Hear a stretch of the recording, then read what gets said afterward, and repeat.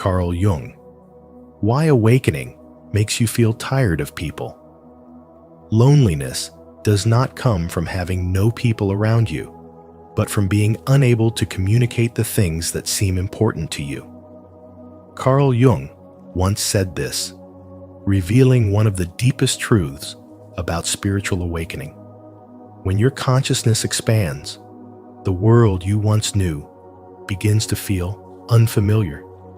The conversations, the noise, and even certain relationships may no longer resonate, not because you've become cold, but because your soul has grown quieter, wiser, and more selective with its energy.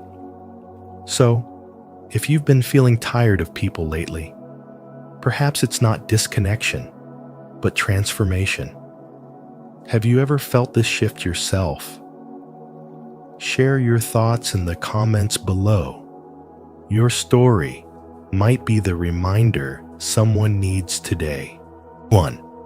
Core meaning of awakening fatigue. After a spiritual awakening, you begin to notice that the world no longer feels the same. The conversations, the gatherings, even the laughter that once comforted you now seems strangely hollow. It's not that you've grown cold or antisocial. It's that your awareness has expanded beyond the noise. Your spirit starts to crave truth over entertainment, depth over distraction, and silence over small talk. You feel the subtle difference between genuine connection and energy exchange that drains your soul. Carl Jung once said that loneliness does not come from having no one around you, but from being unable to express what truly matters to your heart. And that's precisely what happens after awakening. You outgrow the need to fit in and begin to long for what is real. You start to realize that your fatigue isn't physical, but spiritual. Your energy, once freely shared with everyone, now becomes sacred. When you awaken, your internal frequency changes. You begin to vibrate at a higher level of awareness. Every interaction becomes an energetic exchange that either nourishes or depletes you. The conversations rooted in fear, gossip, or ego suddenly feel heavier, almost painful. Your system resists what no longer aligns with your truth. This exhaustion is not weakness. It's your soul's way of signaling that something within you has evolved. Spiritual awakening makes you more sensitive to dishonesty, chaos, and emotional noise because you now perceive beyond words. You sense intention, energy, and authenticity. You might start to withdraw, not out of arrogance, but because you need time to understand this new sensitivity. The silence that once frightened you now feels like home. The solitude you once avoided becomes healing. You learn to honor your inner world instead of escaping from it. The need to please, to overextend, to carry others' pain begins to dissolve. Jung called this process individuation, the journey of becoming whole within yourself. You stop seeking validation from others and instead build a relationship with your own soul. That's why so many awakened individuals feel detached. They are not broken or bitter.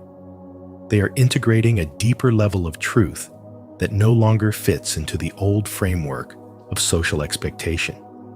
The people who remain asleep might accuse you of changing, and in truth, you have. You've changed from seeking company to seeking peace. You've changed from wanting to be understood to simply understanding yourself. The fatigue you feel around certain people is not personal, it's energetic misalignment. Their energy still echoes with old patterns, while yours vibrates with new awareness. This is why you find it hard to tolerate meaningless conversations or environments filled with ego. You're not rejecting them. Your energy is simply no longer compatible. Like a radio tuned to a different frequency, You cannot hear the same static anymore. But this phase, as isolating as it seems, is sacred. The loneliness that accompanies awakening is the soul's cocoon, the space where transformation deepens. It's in this solitude that you learn to rebuild your boundaries, to protect your peace, and to listen to the quiet wisdom of your spirit. The exhaustion eventually becomes clarity. The silence becomes understanding. And what you once called loneliness transforms into serenity. Spirituality is not about escaping the world, but learning how to live in it without losing yourself. You begin to see that love does not mean self-sacrifice, that compassion does not mean absorption, and that connection is only true when it flows in both directions. So when you feel tired of people after awakening, understand this: your soul is not rejecting humanity, it's refining its frequency. The fatigue is not a sign of disconnection, but of discernment. It's the moment your spirit chooses authenticity over adaptation. It's the stage where you stop dimming your light to make others comfortable and start walking in your truth, even if that means walking alone for a while. This is the true essence of spiritual awakening, a return to your own energy, your own center, and the quiet strength of your authentic self. Have you ever felt that deep exhaustion after realizing how differently you now see the world? That's the essence of awakening fatigue. Share your experience in the comments so we can grow together.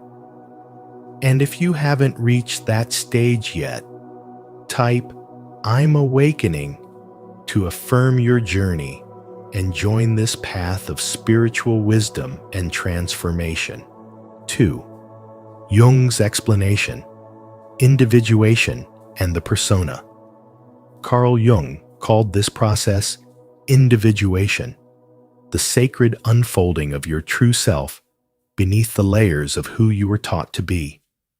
It's the moment when your spirit begins to awaken and you realize that much of what you once called connection was actually performance.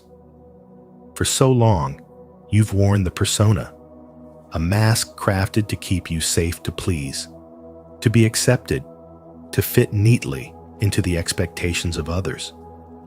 But when spirituality begins to stir inside you, that mask starts to crack. You begin to feel an inner restlessness, a sense that pretending no longer feels natural, that your energy is too sacred to spend on shallow exchanges or empty routines. Suddenly, conversations that once seemed normal begin to feel hollow, and you find yourself retreating from the noise because something deep within you is asking for truth, silence, and depth instead of approval. This is the fatigue of awakening the body and nervous system still trying to replay the old patterns of compliance, while the soul demands authenticity. It's not that you dislike people, it's that your vibration is changing. Your system is detoxing from the habit of small talk and superficial validation, learning instead to breathe in stillness, honesty, and meaning. Jung saw this as the tension between the persona and the self, that sacred conflict where your conditioned self starts to dissolve and your real essence begins to rise. The tiredness comes from fighting between two worlds, the external one built on expectation and the inner one blooming with truth. You're shedding the false identities that once helped you survive, but now keep you from living fully. This exhaustion is the soul's signal that it's time to stop performing and start being. As your consciousness expands, you may feel disoriented, unsure where you belong, or why you can no longer tolerate the things you once did. But this confusion is part of spiritual growth. It's what happens when the old self dies and the new one hasn't fully taken form yet. The mask you wore for years starts falling away, and with it, all the relationships and attachments built upon illusion. What you feel as loss is actually purification. Every wave of fatigue is a cleansing current, washing away what no longer aligns with your higher vibration. You are reclaiming energy from every moment you once betrayed your truth just to belong. That's why you crave solitude not as escape, but as renewal. In silence, your energy resets, your intuition sharpens, and your inner being starts to harmonize with the rhythm of authenticity. Spirituality teaches that when you are finally honest with yourself, you no longer need to force connection. You begin to attract what resonates with your soul rather than what pleases your mask. The tiredness is not a weakness, it's an initiation. It's the universe whispering, rest, because your energy is evolving. As Jung said, until you make the unconscious conscious, it will direct your life and you will call it fate. You are now making it conscious you're awakening to the truth of who you are. And as you release what's false, your relationships shift from performance to presence, from obligation to resonance. In this sacred exhaustion, you are not losing people. You are gaining yourself. The fatigue fades the moment you stop pretending. Then what remains is peace, the quiet strength of a soul finally aligned with its own light. If this message from Carl Jung resonated with your awakening journey, don't forget to like this video, subscribe to Spiritual Wisdom, and share your thoughts in the comments below. Let's grow together on this path of individuation and true self-discovery. 3. The shadow and deep sensitivity. As you awaken, you begin to see through the layers of illusion that once felt normal. You no longer see people only by their smiles or words, but by the vibration that lies beneath. You sense the sadness hiding behind laughter, the insecurity hidden beneath arrogance, the exhaustion behind perfection. You notice your own shadow too, the denied parts of you that once lived unseen. This awakening doesn't make you superior. It simply makes you aware. Carl Jung once said, "Until you make the unconscious conscious, it will direct your life and you will call it fate." And that's what awakening does. It forces you to see both your inner darkness and the collective pain of others. It's not that people suddenly changed. It's that your perception sharpened, your empathy deepened, and your energy became sensitive to what was once invisible. The deeper your spiritual wisdom grows, the more unbearable falseness becomes. You used to sit through small talk with ease, nodding politely as conversations floated on the surface. But now, every empty exchange feels heavy. The soul that once tolerated pretense now craves truth, depth, and genuine presence. Your energy rejects what is fake, not because you judge it, but because your frequency has risen above it. You feel people's intentions before they speak. You sense tension before it erupts. You notice when words don't match emotions. This sensitivity can make the world feel louder, heavier, and more chaotic, yet it is a sacred sign of transformation. Your soul is learning to navigate the world not through logic, but through vibration. Carl Jung called this process individuation, the journey toward wholeness, where light and shadow, consciousness and unconsciousness merge into one. It's a sacred integration that changes how you relate to everyone around you. You begin to see beyond personalities into the deeper stories people carry, their unhealed wounds, their silent fears, their inner children still longing to be seen. You don't just hear what people say. You feel what their souls are trying to express. That's why awakening can make you feel tired of people, not because you lack compassion, but because you can no longer pretend. The truth is, you were never meant to stay comfortable in the noise. Your fatigue is not rejection, it's evolution. As your spiritual awakening unfolds, you learn that solitude is not loneliness, it's recalibration. Every moment you spend in silence, your energy reorganizes itself, shedding layers of old vibrations that no longer belong to you. You stop needing to explain yourself because peace has become your language. You no longer chase validation because truth has become your home. To the awakened soul, presence is everything. Carl Jung once wrote, "Who looks outside dreams. Who looks inside awakes." And so you keep looking within, learning to love from a higher place, not through attachment or sacrifice, but through clarity and understanding. You realize that love is not about fixing others. It's about staying rooted in your own light so deeply that your very presence becomes healing. That is the essence of spiritual wisdom, seeing the world as it is, feeling it deeply, and still choosing to respond with awareness instead of reaction. Comment below. I embrace my shadow with love, if you're ready to turn your deep sensitivity into spiritual strength. Let this be your declaration that awareness, not avoidance, leads to true awakening. 4. The nervous system upgrade. Awakening is not only a spiritual journey, but also a profound physiological transformation that reshapes the very wiring of your being. During this process, your nervous system begins to shift from a constant state of alertness, emotional absorption, and survival mode to a higher frequency of awareness. At first, this transition feels disorienting. You may wake up feeling tired, overstimulated by sounds, lights, and even the smallest conversations. Everything that once seemed normal now feels too loud, too fast, too heavy.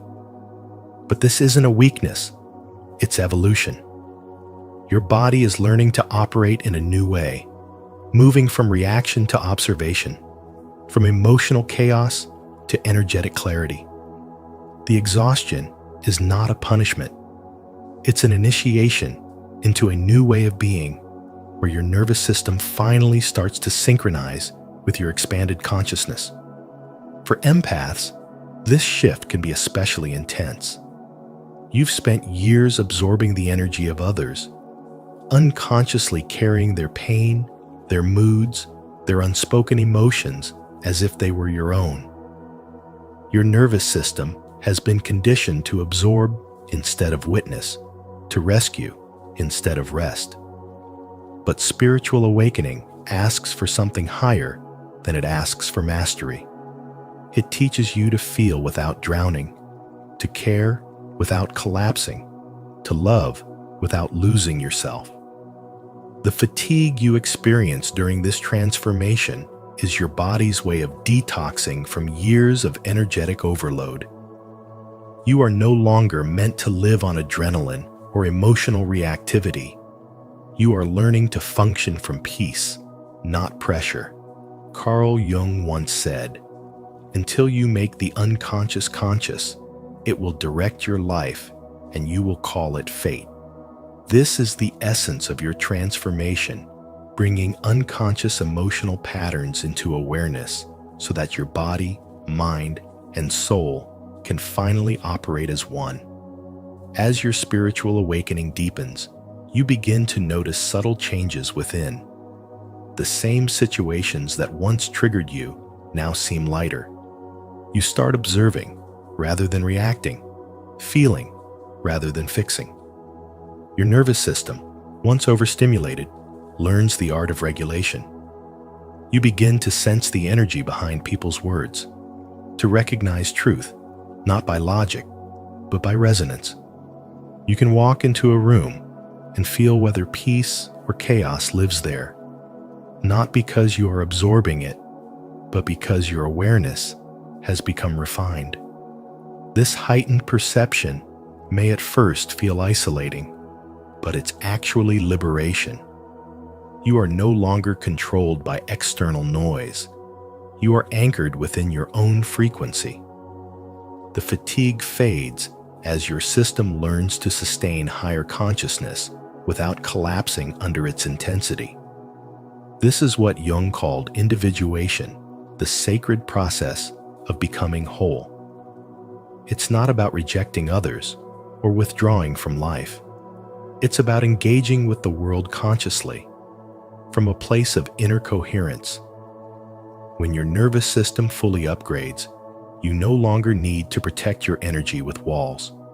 Your awareness itself becomes the shield. You learn to respond, not react to observe, not absorb to give, without losing yourself in the process. Spiritual awakening is, therefore, the merging of biology and divinity. It is your nervous system learning to hold light without burning out, to remain grounded while expanding beyond form.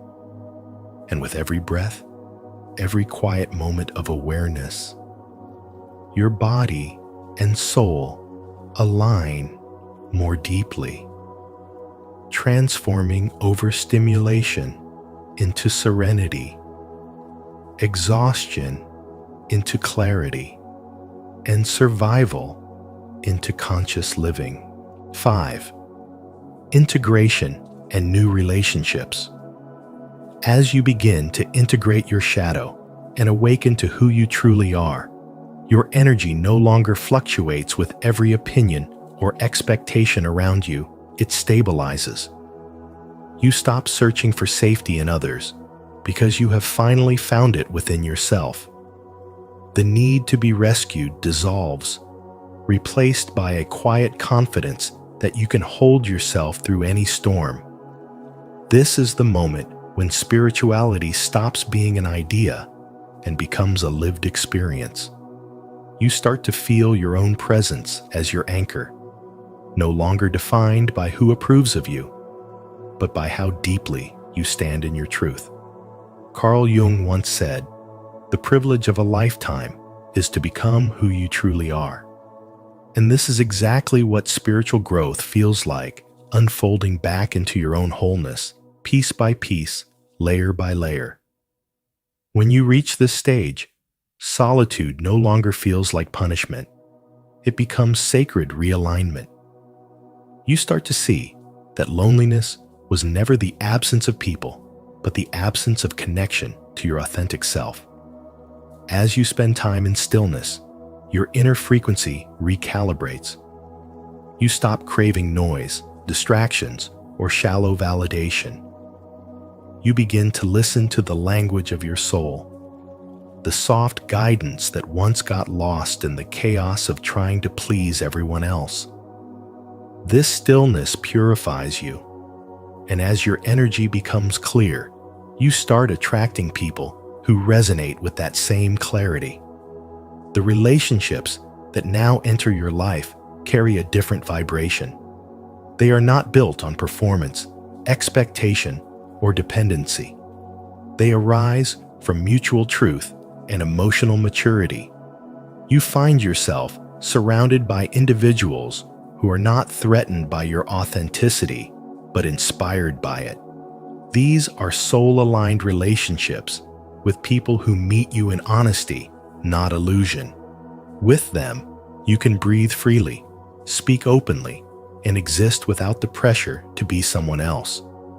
The connection feels calm, yet powerful, simple, yet profound, because it's no longer fueled by fear, it's anchored in presence.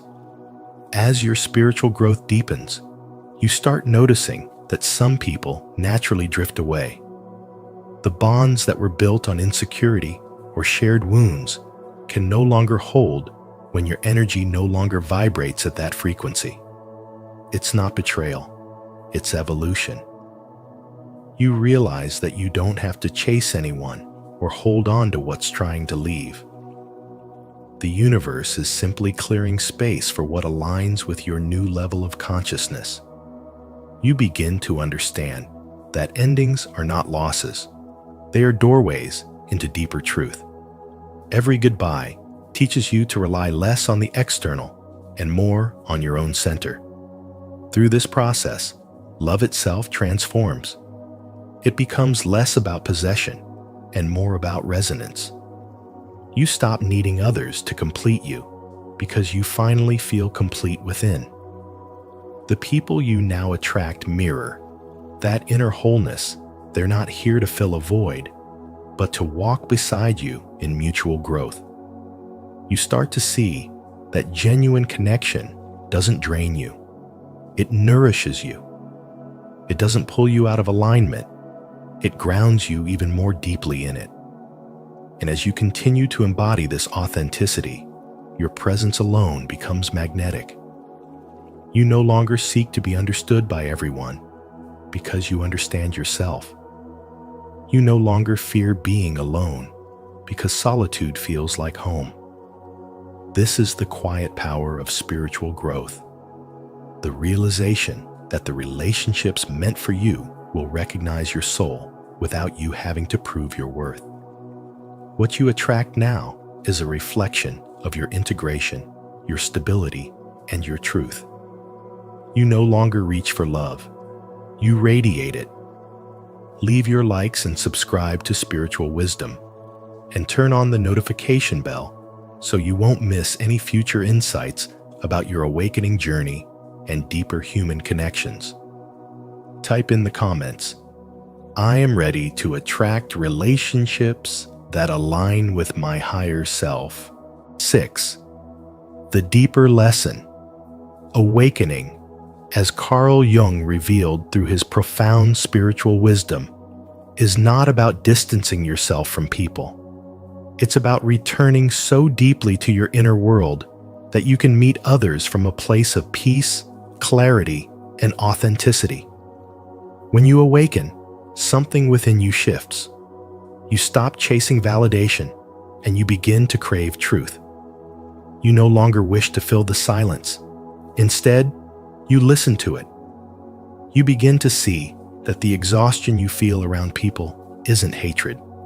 It's the soul's quiet rebellion against inauthenticity. As Jung once said, "Who looks outside, dreams. Who looks inside, awakes." When you start looking within, you realize how much of your energy used to be spent keeping up appearances, managing others' expectations, and playing roles that were never truly yours. Awakening strips all of that away. It leaves you raw, honest, and beautifully exposed to your true self. At first, this transformation can feel lonely.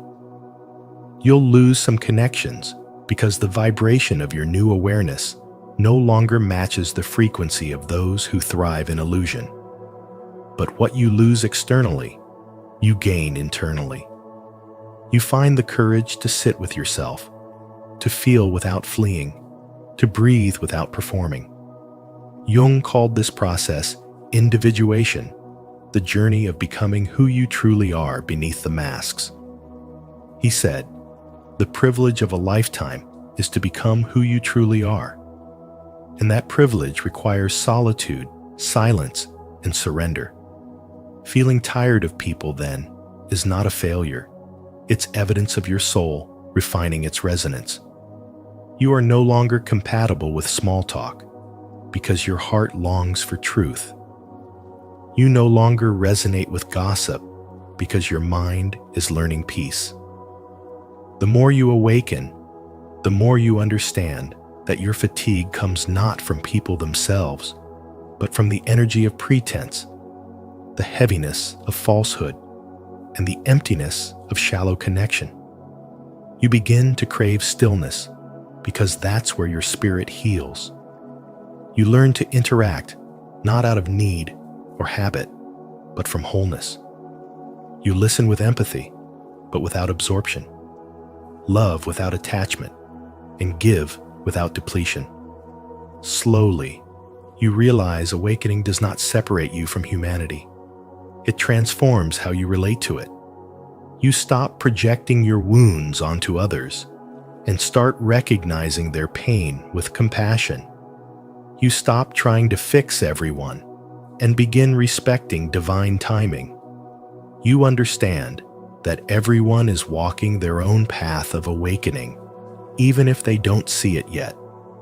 So when you feel tired of people, remember, your soul is recalibrating. It is teaching you the art of sacred distance, the ability to stay kind without being consumed, to stay open without losing your boundaries. Solitude becomes your sanctuary, not your punishment. It's where you hear the whispers of your higher self, where your intuition strengthens, and where peace becomes your natural state. In this sacred quiet, you realize that true connection doesn't come from being surrounded by people. It comes from being rooted in truth. That is the essence of Carl Jung's spiritual wisdom, the awakening that doesn't make you superior, but whole. Not detached, but deeply aligned. Feeling tired is simply your soul resting from lifetimes of pretending, as it learns once more how to live, love, and exist in divine authenticity. If awakening has made you feel distant from people, remember this truth. You're not broken, you're becoming whole. As Carl Jung said, the privilege of a lifetime is to become who you truly are. Each wave of fatigue, each moment of solitude is your soul's way of clearing space for deeper, more authentic connections. So instead of seeing your sensitivity as a weakness, treat it as sacred awareness, guiding you toward alignment. Let this be your practice. Honor your energy, speak your truth, and connect from wholeness, not habit. If this message resonates with you, share it with someone walking a similar path. And tell me in the comments, when did you first realize your energy no longer matched the world around you? I'd love to read your story. This is spiritual wisdom, and your awakening is only the beginning. Master your shadow, master your mind. Until you make the unconscious conscious, it will direct your life, and you will call it fate. Carl Jung once said, "Every shadow we ignore within ourselves becomes a silent puppeteer, shaping our thoughts, emotions, and choices without us even realizing it." On Spiritual Wisdom, we believe that mastering your shadow is not about eliminating darkness, but about transforming it into the very fuel that awakens your true mind and spirit. As you listen, I invite you to reflect. What hidden patterns or fears might be guiding your life right now? Share your thoughts in the comments, because the first step toward freedom is daring to name what has been unseen. 1. The shadow. What it is and why it matters. The shadow is not an external demon to be feared, but the hidden side of your own psyche, the place where you've buried emotions, impulses, and traits that you were told were unacceptable since childhood: anger, envy, selfishness, sadness. Yet repressing these parts never destroys them. They remain alive, influencing your decisions, shaping your relationships, and silently dictating the course of your life. Jung's warning rings true. Until you make the unconscious conscious, it will direct your life, and you will call it fate. The shadow is not evil in nature. It is unconscious, like a locked room in your own house that you refuse to enter. But inside that room is not only pain, it is also power, creativity, and untapped wisdom waiting for you to reclaim it. Many men, well into their 30s, 40s, or 60s, live under its influence without realizing it. They repeat destructive patterns, fall into the same broken relationships, lose themselves in the same conflicts, and wonder why life feels like an endless loop of disappointment. They call it destiny or bad luck, but it is the shadow at work, quietly pulling the strings from the background. Think of it as a reservoir of energy. Denied and ignored, it leaks into your life as uncontrolled rage, jealousy, despair. But faced directly, it becomes fuel for an inner fire that can be directed towards self-mastery, clarity, and purpose. This is why Jung insisted that wholeness does not come from rejecting the shadow, but from integrating it, because only then do you stand in the truth of your full humanity. In today's world, where men are told to hide fear, bury sadness, and never show weakness, the need to face the shadow is even more urgent. Suppressed emotions do not vanish. They build pressure, like a volcano waiting to erupt.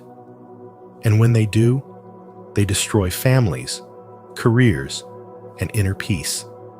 Spirituality teaches us that light cannot exist without shadow. Both are necessary for wholeness. Spiritual awakening is not about pretending to be eternally positive, but about embracing the entire spectrum of who you are. If you felt restless, lost, or haunted by choices that make no sense, it is the shadow calling, urging you to listen. The path of integration requires courage because it demands radical honesty. It means admitting that you are capable of envy, rage, selfishness, and weakness. But the paradox is this: once acknowledged, these traits lose their destructive power and become tools for growth. A man who denies his anger becomes its prisoner, exploding unpredictably. A man who accepts his anger learns to channel it into boundaries, leadership, and strength. The shadow, once faced, becomes a teacher that sharpens your awareness, reveals your projections, and helps you act with greater intention rather than blind reaction. This practice begins in the smallest moments. Notice when your emotions feel larger than the situation at hand. Ask yourself, what is truly happening inside me? What am I refusing to see? Write it down, sit with it, or speak with someone you trust. Discomfort is not an enemy, it is a doorway. Each time you uncover a hidden piece of your shadow, you reclaim a lost fragment of your soul. Over time, this work leads to clarity, resilience, and a steady center from which no storm can easily shake you. To master the shadow is to accept that you are both light and darkness, both strong and vulnerable, both noble and flawed. This acceptance frees you from the exhausting battle of pretending, of wearing masks, of running from yourself. It allows you to step fully into your life with authenticity, presence, and power. This is more than psychology. It is a spiritual awakening, a return to wholeness that transforms not only how you see yourself, but how you move through the world, shaping your relationships, your work, and the legacy you leave behind. Have you ever faced your shadow and discovered what it was trying to teach you? If so, share your experience in the comments to inspire others. If not, comment "I will face it" so we can walk this path of self-mastery together. 2. The psychological cost of repression. When you repress the shadow within, it does not disappear. It lingers in the unconscious, gathering strength and influencing your life from the darkness. Carl Jung warned, "Until you make the unconscious conscious, it will direct your life and you will call it fate." Every unacknowledged wound, every denied emotion, every hidden part of yourself continues to act in silence, shaping your choices, your relationships, and even your mental and physical well-being. Anxiety that strikes without warning, depression that drains your spirit, self-sabotage that undermines your goals, sudden emotional outbursts, chronic guilt, and lingering shame are not random weaknesses of character. They are signs of the shadow pressing against the walls you built to contain it. Left unaddressed, repression leads to toxic relationship patterns, cycles of guilt, and a sense of inner fragmentation that makes you feel divided, incomplete, and estranged from your own essence. Repression gains much of its strength through the persona, the mask you wear to survive in society, to win approval, to appear strong or agreeable, even when your inner truth is suffering. Jung described the persona as necessary but dangerous when mistaken for your authentic self. You may laugh when you want to cry, agree when your heart says no, or suppress your anger for fear of being judged. In doing so, you create a polished mask that pleases others but betrays your soul. As Shakespeare once observed, God has given you one face, and you make yourself another.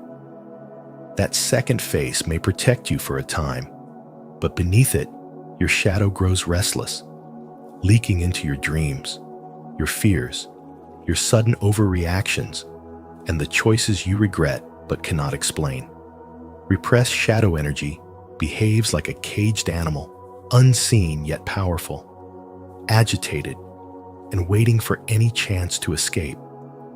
It reveals itself in moments when you lash out at someone you love over something trivial, when envy bites at you despite your attempts to feel only joy for another's success, or when shame rises suddenly and clouds your sense of worth. These contradictions reveal a deeper truth. What is denied within does not vanish. It grows more insistent in silence. Nietzsche captured this danger when he wrote, "Beware that, when fighting monsters, you yourself do not become a monster." By repressing your shadow for too long, you risk being consumed by the very forces you refuse to face. The path of spiritual wisdom, illuminated by Carl Jung's insights, calls you not to destroy the shadow, but to integrate it, to reclaim the parts of yourself that you abandoned. To admit your anger is to find its hidden lesson in boundaries and courage rather than destruction. To embrace your vulnerability is to discover deeper authenticity and the power of genuine human connection. Integration is not perfection, it is wholeness, and wholeness ends the war within. The mind cannot be mastered while it is divided against itself. Each step you take toward integration weakens the grip of repression. The mask becomes unnecessary because your authentic self can breathe freely without fear of rejection. The shadow becomes less an enemy and more a guide, teaching you strength, compassion, and resilience. What once sabotaged you now empowers you, because in facing what was hidden, you claim the fullness of your humanity. Repression is costly, but awareness liberates. When you dare to face your shadow, you reclaim the freedom to live without disguise, without fear, and without shame. 3. Confrontation, not suppression, is the cure. You must consciously confront your shadow to stop being ruled by it, because every time you try to suppress it, you only give it more power. Though it may feel easier to look away, Carl Jung taught us that you are not just your good side. You are also what you fear most to admit. Facing that fear is uncomfortable, but it is also the birthplace of healing and resilience, the place where spiritual wisdom becomes reality, and where true spiritual growth begins to take root. Think about how this plays out in modern life. A man named David always calm at work, suddenly explodes when a colleague questions him, not because of the question itself, but because deep down, he still carries the weight of being dismissed and overlooked as a child.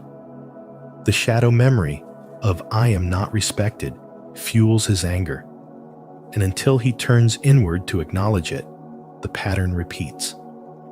The moment David stops and admits, "This isn't only about today, it's about old pain I've been carrying," he opens the door to understanding rather than lashing out. And in that single act of honesty, the shadow loses its grip. Jung warned us that until you make the unconscious conscious, it will direct your life and you will call it fate. That truth explains why so many of us keep stumbling into the same mistakes. We are not cursed. We are simply unconscious of what drives us. Confronting our shadow is how we break that loop. This practice is not self-condemnation, but self-respect. Because the shadow does not only hide wounds, it also conceals gifts. Your anger may contain the courage to protect what matters. Your jealousy may reveal the path your soul longs to walk. Your perfectionism may be reshaped into a pursuit of excellence that inspires instead of shames. When you dare to bring these forces into the light, you stop being torn apart by them and instead become strengthened by them. So whenever you feel a strong reaction, pause and breathe. Name the emotion without judgment. Ask yourself, what is this really protecting? And then listen. Write down the answer. And, if needed, take a small outer step. Apologize, set a boundary, or ask for help. Because integration is not just insight, it is action that heals. Over time, with daily practice, you will notice that you no longer feel hijacked by sudden reactions, that your decisions grow clearer and your energy more grounded. The mind begins to trust you to tell the truth and no longer needs to defend itself with denial. This is how you master your mind by mastering your shadow. The lessons are simple, but life-changing. Facing discomfort is the doorway to growth. Naming your emotions reduces their control. Asking what they protect uncovers hidden needs. Taking small, conscious actions integrates your discoveries. And repeating this practice daily rewires your inner world. When you live this way, you honor your spirituality not with distant ideals, but with real courage. You expand your spiritual growth not by pretending to be pure, but by embracing the wholeness of who you are, and you finally begin to experience the freedom of a life no longer ruled by what you fear to admit. Leave your like, subscribe to our channel Spiritual Wisdom, and turn on the notification bell so you never miss powerful insights like this. And to affirm your commitment to true healing, type in the comments, "I confront my shadow and transform my mind." 4. The role of archetypes in shadow integration. During the process of shadow work, Carl Jung revealed that archetypes are not distant theories, but living forces that rise from the unconscious, shaping our emotions, decisions, and patterns in ways we often fail to notice. They are like invisible actors in the theater of the mind, sometimes guiding us, sometimes deceiving us, but always carrying a lesson. Among the most powerful archetypes that appear are the anima and animus, the self, and the trickster.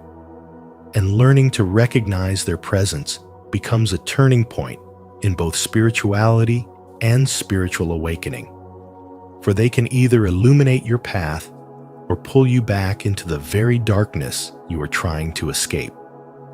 The anima and animus embody the inner feminine and masculine energies that live within every person. For men, the anima brings forth intuition, sensitivity, and the capacity to feel beyond logic, qualities that are often repressed in cultures that define masculinity only through toughness and control. To deny her is to deny half of your soul, but to embrace her is to find a balance that makes you more whole, compassionate, and deeply connected to life. The animus, in turn, represents structure, discipline, and decisiveness, helping you act with clarity and conviction when the world demands strength. Together, they act as bridges between the conscious and unconscious, teaching that true masculinity is not rigid dominance, but a dance between softness and strength, logic and intuition, discipline and creativity. When you honor both, you gain the courage to meet yourself fully without fear. Beyond these two figures lies the archetype of the self, the symbol of wholeness and integration. The self is not the ego, it is larger, containing both the light you proudly show and the shadow you try to bury. Spiritual traditions across cultures describe it as the higher self, the divine spark, the soul's true essence. When the self appears, often in dreams, visions, or in moments of crisis that strip away illusions, it calls you to live authentically, to shed the masks that society has forced on you, and to realize that real power lies not in conquering others, but in aligning with your inner truth. To awaken the self is to see that freedom is not the absence of struggle, but the courage to live as a whole being who accepts every part of himself, both the luminous and the dark. Yet shadow work is never without resistance, and that resistance often comes in the form of the trickster. This archetype thrives on inversion, disruption, and ego traps, leading you into self-sabotage or convincing you that you have already mastered yourself when you have only scratched the surface. The trickster whispers through temptation, pride, or complacency, trying to pull you back into old habits just when you are ready to break free. He is not there to destroy you, but to test whether your awakening is real or simply another mask. Many men stumble here, confusing fleeting progress for lasting transformation. But those who learn to recognize the trickster's games gain sharper awareness and deeper humility. In this way, even the trickster becomes a teacher, forcing you to refine your vigilance and deepen your commitment to the path.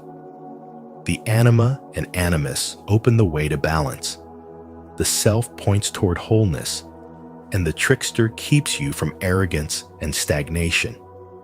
Together, they create a map of the psyche, showing that your shadow is not an enemy to be feared, but a frontier to be explored. To face these forces with honesty is to master not only the hidden parts of your being, but also the restless mind that so often controls you. To integrate them is to experience a spiritual awakening that reshapes how you love, how you lead, and how you live. In the very depths of the unconscious, where darkness seems overwhelming, lies the key to becoming the man you were destined to be: whole, awake, and unshakably free. 5. Emotional intelligence through shadow work. When you choose to integrate your shadow instead of hiding from it, you begin to notice a remarkable shift in how you move through life. Because as Carl Jung said, until you make the unconscious conscious, it will direct your life and you will call it fate. Think of those moments when the smallest comment ignites a storm inside you, or when familiar frustrations keep circling back. These are not random accidents, but signals from the shadow, urging you to listen. When you finally turn toward them with spiritual wisdom, you become less reactive and more self-aware, not by suppressing emotions, but by learning to interpret their deeper meaning. The shadow holds enormous energy that, when ignored, becomes chaos, but when embraced, transforms into clarity, creativity, and emotional balance. Each time you acknowledge a fear, uncover the jealousy beneath your anger, or recognize a judgment that mirrors your own wound, you reclaim psychic energy that was once wasted on hiding. That energy becomes available for your art, your problem solving, your relationships, and the steady presence that draws others to you. This is the turning point where projection loses its grip. Instead of pushing your hidden insecurities or suppressed anger onto others, you pause and ask, what is this reaction teaching me about myself? In that moment of humility, you break free from blame and step into authorship of your life. Jung reminded us that everything that irritates us about others can lead us to an understanding of ourselves. And this truth creates a bridge from conflict to self-knowledge. With practice, authenticity takes root in your daily life. You speak your truth with kindness.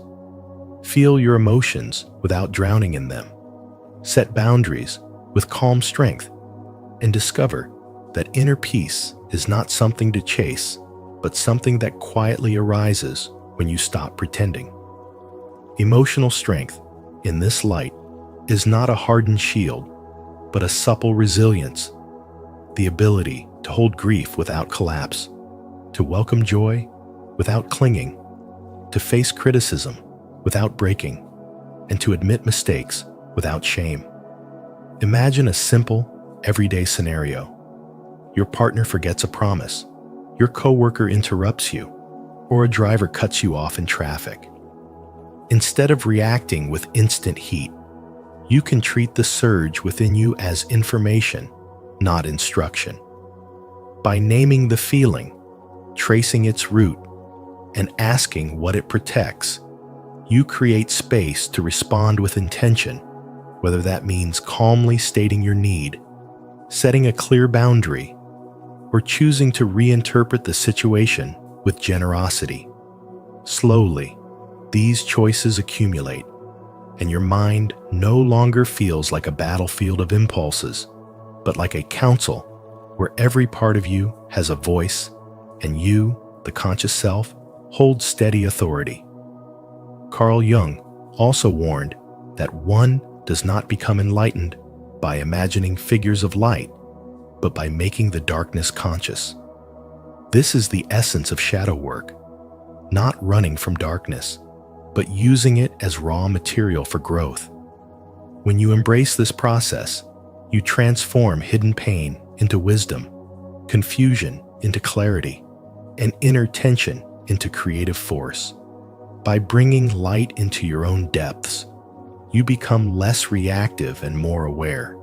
You stop projecting pain onto others, and you cultivate authenticity that feels natural and unshakable. Through Carl Jung's teachings and the path of spiritual wisdom, the message is clear. True emotional intelligence is born not from escaping your shadow, but from befriending it. Because only then can you unlock the creativity, balance, and quiet strength that were always waiting for you. If you're still with us on this journey of mastering emotional intelligence through shadow work, comment below, "I'm aware of my emotions." Your feedback helps us grow and connect deeper with you. 6. Practical daily tools for shadow integration. Every one of us carries a hidden side, what Carl Jung called the shadow. And it is not an enemy to be destroyed, but a part of you waiting to be understood, embraced, and transformed. To keep this shadow integrated requires daily practices that ground you in awareness, honesty, and courage, because real spirituality and spiritual growth are not about escaping what is dark, but shining light into it. Self-observation is the first tool. the art of watching your triggers and reactions with calm attention. When you feel jealousy, anger, or insecurity arise, instead of reacting blindly, pause and ask yourself what deeper wound is being touched. A common example is when a colleague receives praise and you feel overlooked. The irritation is not just about the moment. It is a signal from the shadow, reminding you of an old story about not being valued. By noticing it, you loosen its grip and turn what could have been another cycle of bitterness into a chance for awareness. Reflective journaling builds on this by taking the storm of thoughts and emotions out of your head and placing them on paper. Writing slows you down and forces clarity, exposing repeated patterns you might otherwise miss. Over time, you may see that every time you feel criticized, you retreat or grow defensive. And through writing, you trace this back to childhood moments of rejection. By giving the shadow a voice through your journal, you take away its power to control you from the dark. Because what is written is no longer hidden. Dream analysis opens yet another door. Because your unconscious speaks at night in symbols and images. A recurring dream of being chased might be your psyche showing you what truths you are avoiding in waking life. When you track and reflect on these dreams, you are in dialogue with the deepest layers of yourself, receiving guidance from within that no outside teacher can give you. Mindfulness then anchors you in the present, teaching you that between stimulus and response lies a sacred pause where freedom lives. If someone cuts you off on the road, your shadow may want to explode in rage, but with mindfulness, you can take a breath and choose patience. It is not about suppressing the anger, but meeting it with awareness, transforming a reflex into a conscious choice. Boundary setting is equally essential, because every time you say yes when you mean no, you feed the shadow of resentment and self-betrayal. Protecting your needs and energy is not selfish, but an act of integrity.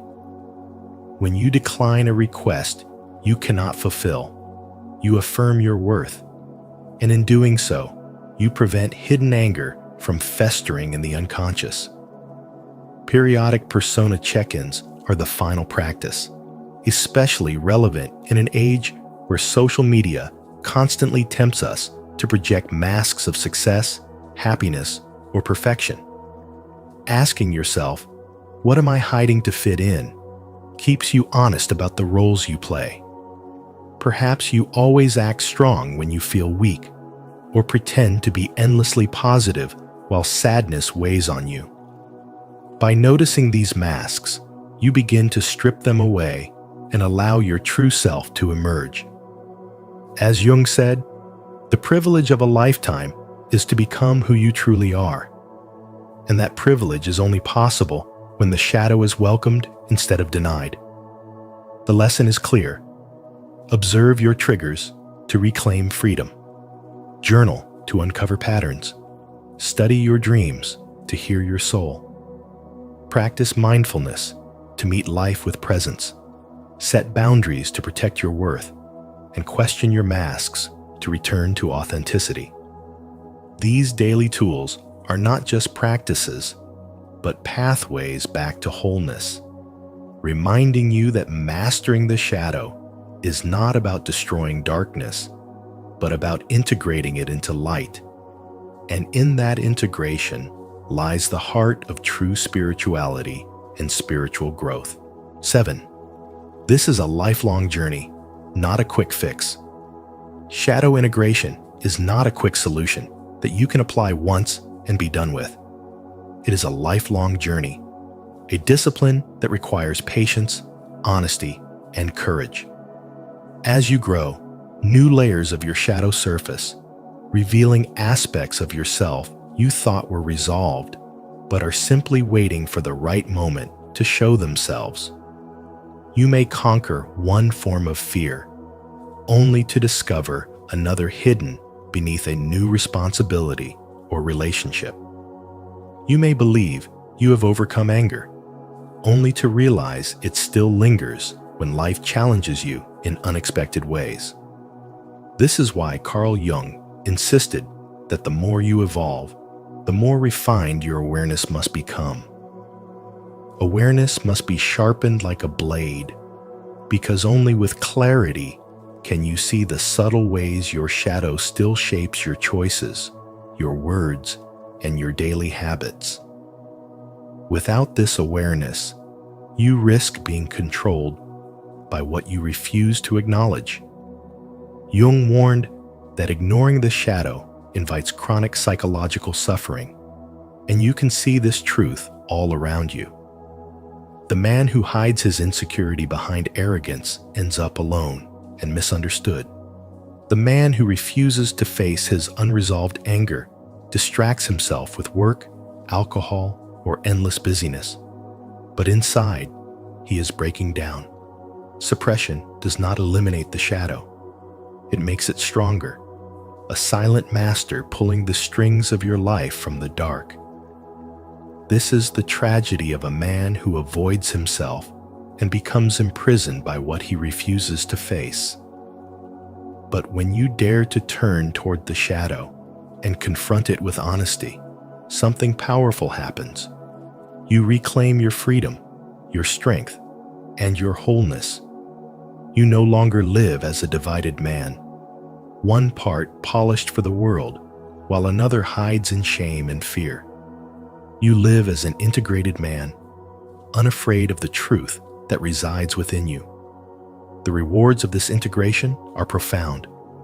By embracing your shadow, you transform weakness into wisdom, fear into power, and shame into authenticity. You begin to walk with a sense of inner authority because nothing within you is being denied.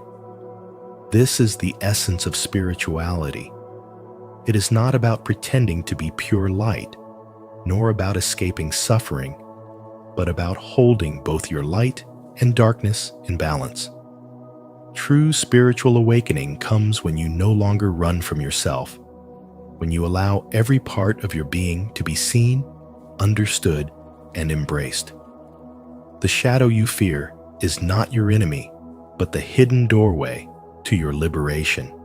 As Jung said, until you make the unconscious conscious, it will direct your life and you will call it fate. By making your shadow conscious, you no longer stumble blindly into repeating patterns.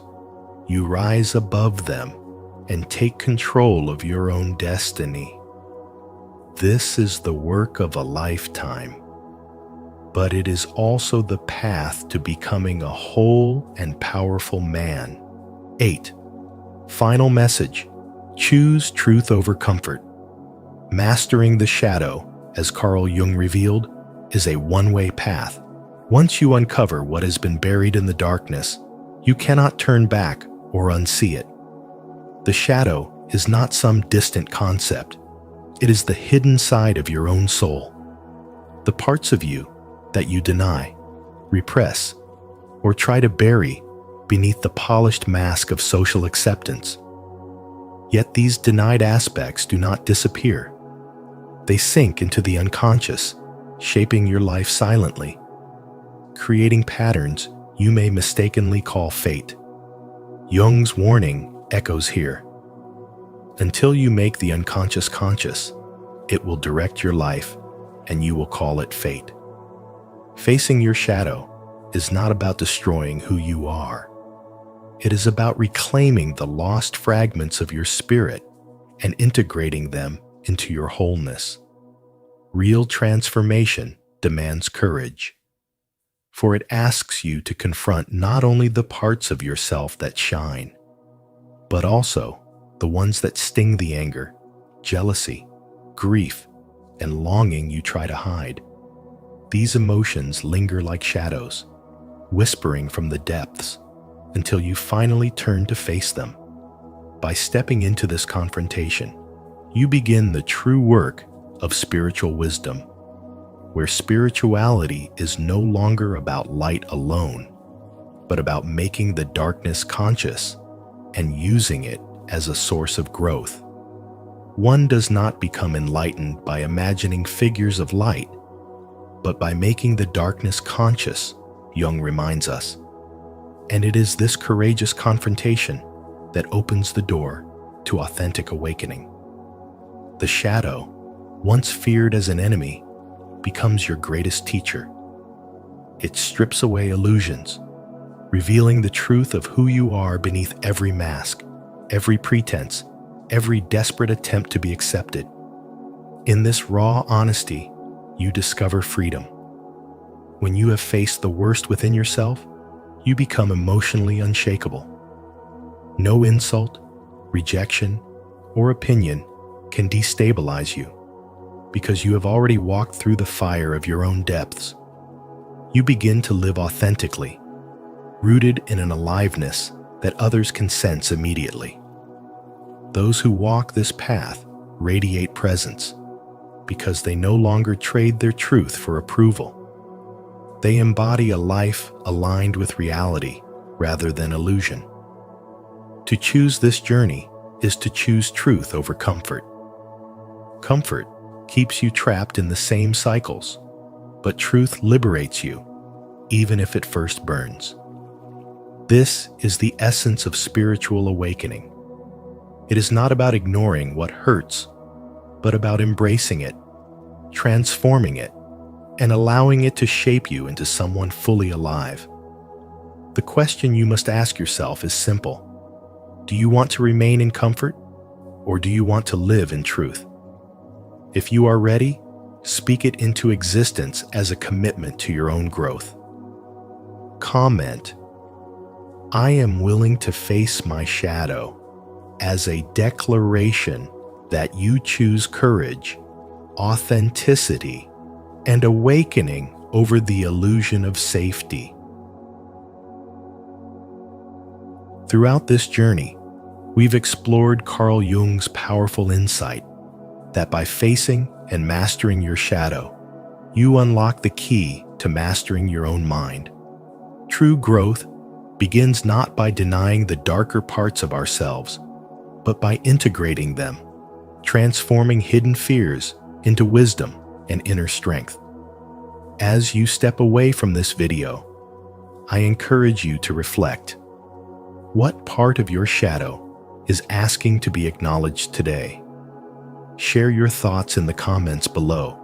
Your story may inspire someone else on their path. And if this message resonated with you, don't forget to like, subscribe, and join us here at Spiritual Wisdom for more guidance on your journey towards self-mastery and inner peace.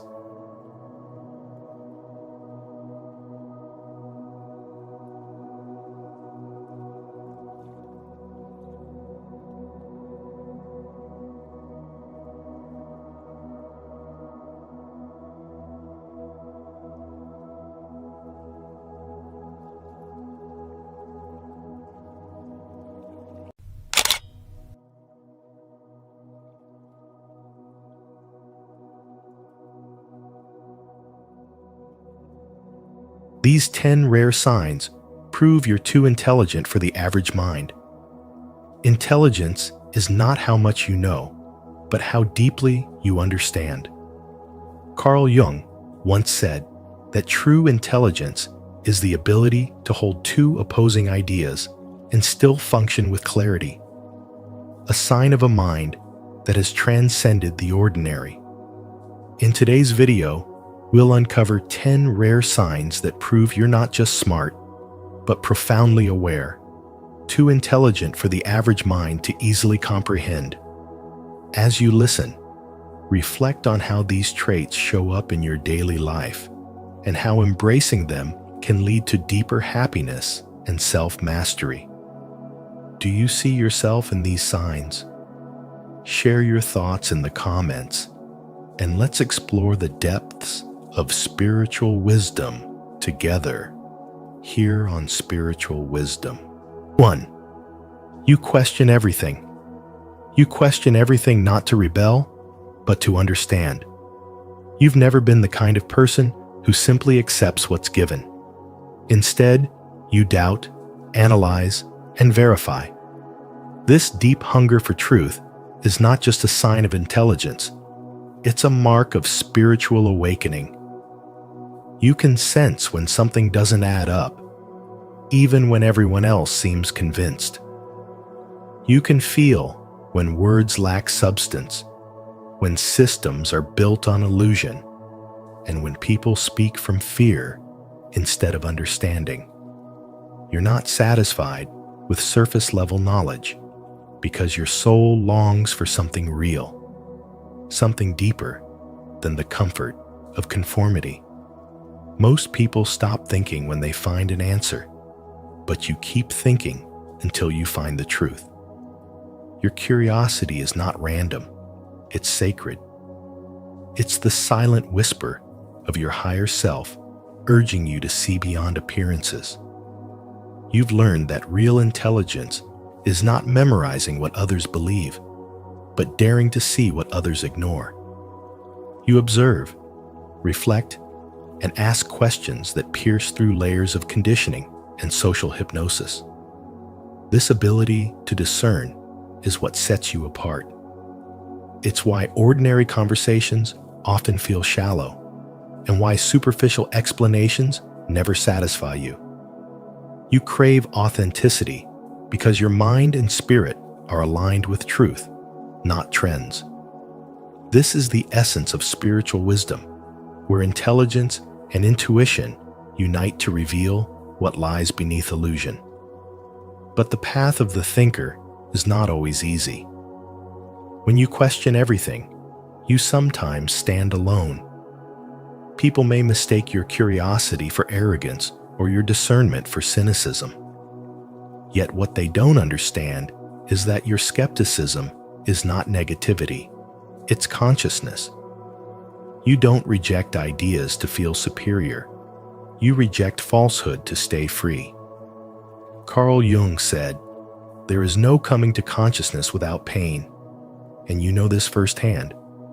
Every truth you uncover destroys a comforting lie. Every insight you gain separates you a little further from the crowd. Still, you keep going, because the light of awareness is worth more than the warmth of ignorance. Through questioning, you begin to see patterns everywhere. You notice how fear controls people, how ego hides behind morality, how manipulation dresses itself as kindness.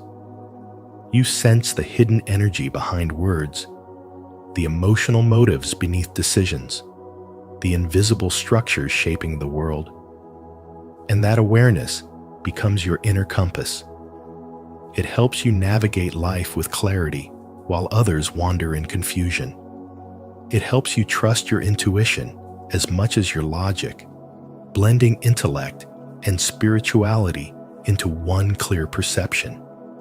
You understand that wisdom doesn't come from knowing everything, but from realizing how little you truly know and allowing that humility to open new doors of insight. The more you question, the freer you become. You begin to detach from illusions, status, approval, control, and instead value inner peace, purpose, and authenticity. You no longer chase validation because you've learned that truth is its own reward. Each question becomes a key, unlocking another layer of awareness, guiding you closer to your essence. You start to see that life itself is a mystery meant to be lived, not solved. True intelligence, you realize, is not about superiority. It's about consciousness. It's about looking at reality without filters, about daring to ask why until the illusion falls away and only truth remains. And that more than any degree or title is what makes your mind too rare, too luminous, and too free for the average world to understand. Have you ever questioned everything around you, your beliefs, society, or even your own thoughts? If so, Share one life-changing insight you've discovered in the comments below so others can grow with you. If not, comment. I will start questioning and take the first step toward true spiritual wisdom and awakening. 2. You get bored easily. You get bored easily because your mind is constantly seeking something deeper, something that challenges and expands it beyond the ordinary. Routine tasks feel like a slow death to your creativity because your intelligence isn't satisfied with repetition. It craves stimulation, meaning, and growth. You need variety the way others need comfort. This is not a weakness or impatience. It's the mark of a mind that hungers for evolution. As Carl Jung once said, the creation of something new is not accomplished by the intellect, but by the play instinct. You are not merely thinking your way through life. You are playing with possibilities, exploring new territories of thought, and creating meaning where others see monotony. When you find yourself switching careers, hobbies, or passions, it's not because you're lost. It's because your curiosity is alive. Your inner voice keeps whispering that there's more to learn, more to experience, more to uncover. You are not content staying still, because stillness feels like decay to a spirit born to grow. In truth, your boredom is a messenger from your higher self, urging you to move toward greater awareness. Each time you feel the weight of monotony, it's your soul signaling that you've outgrown your current environment and it's time to evolve. This isn't chaos. It's a natural part of your spiritual growth. You are designed to explore, to seek, and to awaken through discovery.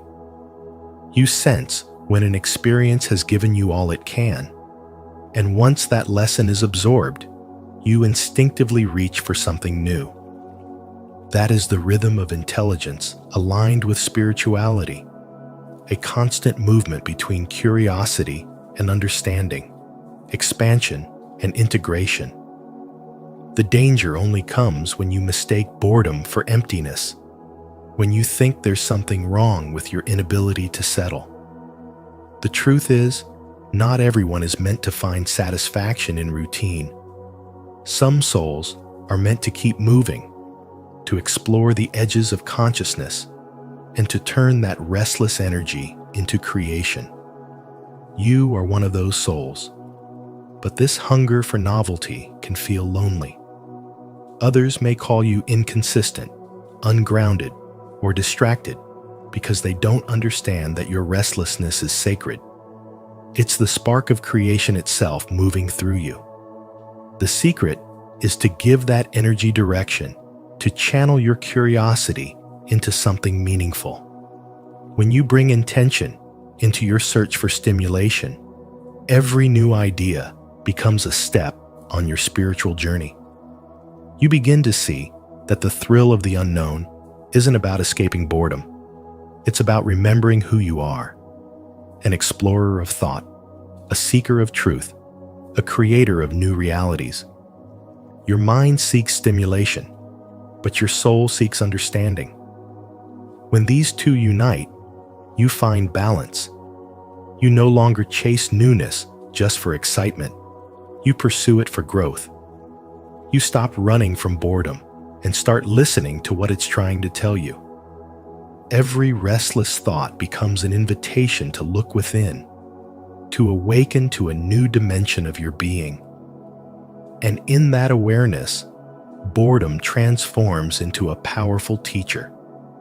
It shows you where your spirit no longer resonates, where your energy no longer flows freely. It points you back to alignment with your true nature. So when you feel uninspired or trapped by routine, remember that it's not a flaw, it's a spiritual signal. It means your consciousness is expanding faster than your environment can contain it. Follow that pull toward new experiences, but do it with awareness. Let curiosity be your compass and spirituality your anchor. Through that harmony, you'll find that your boredom was never the problem. It was always the beginning of your next awakening, a sacred reminder that you were never meant to live on the surface, but to dive endlessly into the depths of life's mystery. 3. You argue with yourself. You often find yourself caught in an invisible debate that no one else can hear.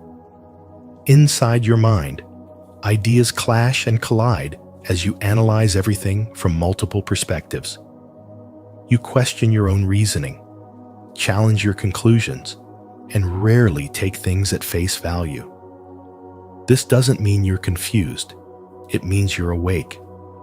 It means your mind operates on a higher level of awareness, where every thought is tested for truth.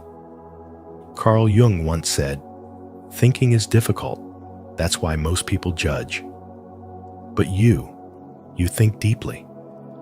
You wrestle with ideas because you understand that growth is born from contradiction, and wisdom is never found in blind certainty. Your inner arguments sharpen your logic and stretch your consciousness beyond the average mind. You look at every belief through both the lens of reason and the mirror of intuition, balancing intellect with soul. At times, this makes you tired mentally, emotionally, even spiritually, but it also refines you. Each internal discussion is like a fire that burns away falsehoods and leaves only clarity behind. It's how spiritual wisdom is born not from external knowledge, but from self-examination. You don't just think, you observe yourself thinking. That's what makes your mind rare, almost sacred.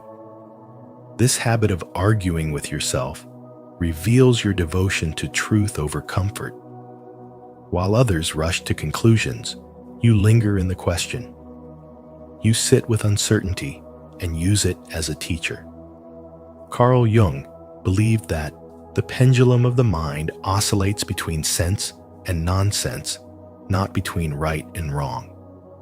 And that's exactly what you experience. You're not trying to win the argument. You're trying to understand the whole of it. You listen to both sides of your mind, the rational and the intuitive, and through this internal dialogue, you find balance between intellect and insight. Sometimes, this can feel like carrying a storm within you. The more intelligent and self-aware you become, the harder it is to rest in simple answers. But that's the price of awakening. The deeper your mind goes, the more it demands honesty. You begin to realize that truth isn't something you create, it's something you remember. Through every mental debate, you refine your perception, soften your ego, and grow closer to your authentic self. Your intelligence becomes a mirror that reflects not only knowledge, but consciousness itself. So when your thoughts spiral into long conversations within, don't see it as confusion or chaos. It's the natural rhythm of a rare mind, a mind that refuses to stay asleep. Each argument is a meditation in disguise, each doubt a doorway to deeper knowing. You're not lost, you're evolving. You're practicing the highest form of intelligence, self-dialogue. This is where thought transforms into awareness, where intellect meets spirituality, and where the teachings of Carl Jung come alive within you. Through this sacred debate, you don't just think, you awaken. 4. You feel emotionally out of sync. You feel emotionally out of sync, not because you are distant or detached, but because you are deeply attuned to the unseen vibrations that most people never notice. You sense the subtle shifts in tone, the heaviness that lingers in a room, and the quiet pain behind someone's smile. It's as if your emotional radar is always on, picking up energies that others are blind to. This is not a flaw. It's a mark of spiritual awakening, a sign that your inner world has expanded beyond the average emotional range. Carl Jung once said, "Until you make the unconscious conscious, it will direct your life and you will call it fate." You are beginning to live consciously, aware of the energies shaping human behavior, aware of how much emotion drives every interaction. But because you feel so much, you often carry what others suppress, and that can leave you exhausted, questioning why being around people sometimes feels like walking through noise that drowns your peace. You're not antisocial, you're selective. You no longer have patience for conversations without substance or connections without soul. Your sensitivity demands depth, your mind demands truth, and your spirit demands harmony. When the world rushes forward with chaos and distraction, you instinctively step back to recalibrate. This withdrawal is not rejection, it's recovery. You seek alignment, not attention, resonance, not recognition. You have learned that not every connection feeds the soul, and not every smile hides good intentions. In the language of spirituality, you are learning the art of energy discernment, knowing what to absorb, what to release, and what to walk away from. Those who experience this kind of spiritual sensitivity live in two realities at once: the external one that seems logical and predictable, and the inner one that whispers with intuition and emotional truth. You feel life not as a series of events, but as waves of vibration, each carrying meaning. This dual perception makes you both wise and weary, connected yet detached, deeply empathetic yet fiercely protective of your peace. You understand that emotional intelligence isn't just about managing feelings. It's about reading the unseen language of energy. Jung believed that true intelligence integrates both intellect and intuition, and that is exactly what you are doing, merging thought and feeling until they move as one current.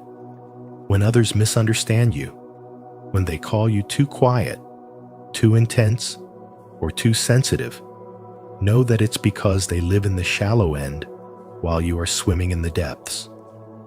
Your detachment is not apathy, it's awareness. You have learned that your empathy is a sacred gift, but it requires boundaries to remain powerful. Every emotion you feel is a compass pointing you toward alignment. Every moment of overwhelm is a reminder to ground yourself, to return to your center, to honor your emotional clarity instead of hiding it. This is not emotional confusion. It is emotional mastery in progress. To feel deeply in a world that numbs itself is an act of courage.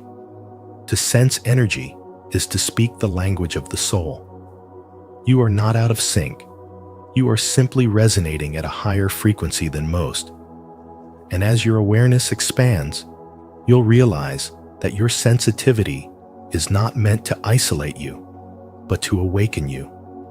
Not to weaken your heart, but to strengthen your discernment.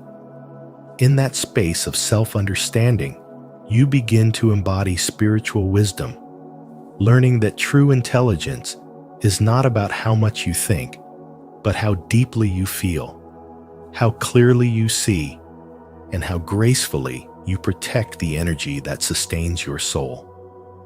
Leave a like and subscribe to Spiritual Wisdom if this message resonated with you.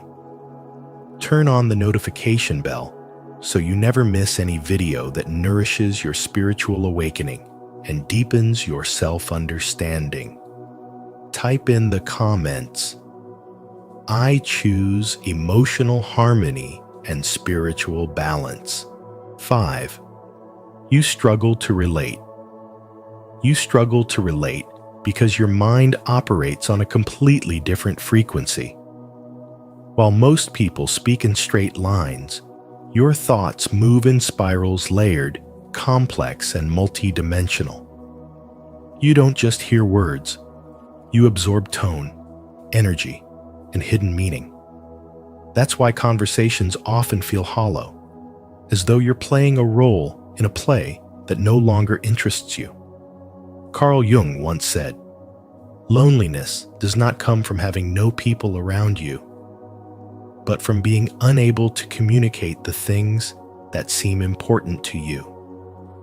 And that's exactly what you feel, the quiet ache of being surrounded yet unseen. You move through the world with a mind that connects ideas faster than others can express them. And this inner speed creates a gap that few can cross. You're not cold or detached. You simply crave authenticity in a world that thrives on surface interaction. You've noticed how often silence becomes your refuge, not because you dislike people, but because you prefer truth over noise. You want conversations that awaken the soul, not ones that drain your spirit. You yearn for moments that explore spirituality, purpose, and the mystery of being alive. But the modern world rarely makes room for that kind of depth. People rush, repeat, and react, while you reflect, analyze, and awaken. That contrast can make you feel like an observer rather than a participant, as if you're walking through a crowd of people asleep. You see patterns in behavior, cycles in emotions, energies in spaces, and this heightened awareness, though powerful, can be isolating. You don't just think, you sense. And that sensitivity, when unshared, can become both your strength and your solitude. At times, you might question whether your intelligence has become a burden. But what you're truly experiencing is the price of spiritual growth. The more awakened your consciousness becomes, the fewer people you can connect with easily. As you evolve, your energy refines, and your soul begins rejecting environments and conversations that no longer match your vibration. You start noticing how draining it feels to explain yourself to those who don't understand. And slowly, you stop trying. You withdraw, not in defeat, but in protection of your inner peace. This is not loneliness, it's recalibration. It's your spirit preparing you for alignment, for higher connections that will understand your silence as much as your speech. Still, there's a tenderness to this experience. When others dismiss your thoughts or misunderstand your emotions, it stings, not because you seek validation, but because you long to share the world that lives inside your mind. You want someone who feels energy the way you do, who reads between the lines and breathes meaning into every moment. Until then, you walk a sacred path few understand. But in this path, you begin to find beauty in solitude. You start realizing that isolation is not emptiness, it's space. Space for your soul to grow, for your mind to expand, for your intuition to lead. You begin embracing your role as both student and observer of life, understanding that spiritual wisdom is often born from the stillness that others fear. And one day, when your vibration has fully aligned, you'll meet others who mirror that same depth. Their presence will not overwhelm you, but ground you. Their silence will not be awkward, but comforting. Until then, you are being shaped by divine design, trained to rely on your own light. So, when you struggle to relate, remember this truth. Your difference is not a curse, it's a calling. You are here to see what others overlook, to feel what others numb, and to remind the world that intelligence without spirituality is empty. But intelligence fused with spiritual growth creates wisdom powerful enough to change lives. 6. You see patterns everywhere. You see patterns everywhere, as if your mind was designed to weave invisible threads between people, events, and ideas that others overlook. What seems like random coincidence to most becomes meaningful to you as a symbol, a sign, a hidden rhythm in the background of existence. You don't just see life, you read it. Every repeated number, every familiar phrase, every synchronicity feels like the universe whispering through coded messages only you can understand. Carl Jung once said, "Synchronicity is an ever-present reality for those who have eyes to see." This is not imagination, it's perception beyond logic, the deep intuitive knowing that life itself is structured with purpose and mystery. Your ability to recognize hidden patterns fuels your creativity and intelligence. You can walk into a room and immediately sense the emotional energy between people, detect the unspoken dynamics, and see how one small action might trigger an entire chain of consequences. You notice how human behavior follows cycles, how nature moves in rhythm, how even your thoughts seem to shape your external world. Spiritual wisdom calls this expanded awareness a gift of the awakened mind, a bridge between intuition and intellect. Yet, with this gift also comes the shadow, the endless thinking, the restless questioning, the sleepless nights when you try to make sense of everything. Because when you can see how the dots connect, it's hard to stop looking for more. But true understanding doesn't come from forcing, meaning it comes from flow. There is a fine balance between observation and surrender. Jung wrote, "Who looks outside dreams, who looks inside awakes." The patterns you see outside are mirrors of your inner world. They reflect what your soul is trying to teach you, your fears, your desires, your evolution. When you stop chasing meaning and start feeling it, clarity arises on its own. That's when synchronicities stop being random events and start becoming confirmations that you're aligned with a greater design. To see patterns everywhere is not to be cursed, it is to be conscious. It means your mind is operating on a higher frequency, tuned to the subtle order that underlies chaos. You are the type of person who can sense divine intelligence in the smallest details. A conversation, a song lyric, a passing thought, and know it's not an accident. The challenge is to remain grounded while navigating these insights. Not every signal needs decoding. Some are meant to be lived, not analyzed. When you let go of the pressure to understand everything, you begin to experience life as a dance rather than a puzzle. So when the patterns appear again, and they will trust that they are guiding you, not haunting you. They are signs that your consciousness is expanding, that your intuition is alive and listening. You are not imagining things. You are awakening to the architecture of reality itself. And in this awareness, as Carl Jung and the essence of spiritual wisdom remind us, you begin to realize that intelligence is not just the ability to think, but the ability to see, to perceive the sacred geometry hidden within ordinary life. 7. You hate small talk. You hate small talk because your mind was never built for surfaces. It was designed to dive into the depths of meaning, emotion, and truth. Shallow conversations feel like sandpaper against your soul, grating, empty, and unfulfilling. You crave real dialogue, the kind that opens hidden doors within another person, the kind that makes you feel something ancient and alive stirring in your chest. This isn't arrogance, it's a sign of deep consciousness. As Carl Jung once said, The meeting of two personalities is like the contact of two chemical substances. If there is any reaction, both are transformed. You seek that reaction, authentic transformation, not meaningless chatter about weather, gossip, or the latest distraction. Yet beneath your dislike for small talk lies a truth. It's often the bridge that leads to the connection you truly desire.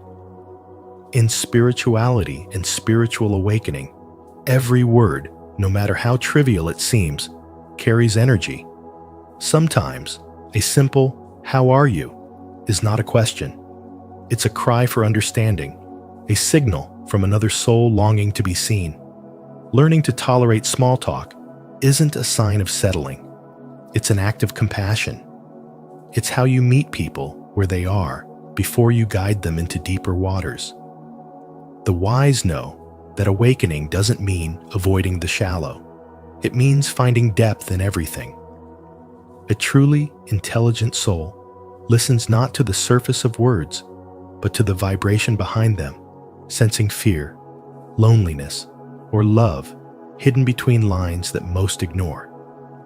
The more spiritually awake you become, the more you realize that communication is energy exchange. Even meaningless conversations carry patterns of emotion and human need. The impatient mind wants to skip the small moments to reach the profound, but the awakened spirit knows that depth is not something you enter, it's something you bring. By infusing awareness, presence, and empathy into the simplest interactions, you transform them into sacred exchanges. This is what separates intellect from wisdom. Intelligence analyzes words. Awakened wisdom feels their essence. You begin to see that the problem was never small talk. It was unconsciousness. When people speak without awareness, it feels empty.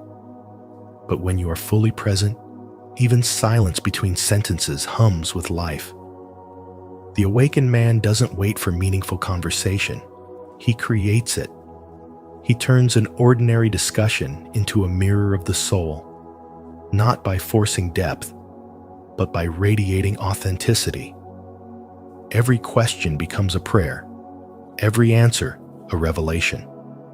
In that space, spirituality and intelligence merge, and even the most casual dialogue becomes a reflection of consciousness itself.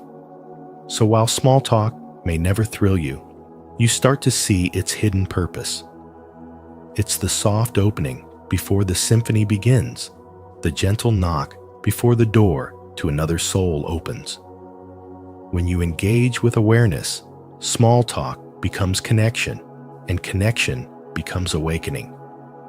That's when you realize that spiritual intelligence is not about avoiding what feels shallow.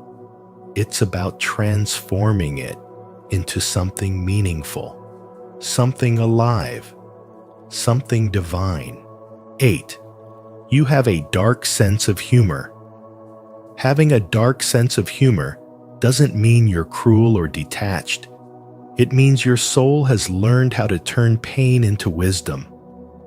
You see the absurdity and irony woven into life's suffering, and instead of collapsing under it, you transform it into laughter. This isn't insensitivity, it's emotional resilience.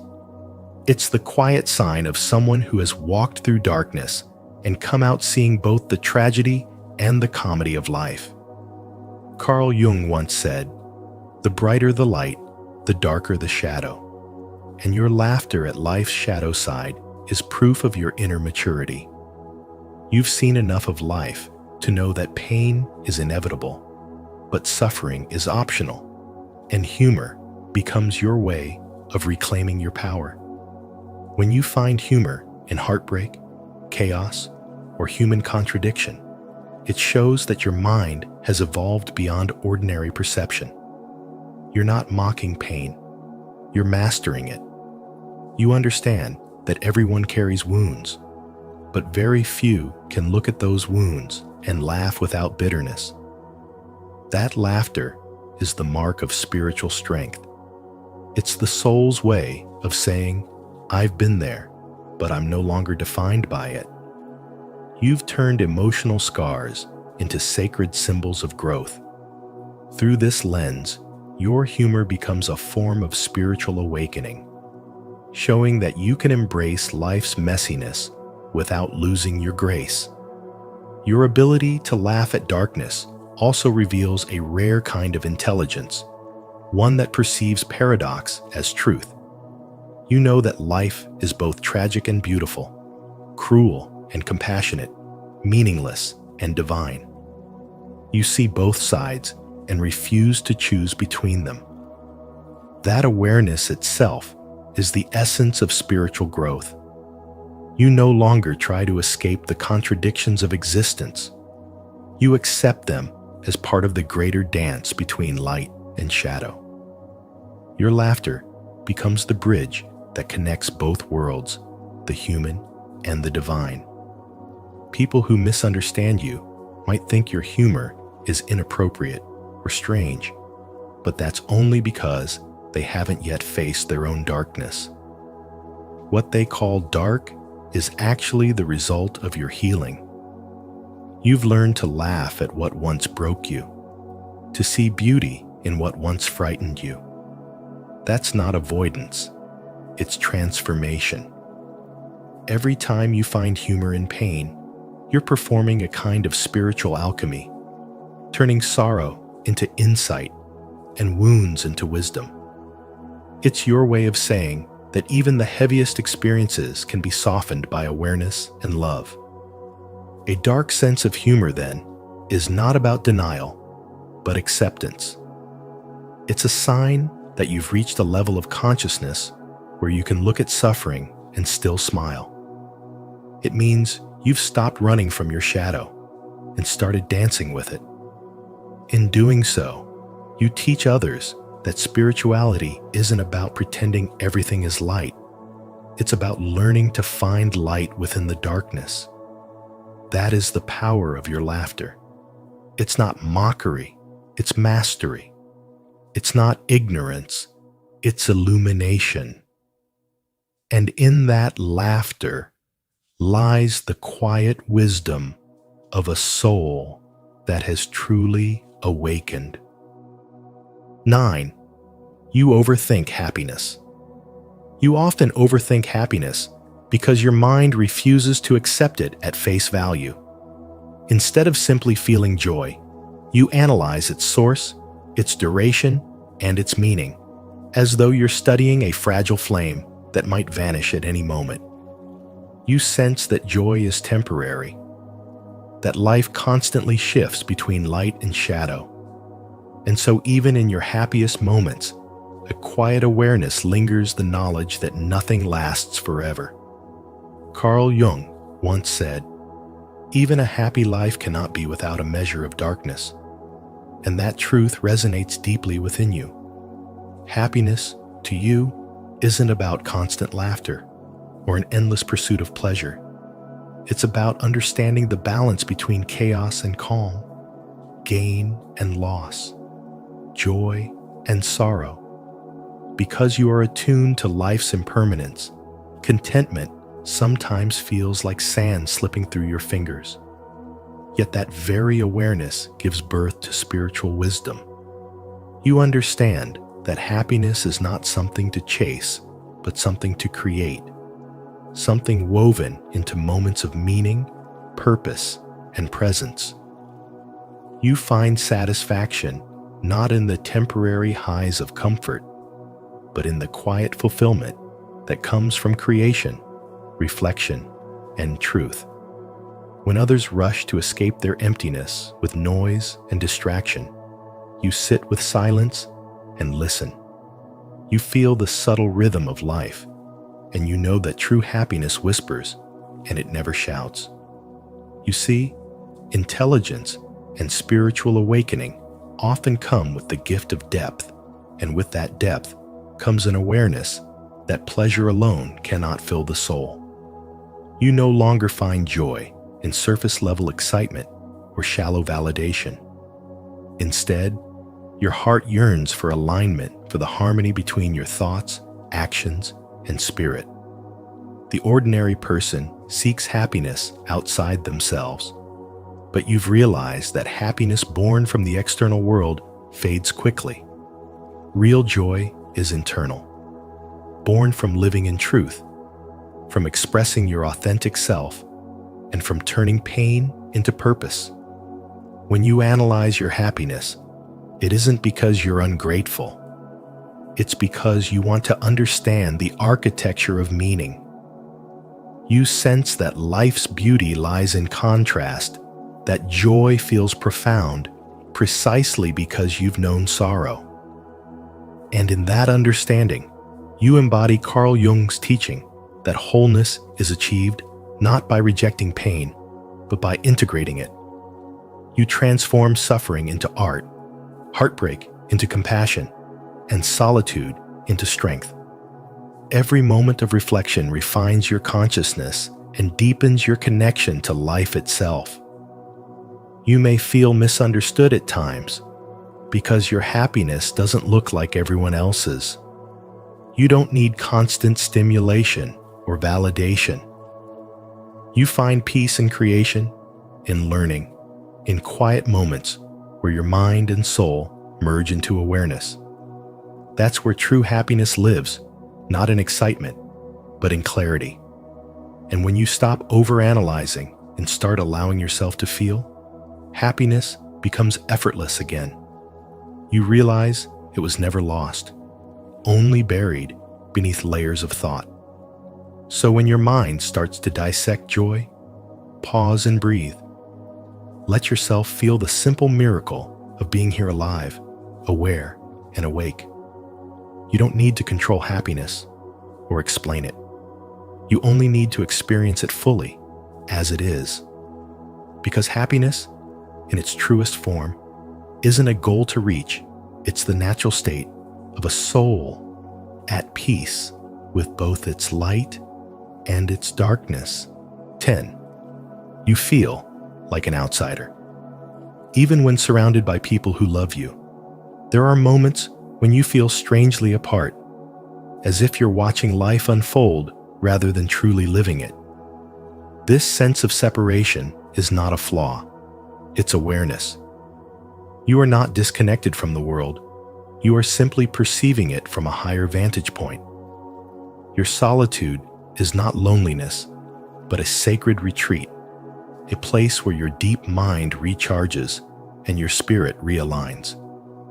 Carl Jung once said, "Loneliness does not come from having no people around you, but from being unable to communicate the things that seem important to you." That is the mark of an awakened mind, one that senses what others cannot name, one that sees truth where most only see the surface. You've learned to observe human nature as though from a balcony above the crowd, recognizing the unspoken motives behind actions, the hidden sorrow behind smiles, the fear behind anger. This heightened perception can make you appear distant, yet it is compassion in its purest form. You no longer need to react to everything you see because you understand that every soul is finding its way at its own pace. This emotional distance is not detachment, but mastery. It allows you to remain peaceful while others lose themselves in chaos. You stand rooted in self-awareness while the world rushes by, and that, in essence, is spirituality in motion. There's a quiet power in your solitude, a depth that frightens shallow minds. You find nourishment not in noise, but in silence, not in crowds, but in contemplation. When others crave distraction, you seek meaning. When they chase pleasure, you search for purpose. Your spirit finds connection not in the many, but in the few, those rare souls whose depth mirrors your own. These are the moments when you realize that being an outsider is not a curse, but a compass, guiding you toward authenticity, truth, and inner peace. The spiritually awakened don't need the world to understand them. They only need to understand themselves.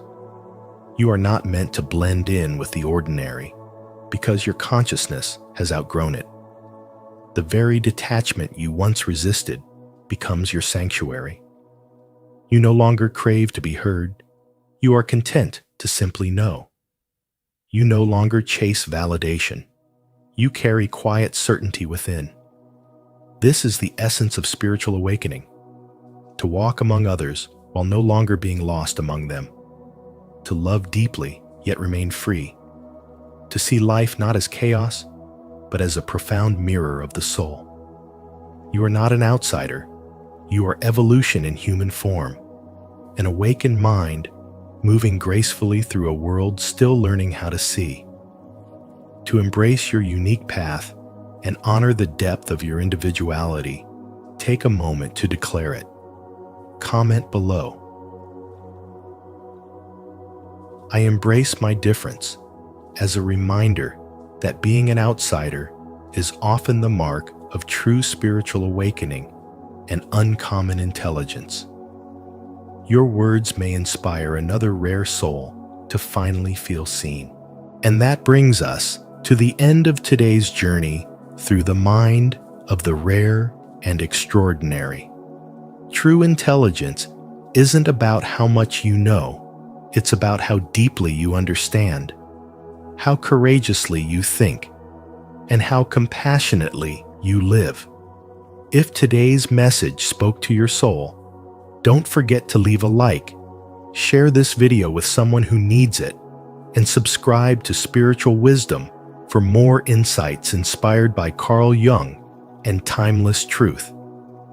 Turn on the notification bell so you won't miss our upcoming videos that continue to awaken your higher mind and deepen your spiritual wisdom. 6 surprising signs you're already healed. Carl Jung once said, "I am not what happened to me. I am what I choose to become." Healing, then, is not about erasing your past. It's about transforming your relationship with it.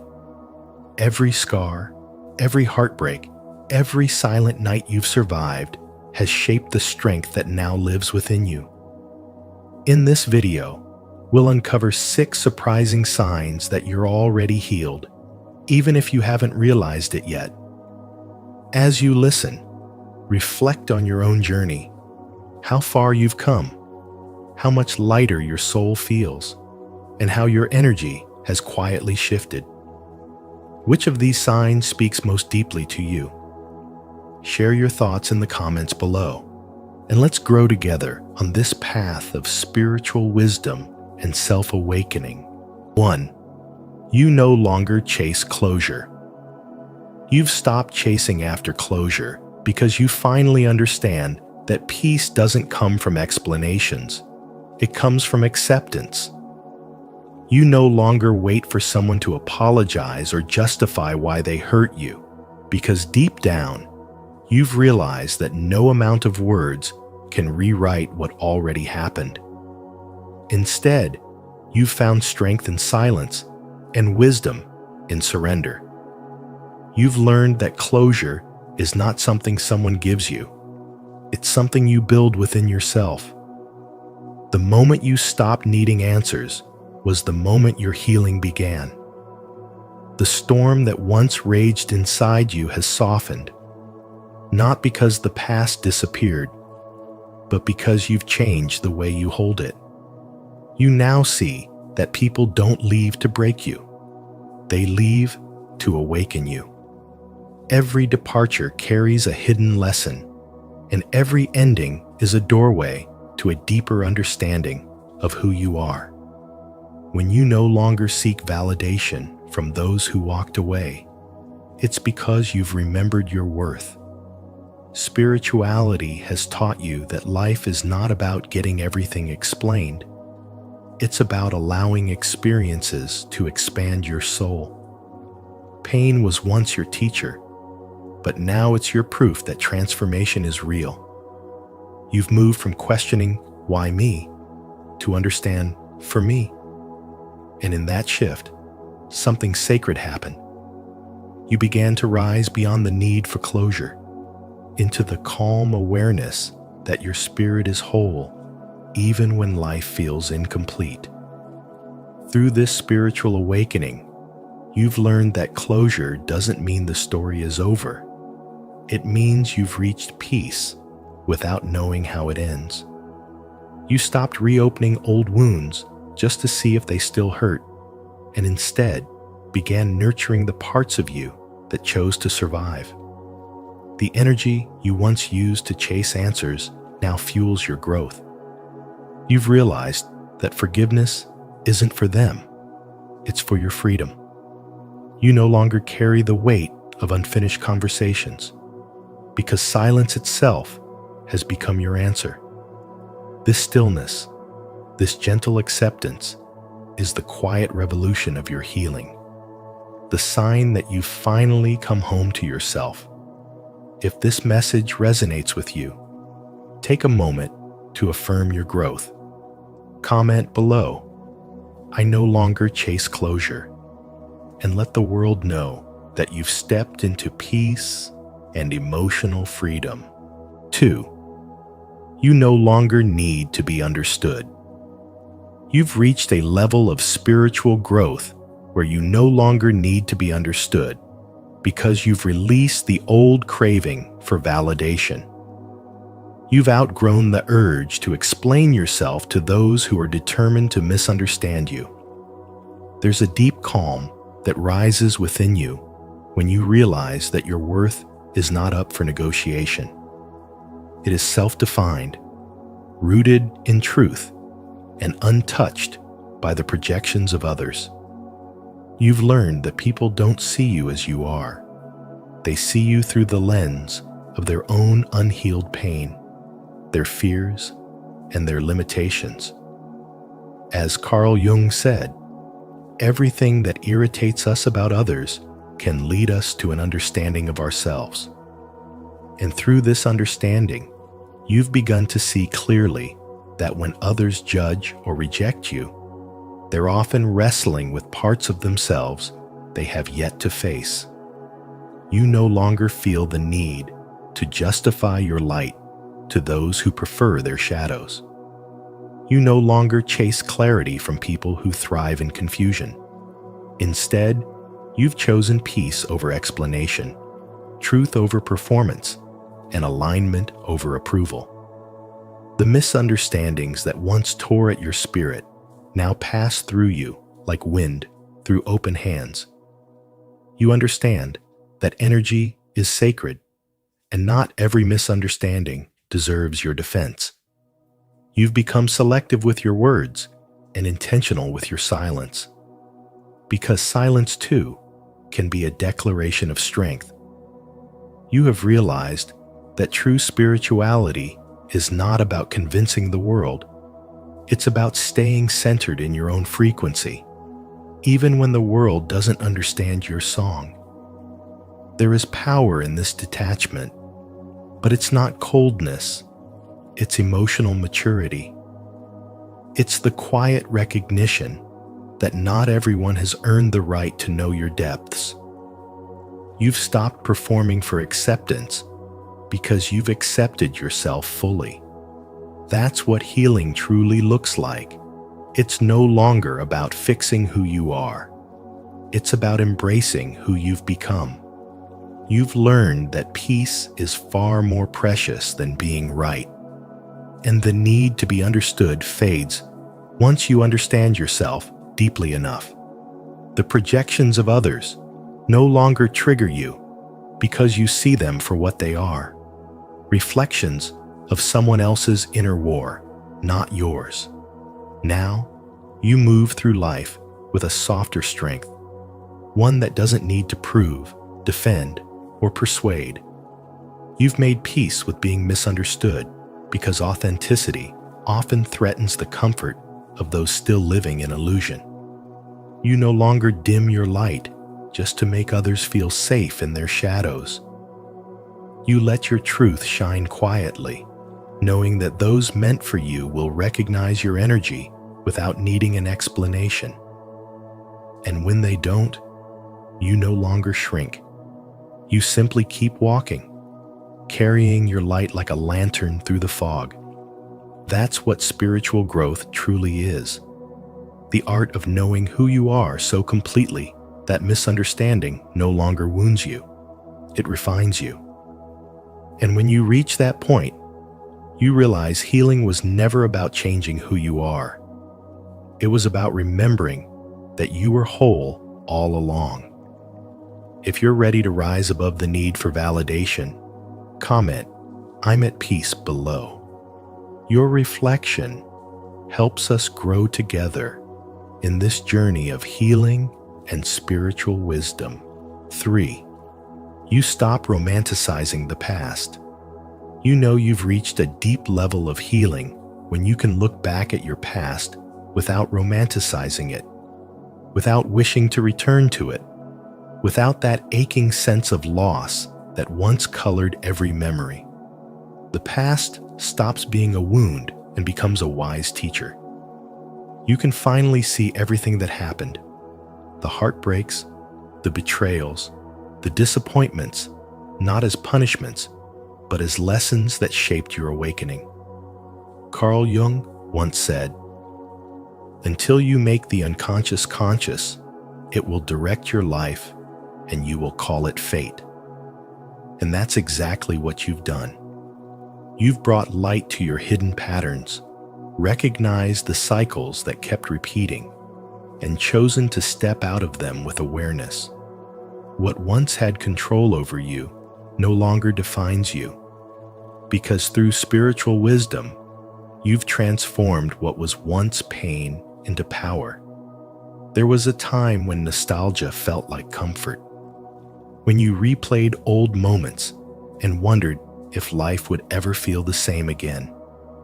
But now you understand that what you were truly missing was not the past itself, but the version of you who hadn't yet learned what you know today. The longing fades when you realize that you no longer need to go back because you've integrated the lesson and carried its wisdom forward. You've stopped trying to fix what is gone or idealize what once was, and instead, you honor the meaning it brought. This shift is profound. It's when the unconscious no longer controls your choices, because you've met yourself fully in the mirror of experience. Healing isn't about forgetting or pretending the past never happened. It's about seeing it clearly, without judgment or illusion. You stop asking why life hurts you and start understanding how life shaped you. You can now visit those memories like old photographs, appreciating them, but not wanting to live in them. You can reflect without regret, love without attachment, and remember without pain. The moments that once broke, you have now become the roots of your resilience. You've turned your suffering into wisdom, your confusion into clarity, your longing into peace. As Jung believed, transformation happens the moment we stop fighting our shadows and begin to integrate them.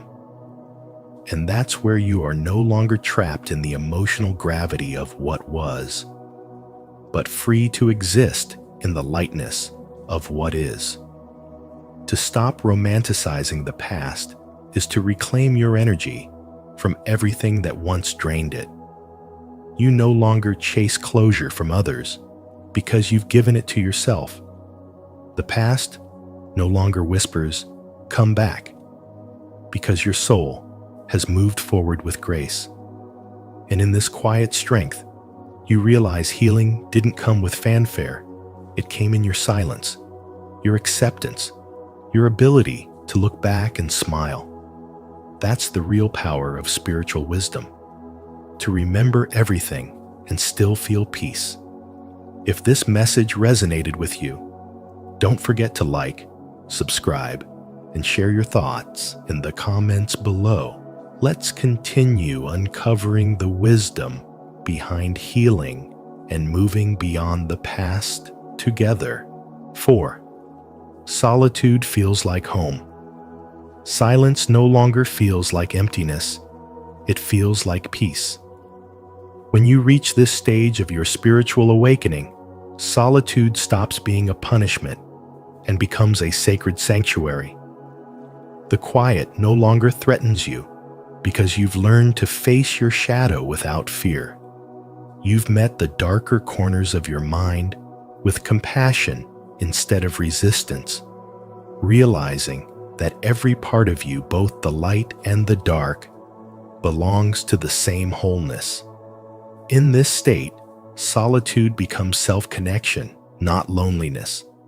It's where you stop searching for approval, stop craving noise to fill the void, and start understanding that healing doesn't always roar.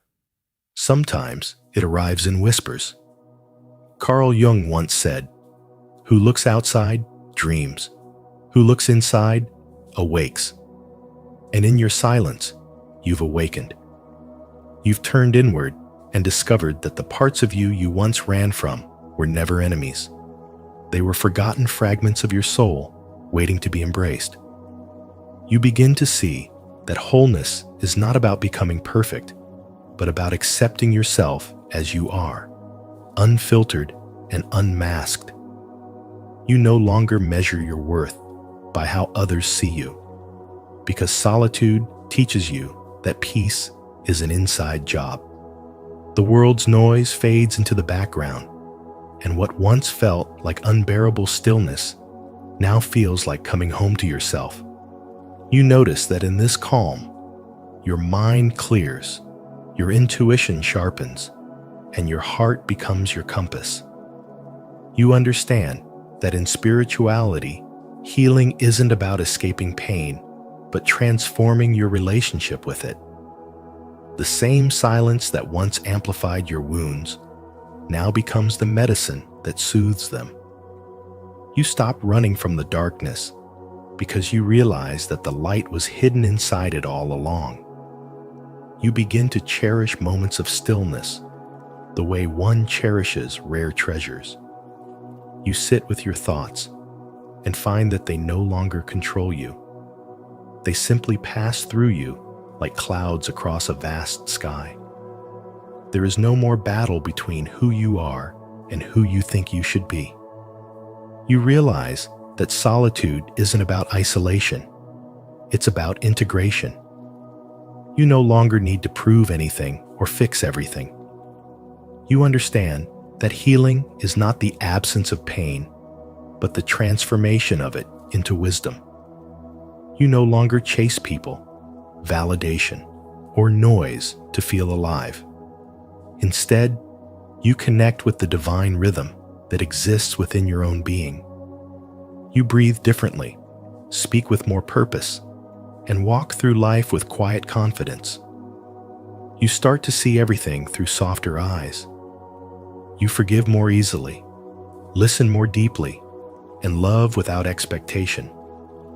The silence that once felt heavy now holds you like an old friend. It whispers truths that no external voice could ever teach, that you are enough, that your soul is whole, and that you are never truly lost. In this state, you don't need to explain your peace or justify your detachment, because you finally understand that solitude is not a void to be filled, but a space to be honored. Carl Jung believed that one does not become enlightened by imagining figures of light, but by making the darkness conscious. And now you understand why. True healing happens when you stop running from the parts of yourself you once feared and learn to sit beside them with love. That's when silence feels like home, not because the noise is gone, but because you've made peace with it within. Did this message resonate with you? If solitude now feels like home, comment below, "I am at peace within," to affirm your healing and inspire others on their own journey of spiritual wisdom. 5. You respond instead of react. You know you've reached a profound stage of spirituality and spiritual growth when you no longer react impulsively, but respond with calm awareness. This shift is not about suppressing emotions. It's about understanding them, holding space for them, and allowing them to pass through without destroying your peace. You've developed emotional maturity, the kind that only comes through deep inner work and honest self-reflection. The pause between what you feel and what you choose to do has become your power, a quiet declaration that your emotions no longer rule you, you rule them. Carl Jung once said, "Until you make the unconscious conscious, it will direct your life and you will call it fate." Now, you are no longer a slave to old patterns. You've learned to notice your triggers, to observe pain without becoming it, and to allow emotions to exist without letting them drive your decisions. When someone offends you, instead of reacting with anger or defense, you stop, you breathe, and you witness the situation from a higher state of awareness. You see their behavior not as a personal attack, but as a reflection of their own wounds. You understand that peace does not mean the absence of chaos, but the mastery of stillness within it. That inner stillness is your proof of healing. It is the moment you realize that other people's energy no longer dictates your mood, and external chaos no longer shakes your center. You've discovered the sacred pause between emotion and action, and in that space lies freedom. This is what integration feels like, the merging of light and shadow, of instinct and wisdom. You no longer see emotions as enemies to be fought, but as sacred signals guiding you toward growth. Every time you choose awareness over reaction, compassion over ego, and presence over impulse, you embody a higher form of consciousness. You become the observer, not the reactor. You realize that emotional control is not about being cold or detached. It's about being so in tune with your soul that nothing outside of you can disturb your inner harmony. Others notice this change. They feel your calm presence, the way your energy speaks louder than your words. You no longer enter conversations to prove yourself, but to share your truth gently, with strength and serenity. The more you respond instead of react, the more aligned you become with your highest self. Each pause becomes a prayer. Each deep breath a reminder that healing isn't about forgetting the past, but transforming the way it lives inside you. You no longer seek validation through confrontation because peace has become your identity. When conflict arises, you no longer rush to defend or attack. You choose understanding, and that choice reveals the depth of your transformation. The space between emotion and action is no longer empty. It is sacred. It's where your spirit whispers, where your wisdom awakens, and where your true healing reveals itself. This ability to respond with grace, awareness, and presence is not just emotional maturity. It is spiritual mastery, the ultimate sign that you have already healed more than you realize. Leave your like and subscribe to Spiritual Wisdom. And don't forget to turn on the notification bell so you never miss powerful insights like this. If you know you've reached the point where you respond instead of react, type in the comments, "I choose peace over chaos." 6. You create instead of escape. When pain no longer sends you running from yourself, but instead becomes the spark that fuels your creativity, you have reached a sacred stage of inner healing that Carl Jung, in his Spiritual Wisdom, called individuation, the soul's process of becoming whole. You stop escaping and start creating. You begin to express instead of suppress, allowing your emotions to move through you rather than burying them beneath distractions. The wounds that once silenced you now whisper inspiration. You turn your scars into symbols, your sorrow into stories, your pain into purpose. You realize that healing is not about erasing what hurt you, but transforming it into something meaningful, something that speaks truth. As your awareness deepens, creation becomes your natural response to life. You no longer crave to be rescued from pain because you've learned that pain itself can become the sculptor of your spirit. Each time you choose to create instead of escape, you reclaim a lost part of yourself. You write, sing, paint, build, teach, or simply live with a new kind of depth, one that carries compassion for others who still wander in the dark. Jung once said, "There is no coming to consciousness without pain." You now understand what that means.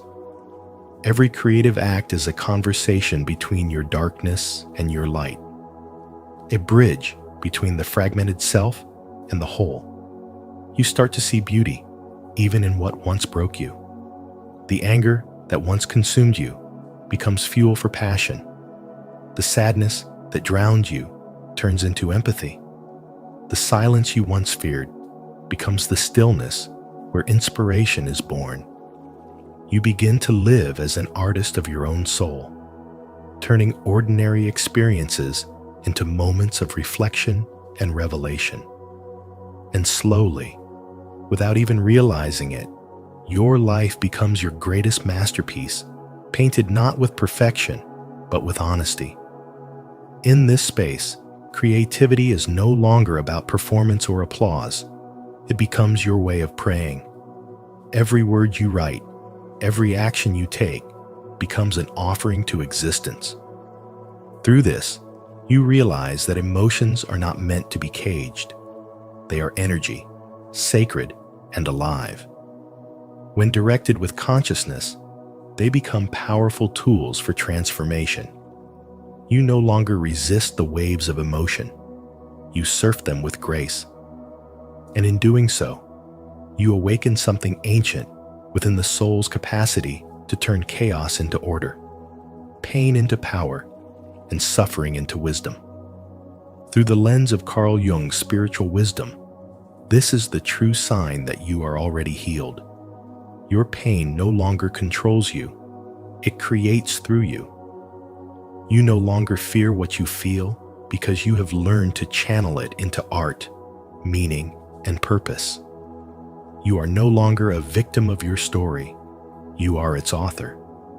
You've stopped trying to return to who you were before the hurt, because now you see that every tear, every scar, every heartbreak was shaping you into someone capable of deeper love and understanding. This is what it means to heal, to create from the ashes, to speak where you once stayed silent, to live with open hands and an open heart, allowing life to move through you as the ultimate act of creation. To affirm your healing and the power to create rather than escape, speak it into existence. Comment below, "I create from peace, not pain," to declare your transformation and remind others that true healing is not about avoiding life, but shaping it with intention, courage, and love. True healing, as Carl Jung taught, is not a destination, but a transformation, a quiet evolution of the soul. It's when peace replaces the need for closure, when solitude feels like home, and when you create from your pain instead of escaping it. Healing doesn't always look like victory. Sometimes it looks like calm mornings, gentle boundaries, and love that no longer hurts.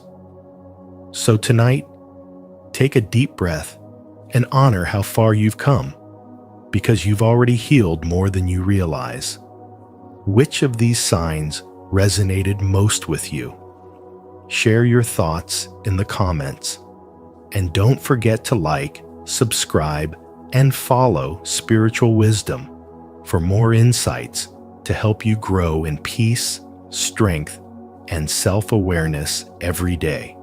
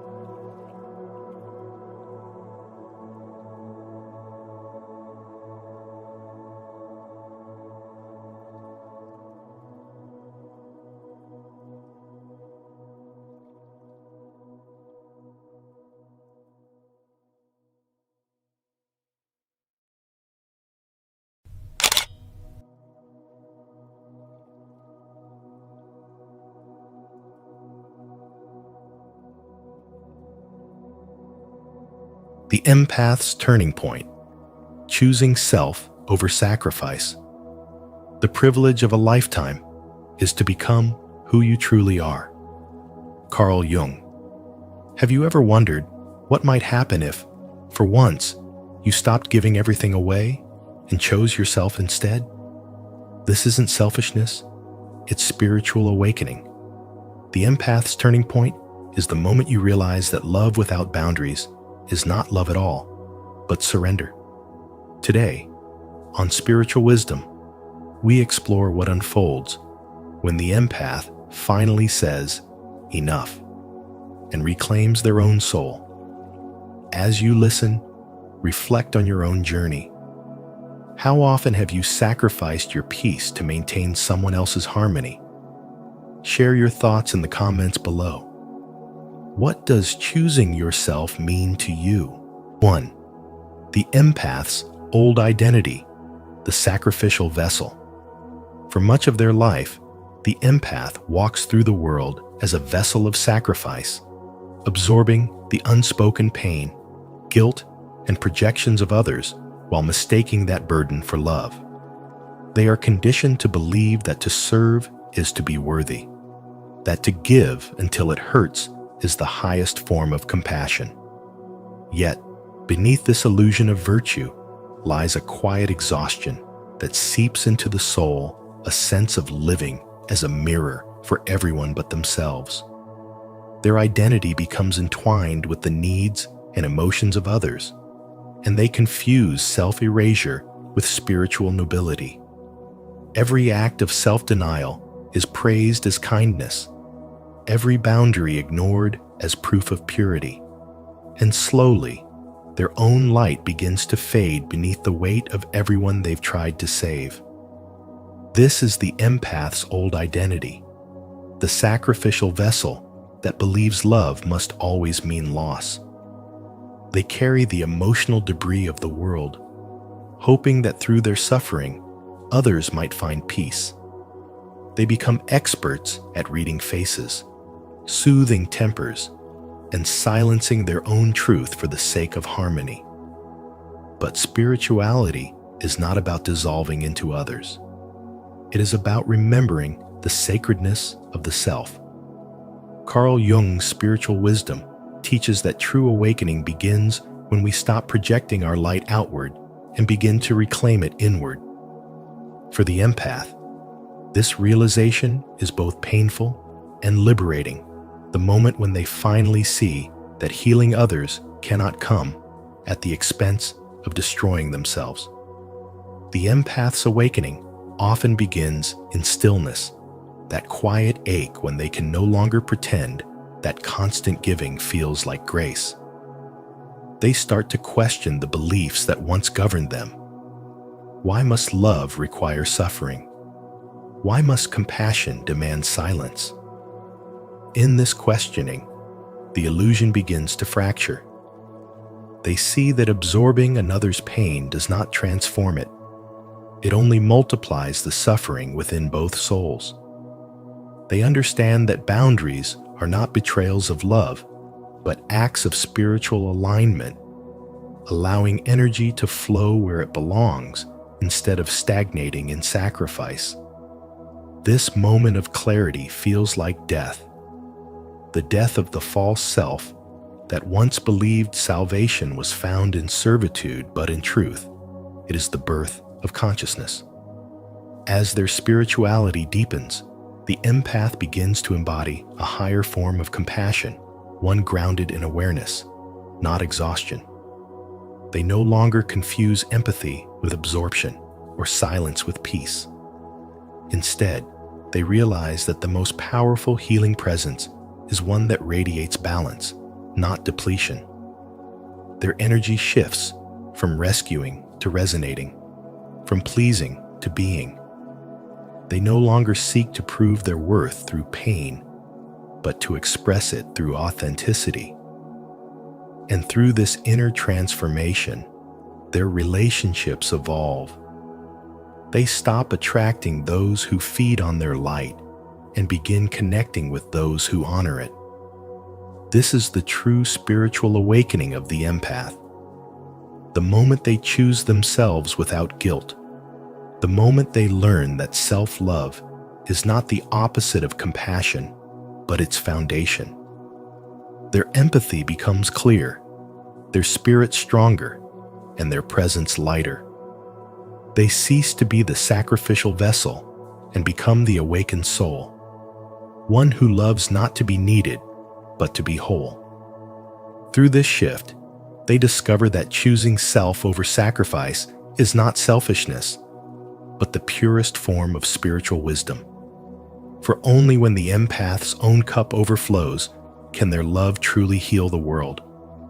If this message resonates with you, take a deep breath and honor your growth. Comment below, "I choose myself," to affirm your step toward transformation and inspire others to begin their own journey of spiritual awakening. 2. The turning point: choosing themselves. When the empath finally dares to say no and whispers, "What do I need?" something ancient awakens a quiet revolution within the soul. It is the moment the archetype of the sacrificial lamb begins to die, giving birth to the sovereign within. This shift feels terrifying because it defies every layer of conditioning that once equated love with compliance and peace with pleasing others. For so long, the empath's identity has been built on the illusion that spirituality means self-erasure, that to be kind is to carry everyone's pain, and that harmony must always come at their own expense. But the truth is, choosing yourself is not betrayal. It is liberation. Carl Jung called this the process of individuation, the sacred journey of becoming who you truly are beneath the roles, the expectations, and the emotional burdens inherited from others. At this turning point, the empath begins to see that compassion without boundaries is not love, but depletion. They start realizing that genuine spirituality is not about how much suffering one can endure for others, but about how courageously one can honor their own soul. Spiritual growth unfolds not through endless sacrifice, but through self-recognition, through the act of saying, "My energy matters, my peace matters, my needs matter." The empath learns that healing does not come from absorbing the world's pain, but from transforming their own through awareness. What once felt like selfishness now reveals itself as sacred responsibility.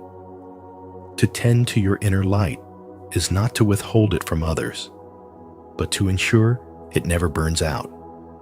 And so the empath evolves. They stop confusing exhaustion with compassion and silence with peace.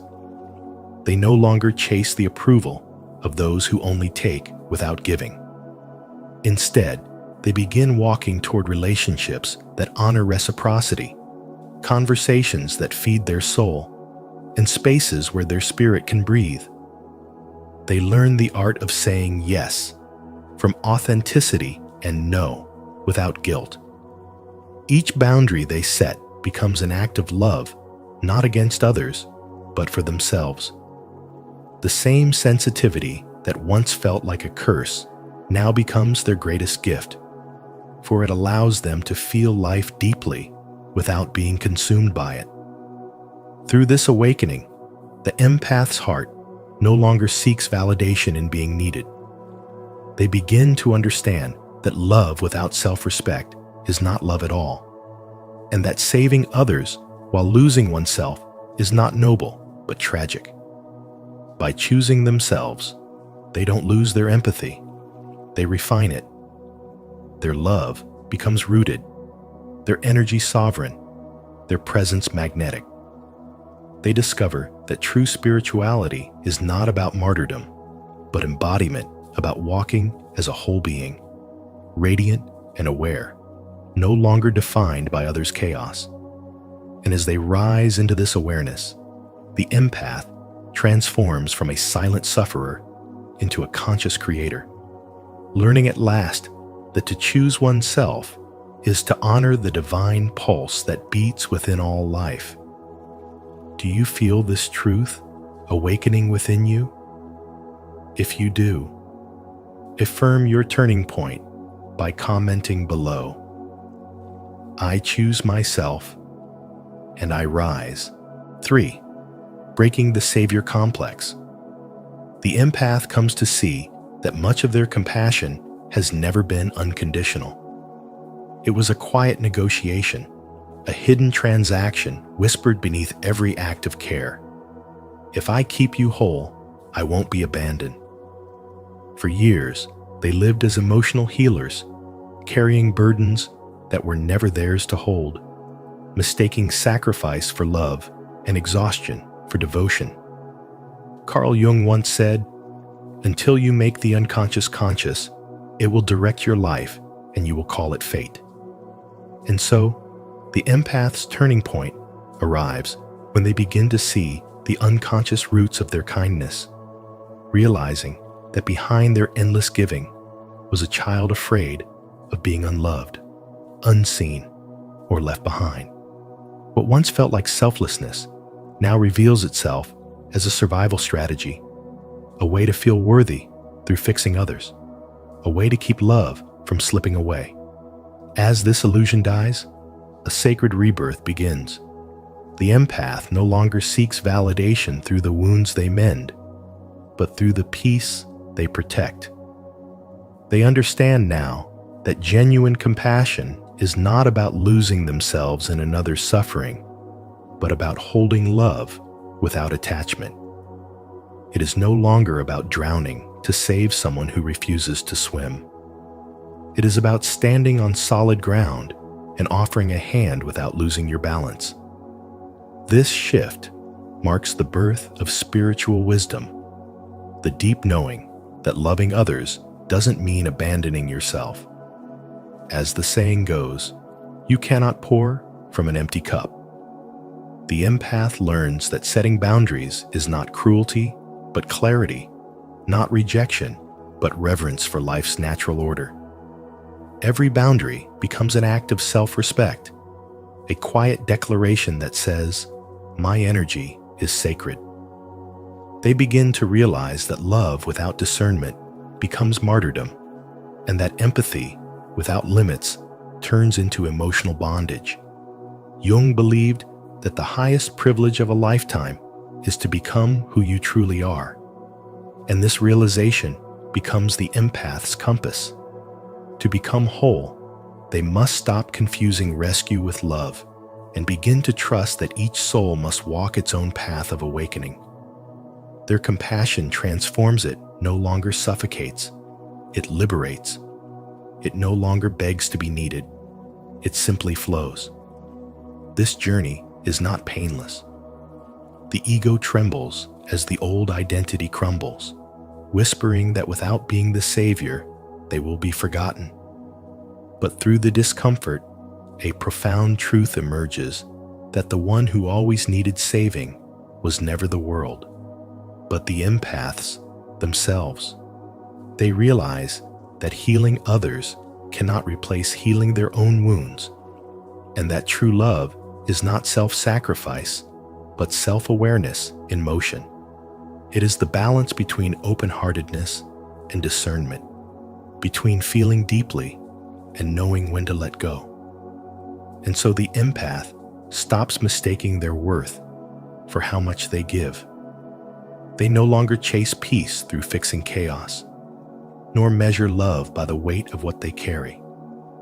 They begin to understand that real compassion doesn't demand suffering. It breathes in freedom. It thrives in truth. By honoring their energy, they embody the essence of Carl Jung's teaching on individuation, the journey of becoming whole. Through this, they don't stop loving others. They simply start loving themselves too, fully and without apology. It is in this choice that their spirit finally learns what love was meant to be all along, not a sacrifice, but a sanctuary. 4. Descent into the shadow. Self-choosing is not a gentle process. It is a descent into the shadow, a spiritual awakening that strips away every illusion you've worn to survive. It begins when you face the guilt, rage, and desire that you've long buried beneath your need to be good. For years, the empath has worn the mask of the caretaker, believing that peace can only exist when they silence their own needs.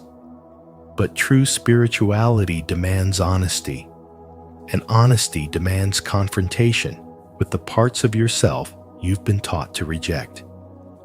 The guilt you feel when you say no, the anger that rises when you've been used, the longing you suppress to avoid judgment. These are not signs of weakness or sin. They are the voices of your inner self calling to be seen. This descent is your initiation into authenticity. The underworld is not a place of punishment. It is the sacred workshop of transformation. When the good person mask shatters, you begin to see that the shadow is not your enemy. It is your unclaimed power. Rage becomes the fire that guards your boundaries. Pride becomes the recognition of your worth. Desire becomes the pulse that keeps your soul alive. You no longer see these energies as threats to your spirituality, but as the very roots of it. Spiritual awakening is not about floating above your emotions. It is about diving deep enough to understand them. The empath learns that feeling everything is not a curse. It's the doorway to wisdom. In this descent, illusions fall away. You begin to realize that being good often meant being afraid, that selflessness was sometimes self-abandonment, and that peace built on silence is not peace at all. The moment you stop trying to be pure and start being real, something miraculous happens. The guilt begins to dissolve. You discover that choosing yourself is not an act of selfishness, but of balance. It is how you honor the divine life within you, instead of betraying it for the comfort of others. The empath's turning point arrives when compassion expands to include the self. You stop trying to save everyone else and start saving the fragments of your own soul. Through this journey, spirituality transforms from an escape into an embodiment. You learn that true enlightenment is not light without darkness, but light that shines through it. Wholeness does not mean perfection. It means integration. You hold both your rage and your love, your strength and your tenderness, and realize that every emotion serves a sacred purpose. The descent into the shadow is where you retrieve the lost pieces of your power. It's where you stop defining goodness by suffering and start defining it by truth. And in this sacred underworld, where your heart meets its own reflection, you finally understand what Carl Jung meant when he said, "There is no coming to consciousness without pain. Through that pain, you are reborn not as who the world needed you to be, but as who you truly are."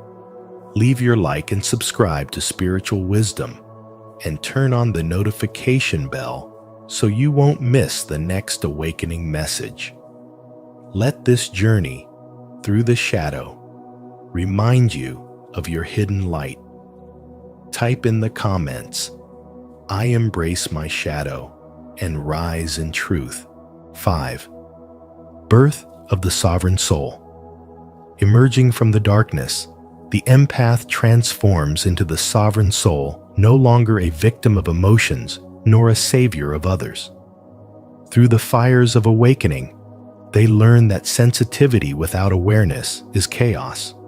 But when guided by wisdom, it becomes a sacred instrument of clarity and compassion.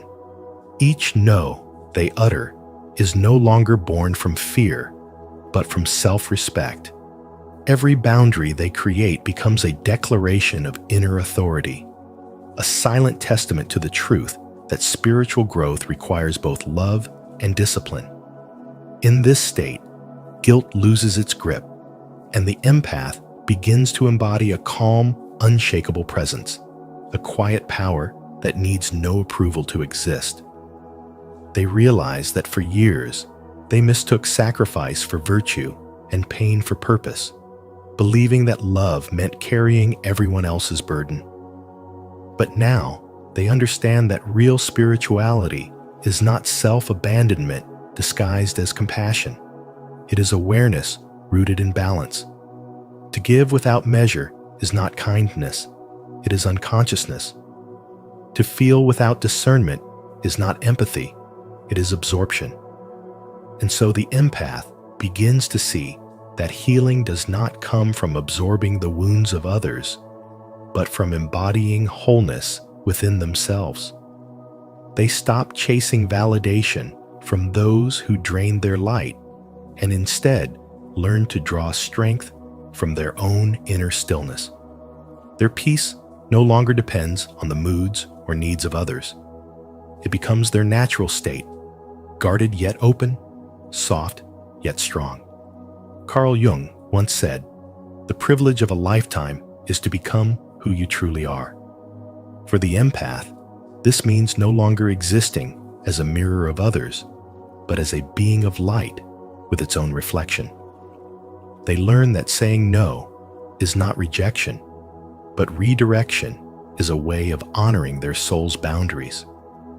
Each time they choose themselves, they do not lose love, they deepen it. Because when love is rooted in self-respect, it ceases to be servitude and becomes divine exchange. Their compassion matures from instinct to intention, no longer reactive but conscious. They begin to give from overflow, not depletion, and this becomes the true art of spirituality. To serve without surrendering your center, to love without losing yourself. This is where the empath's power fully awakens. They no longer confuse attachment with connection or silence with peace. They begin to see that solitude is not loneliness, but sacred space, a temple for renewal. What once felt like isolation now becomes initiation. They embody presence so deeply that their very being becomes medicine for others, not through rescuing, but through radiance. In their eyes, you can feel the wisdom of boundaries, not walls, but gateways that protect the sacred flow of energy. This awareness turns their sensitivity into mastery. Their emotions no longer drown them, but guide them. They have finally realized that the most spiritual act one can perform is to honor their own soul first. For from that wholeness, all true love flows. And so, they walk forward not as saviors, but as sovereigns, embodying the quiet authority of one who has learned that peace is power and boundaries are grace. They understand that choosing themselves is not selfishness. It is self-alignment. Every no they speak echoes as a yes to their divine purpose. Every moment of stillness becomes a conversation with the soul. And in that sacred silence, they rise not above others, but beyond the old self that once believed love meant losing. This is the essence of spiritual growth.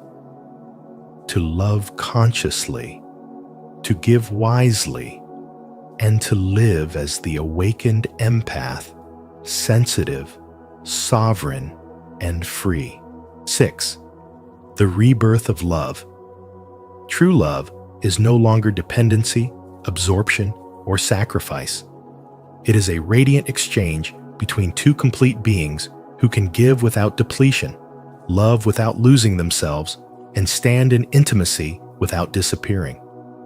As Carl Jung once said, the meeting of two personalities is like the contact of two chemical substances. If there is any reaction, both are transformed. For the empath, this transformation marks the moment they stop mistaking self-sacrifice for love and begin to understand that choosing themselves is not selfishness, it is spiritual wisdom. When you finally realize that loving another does not mean abandoning yourself, something profound awakens inside you. You begin to understand that your worth is not measured by how much you endure or how deeply you suffer, but by how honestly you live in your truth. You learn to give without pouring from emptiness, to care without rescuing, and to speak without apologizing for your needs. The love that once drained you now nourishes you because it flows from wholeness, not from lack. You stop playing the healer who must fix everyone and start becoming the conscious creator of your own peace. This is the empath's turning point, where sensitivity becomes strength and boundaries become sacred. As you embody this truth, relationships in your life begin to shift. Some connections fade quietly because they were built on your old patterns of overgiving, while others deepen in authenticity because they can finally meet the real you, the one who loves with clarity instead of guilt. Jung reminded us that until you make the unconscious conscious, it will direct your life and you will call it fate. When you bring light to your unconscious need to please, to be the savior, to earn love through suffering, you free yourself from the silent contracts that keep you small. You begin to see that empathy without boundaries is self-destruction, but empathy with boundaries is divine compassion. You are no longer the sponge absorbing everyone's emotions. You are the mirror reflecting truth back to the world. You understand that saying no is an act of love for yourself and for others because it keeps relationships real. You no longer confuse intensity with intimacy, chaos with connection, or guilt with goodness. Love becomes quieter, deeper, more spacious. You stop performing love and start embodying it. Your heart, once a lifeboat rescuing every drowning soul, becomes a lighthouse shining brightly, guiding others home without losing itself to the waves.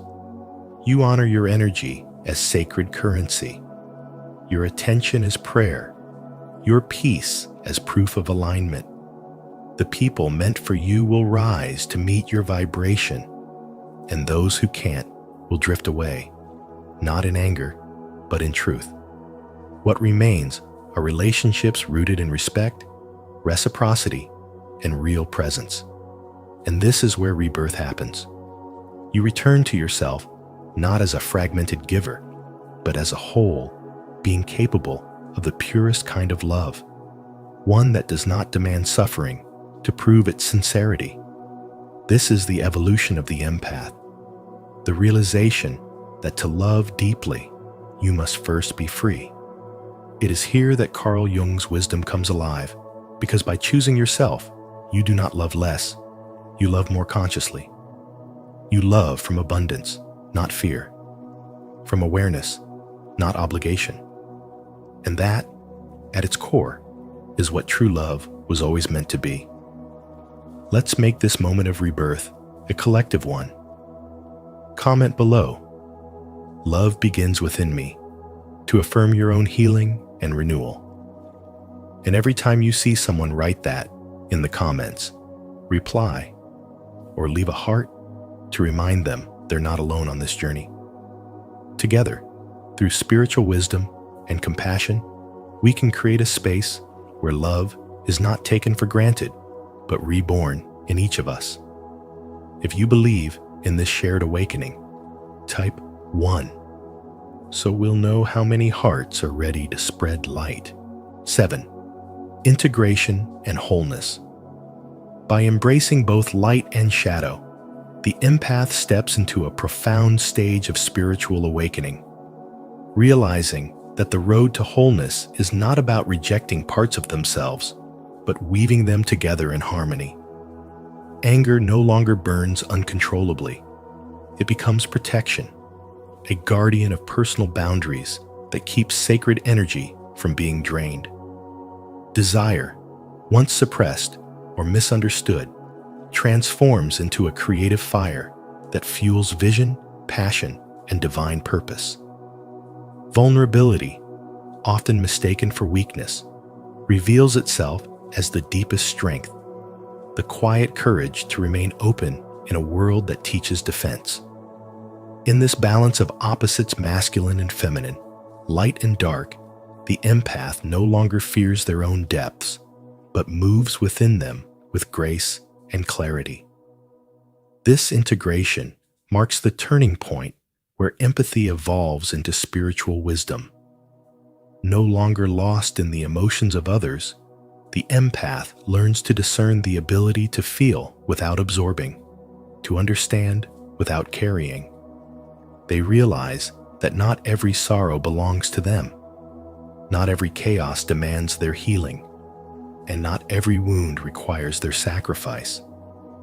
The heart becomes intelligent, filtering the world through the awareness of what is truly theirs to hold. Through this awareness, they move from reaction to response, from emotional exhaustion to energetic mastery. In this awakened state, the empath becomes a lighthouse, strong, steady, and luminous amidst the storm. They radiate light, not to save others from the darkness, but to remind them that they too can find their own way home. The empath's power is no longer hidden in silent suffering, but expressed through presence, purpose, and peace. This is where compassion matures. It no longer stems from guilt or the need to be needed, but from inner abundance. Love becomes clearer, giving becomes wiser, and connection becomes sacred rather than sacrificial. Carl Jung called this process individuation, the merging of all inner fragments into one coherent soul. It is the alchemy of spirit, where wounds become wisdom and pain transforms into understanding. The empath learns to stand firm in the balance of their own duality, to be both fierce and gentle, both grounded and intuitive. They no longer seek to fix the world, but to embody harmony within it. When light and shadow coexist without conflict, the empath's soul shines as a reflection of divine equilibrium, a living symbol of consciousness fully integrated, awake, and whole. 8. The collective impact. When one empath awakens, the world subtly changes, not through noise or rebellion, but through vibration and awareness. Their quiet decision to reclaim their own energy dismantles the ancient pattern of projection and blame that humanity has unconsciously lived by. For centuries, empaths have been the emotional filters of society absorbing pain, transmuting it into compassion, and carrying the burden of others' unresolved wounds. Yet when an empath finally says, "This is not mine to hold," they do something revolutionary. They turn suffering into wisdom, and that wisdom becomes a force of spiritual growth that ripples through the collective field. Carl Jung taught that individuation becoming whole is not an act of selfishness, but an act of service to the soul of the world. When one person faces their shadow instead of projecting it, humanity heals a fragment of its own collective darkness. In spirituality, we learn that energy is never lost. It transforms. The empath's transformation from martyr to master alters the spiritual atmosphere around them. When they stop rescuing and start reflecting, others are gently forced to meet their own truth. Their calm becomes contagious. Their boundaries become blueprints for healthier connection.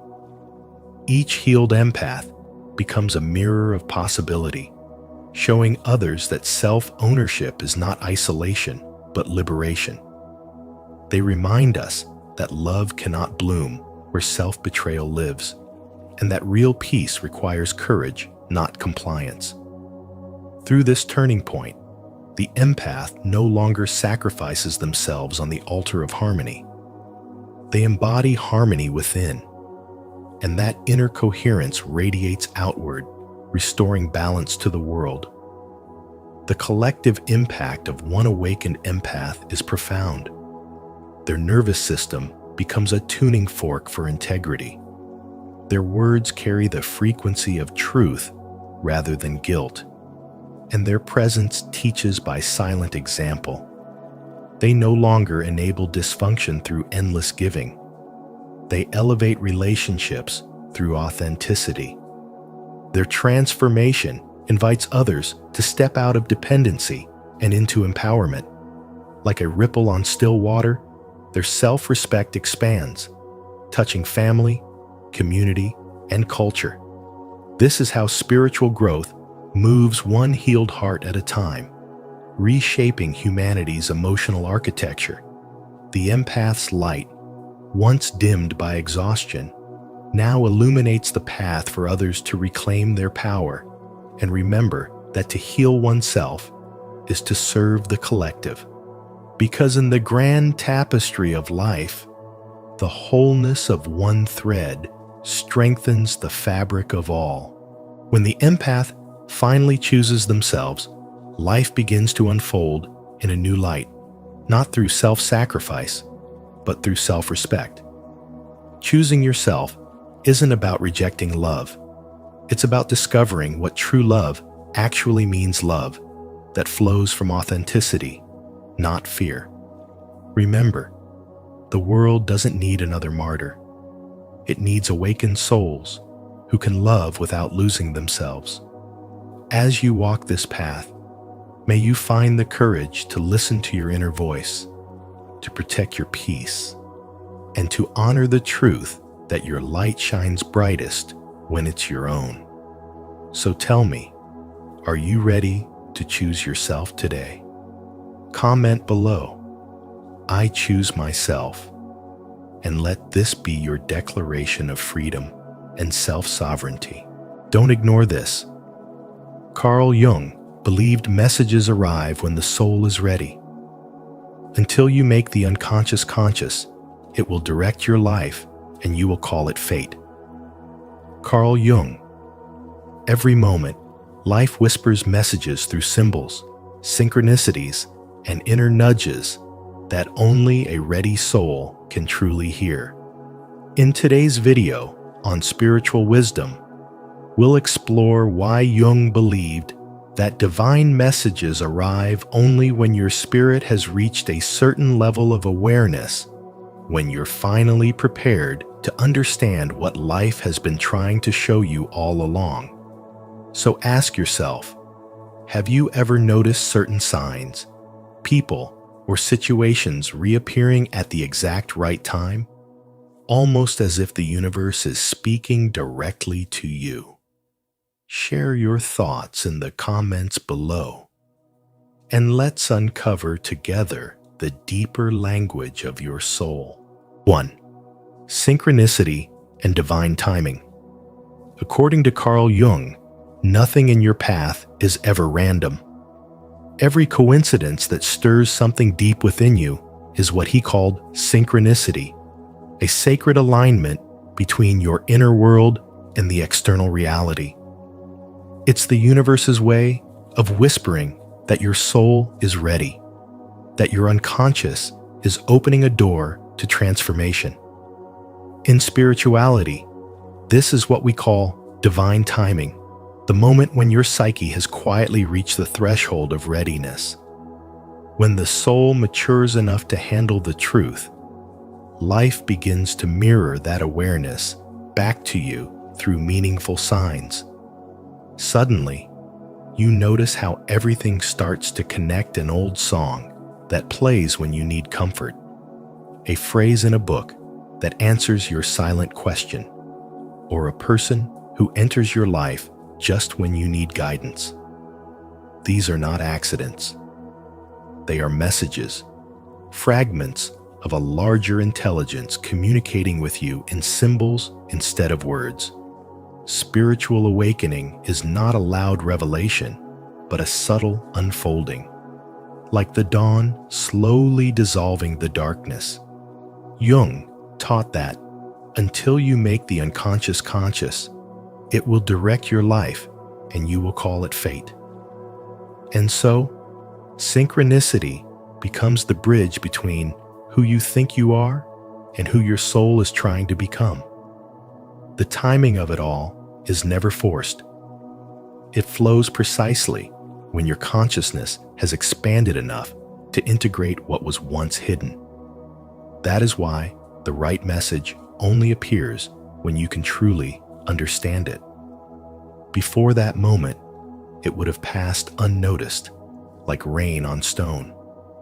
But once you're ready, even the smallest event carries divine significance, and you begin to see that every setback, delay, or disappointment has been part of a silent orchestration leading you back to your center. The truth is, awakening often begins through chaos. Your old identity starts to crumble, not because you're lost, but because your soul is reclaiming the fragments you once abandoned. Jung called this the process of individuation, the sacred merging of your conscious self with the deeper, hidden forces within you. It feels uncomfortable because your psyche is being restructured from the inside out. You might lose people, face uncertainty, or question everything. But behind it all, something far greater is aligning you with your purpose. The universe works like a mirror. It reflects not what you want, but what you are prepared to receive. And when you start paying attention, you'll notice the rhythm of divine timing guiding you toward everything meant for your spiritual growth. Spirituality teaches that divine timing is not about waiting, it's about becoming. The soul doesn't follow the world's clock, it follows readiness. You can't rush understanding any more than you can rush sunrise. Each experience in your life, even the painful ones, is part of a sacred choreography pushing you toward deeper awareness. Jung believed that when you align your conscious mind with your inner truth, the universe responds in kind. It begins to open doors that logic could never explain. You start to see that what you once called coincidence is really a conversation between your higher self and the divine. Every message, every pattern, every serendipitous moment is a reflection of your awakening consciousness calling you home to yourself. That's why you were drawn to this message, not by chance, but because your spirit is ready to remember. Everything you've been through, every strange alignment and hidden meaning, is proof that your journey is unfolding exactly as it should. The signs are not outside of you. They are the language of your soul, speaking through time, synchronicity, and divine timing to remind you that you are already on the path of awakening. Have you ever experienced synchronicity in those moments that feel too perfectly timed to be random? If you have, share your story in the comments so others can see how divine timing works in real life.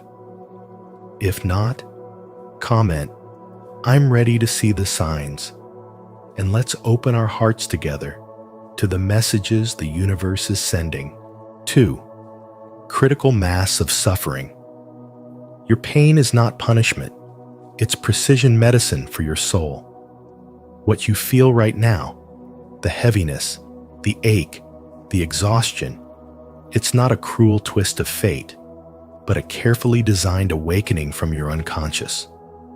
When your suffering builds to a certain point, a critical mass, as Carl Jung described it, breaks the rigid walls of your ego, dissolving the illusions that once kept you safe but now keep you small. Jung called this sacred moment the transformational threshold, the instant when pain becomes unbearable enough to make you open, honest, and ready to change. It's the moment when your old self can no longer hold the weight of who you are becoming.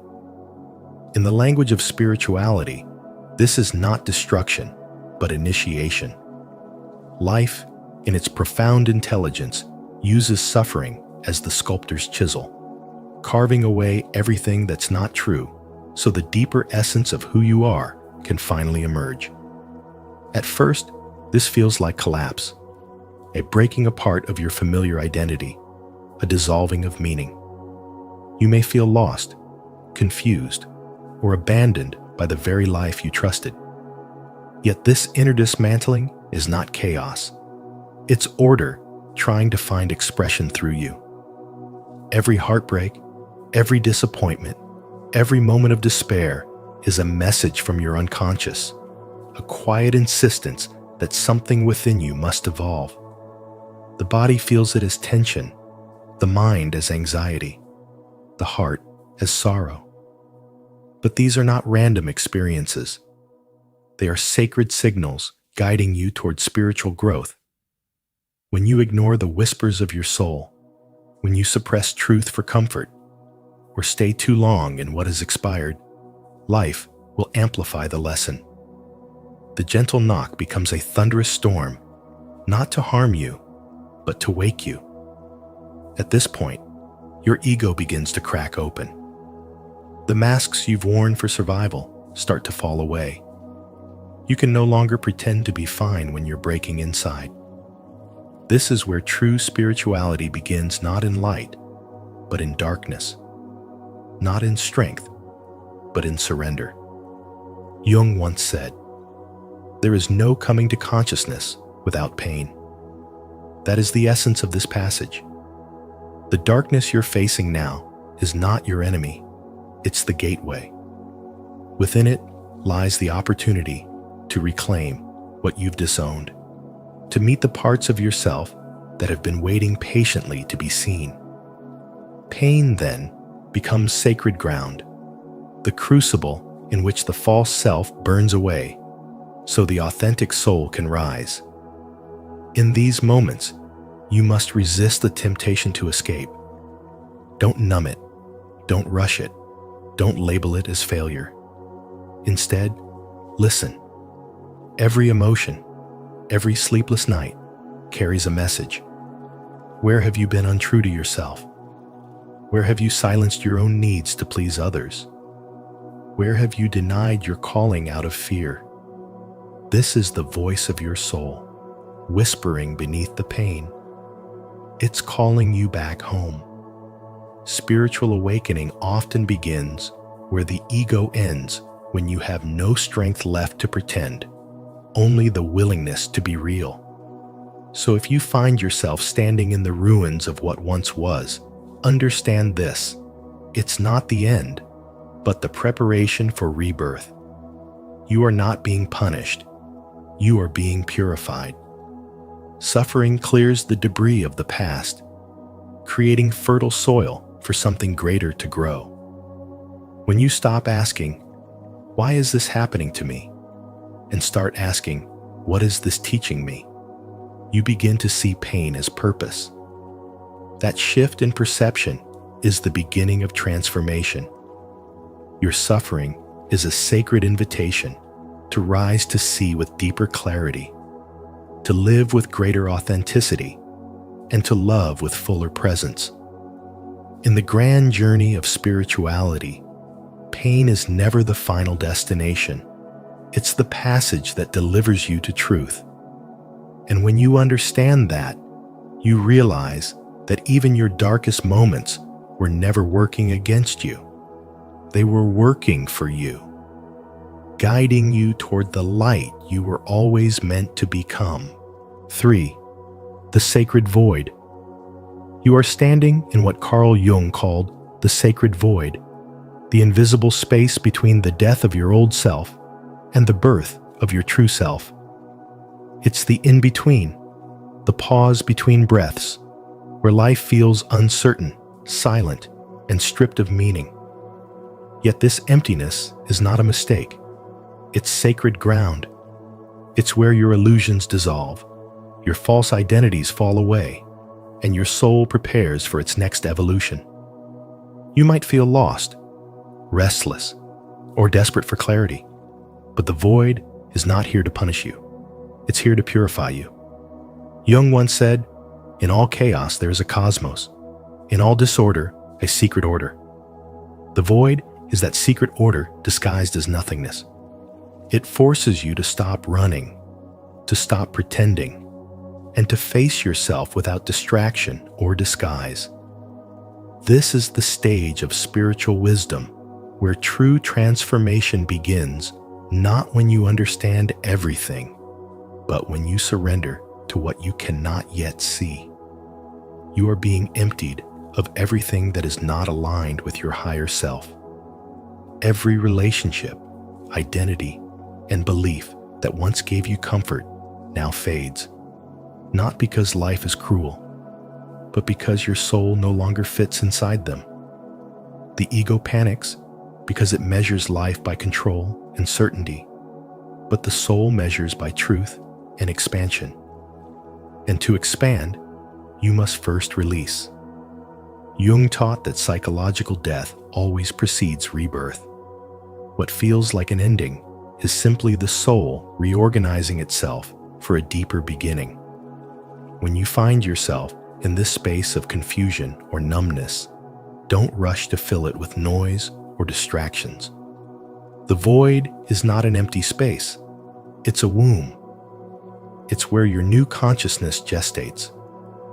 Think of the caterpillar that dissolves completely inside its cocoon before emerging as a butterfly. The caterpillar doesn't know it's transforming. It only feels itself disappearing. Likewise, you are dissolving, but not disappearing. You are being remade into someone capable of holding more light, more awareness, more authenticity. Until you make the unconscious conscious, it will direct your life and you will call it fate, Jung warned. And this is precisely what the void accomplishes. It drags the unconscious to the surface so that what once controlled you can finally be healed. So when you feel like everything in your life is breaking apart, remember, it's not breaking you. It's breaking open what was never real. This is divine timing at work, beyond logic or schedule. The soul moves in silence and symbols, not in plans and calendars. You are being taught how to trust the unseen, to allow rebirth without resistance. Stay with the stillness. Let it strip you clean. The sacred void is not your enemy.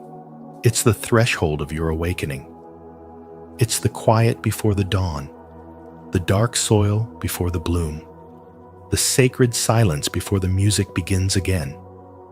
And when it does, you'll understand that this emptiness was never empty at all. It was full of grace, wisdom, and the beginning of your new life. Comment below. I embrace the sacred void. If you're ready to trust the silence between endings and beginnings, because that's where your soul begins to hear its truest guidance. 4. Your wound is your medicine. The wound you carry is not a curse. It is the secret doorway to your awakening. Carl Jung believed that every person's suffering is tailor-made for their spiritual evolution, that within each wound lies the very medicine the soul needs to heal. The pain that lingers in your heart isn't meaningless. It's a divine signal calling you inward. Life uses discomfort as its greatest teacher, stripping away the illusions that keep you asleep. What hurts you the most is often the thing that reveals who you truly are beneath all defenses. When everything seems to fall apart, it's not destruction, it's initiation. Jung called this process individuation, the sacred journey of integrating the unconscious into consciousness. In this process, pain becomes the fire that burns away false identities, forcing you to confront your truth.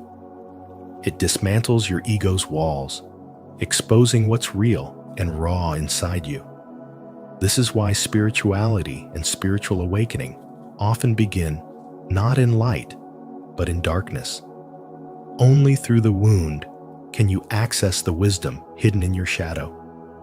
When Jung spoke of neurosis, he didn't see it as an illness to suppress, but as the soul's cry for growth. Your suffering is not random. It's your psyche's way of saying, something deeper must emerge. Each heartbreak, each betrayal, each moment of loss acts as an alchemical agent, dissolving what is no longer authentic. The pain you feel today is preparing you for a greater version of yourself. It challenges the stories you tell, the masks you wear, and the fears you've buried. In this sacred dismantling, life removes everything that was built on false ground so that you can rise on truth. This is why healing often feels like breaking. It's the destruction of illusion. The universe, in its infinite precision, uses pain to wake you from spiritual sleep. And once you awaken, nothing can return to what it was. The walls that once protected you now confine you, and the only way out is through awareness. That's the heart of spirituality, understanding that what wounds you also frees you. True healing is not the absence of pain, but the transformation of your relationship to it. The wound no longer controls you. It becomes your compass. When you turn toward your pain instead of away from it, you reclaim your power. Jung said that one does not become enlightened by imagining figures of light, but by making the darkness conscious. That means facing your inner chaos without judgment, finding the wisdom within your suffering and letting it refine you. Every scar you bear is proof of your soul's evolution. Each time you face what you fear, you bring more light into your own darkness. The wound, then, is not your enemy, but your guide, leading you to greater wholeness and self-awareness. You begin to see that the moments that once broke you open were not punishment. They were preparation. Life isn't trying to harm you. It's trying to awaken you. Your suffering has a sacred purpose, to break you free from who you are not, so you can remember who you truly are.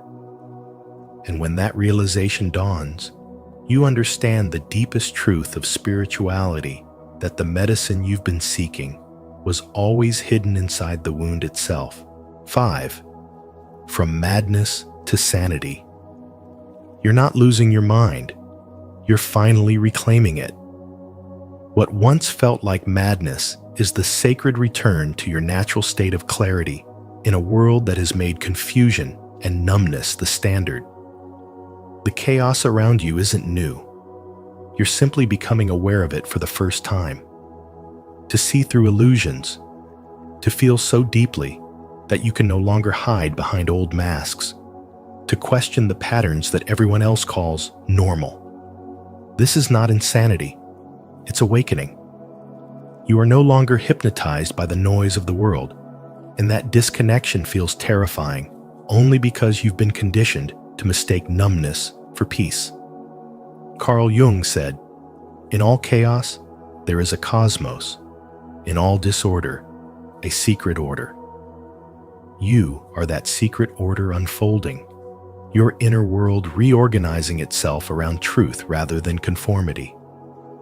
You begin to feel everything more intensely because your heart is waking up from years of emotional anesthesia. What others call oversensitivity is your spirit remembering how to see with the eyes of truth. You sense falseness in conversations, insincerity in relationships, and the emptiness behind the constant chase for approval. That sharp sensitivity is not a curse. It's evidence of your rebirth. It's what happens when your soul reclaims the language of feeling after being silenced by logic for too long. Spiritual growth is never comfortable. It dissolves everything artificial so that only what's real can remain. When your awareness expands, you can no longer pretend that shallow connections or hollow routines satisfy you. The same spaces that once felt familiar now feel unbearable because your vibration no longer matches their frequency. Rejecting societal norms isn't rebellion, it's restoration. It's your soul's way of remembering who you were before the world told you to forget. The more you awaken, the more you outgrow meaningless conversations, superficial goals, and the illusion of control. You start craving solitude, silence, and truth, because these are the sacred grounds of real spirituality. You no longer need to follow the crowd, you follow energy. This is not a fall into madness, but a rise into coherence. Jung once said, "The privilege of a lifetime is to become who you truly are." That's what's unfolding inside you. The slow, sacred dismantling of every false identity you once wore just to belong. This transformation often feels like falling apart because it must first destroy the structures that kept you asleep. It's the death of pretense, the collapse of illusions, the disintegration of what's inauthentic. Your ego panics because it's losing control, but your soul rejoices because it's finally free. Awakening doesn't arrive with comfort, it arrives with confrontation. The truth against the lie, the light against the shadow. Yet this confrontation is grace disguised as chaos. The confusion you feel is not a sign of failure, but of evolution, because every time an old belief crumbles, consciousness expands. You are not breaking down, you are breaking open. What you call madness is your initiation into higher perception. You are learning to see the invisible forces that shape human behavior, to sense the truth beneath appearances, to recognize the divine pattern behind the disorder. The world may call it insanity because it cannot understand what it has never experienced authentic awakening. But spirituality was never about fitting in. It was about remembering. You're not here to adapt to collective insanity. You're here to rise above it. What feels like disorientation now will later be remembered as the moment your sanity returned, the moment your spirit reclaimed its throne, and your heart remembered its purpose. Do you feel this truth deep within you? If so, declare it with faith in the comments. I have awakened from madness to divine clarity. 6. Dark night before dawn. The darkness you feel right now is not a punishment. It's a sacred transformation unfolding beneath the surface of your pain. Carl Jung called it the midnight before dawn, that mysterious threshold where everything familiar collapses, and yet something profound begins to stir within you. When confusion is at its peak, when every plan seems to dissolve and nothing makes sense, it is not the end of your story. It is the secret beginning of a new one. Spiritual wisdom reminds us that before light can emerge, the soul must first face the darkness, not to suffer, but to awaken. The darkness strips away false identities, outdated beliefs, and fragile attachments so that what is eternal and authentic in you can finally rise. Jung once said, "One does not become enlightened by imagining figures of light, but by making the darkness conscious." It is in these painful moments that you are being called to see what you once refused to see, to feel what you once suppressed, and to remember who you truly are. You may feel lost, but in truth, you are being redirected. The collapse of your old world is not chaos. It is divine order reshaping itself. Life dismantles everything that is not aligned with your soul's purpose. The relationships that fade, the dreams that crumble, the paths that close, all of it is a purification. Carl Jung believed that suffering is not meaningless. It is the soul's language of evolution. The more you resist, the more it hurts. The more you surrender, the more clearly you perceive the sacred rhythm behind every loss. Spiritual wisdom teaches that darkness is not the absence of light, but the preparation for it. It is the womb of creation where your rebirth is conceived. Synchronicities begin to appear during this dark night, strange coincidences that feel too precise to be random. A message, a song, a stranger's words, they arrive exactly when you need them. Jung called this phenomenon synchronicity, the meaningful coincidence that mirrors the inner condition of the soul. These are not accidents. They are the whispers of your unconscious, revealing that your outer world is reflecting your inner transformation. You attract the signs you are ready to understand. The message arrives when the student within you is prepared. Every hardship, every silence, every unanswered prayer is guiding you deeper into awareness. The truth is, your suffering has meaning.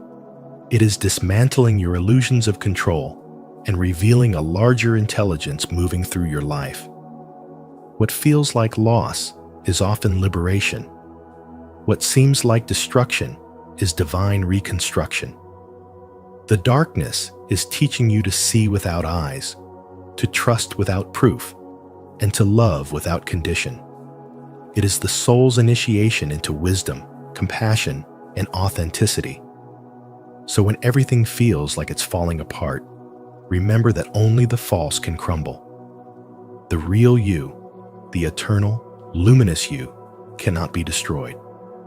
What you are experiencing is the sacred chaos before creation, the silence before the song, the darkness before dawn. And when the first light returns, you will realize that nothing was ever truly lost. It was simply transforming, preparing you to live not from fear, but from awakened spiritual wisdom. 7. The 5 revelations as a whole. Critical suffering is the first doorway of spiritual awakening, the moment when life strips you bare, and everything that once defined your stability begins to collapse. This suffering is not a curse, but a sacred intervention.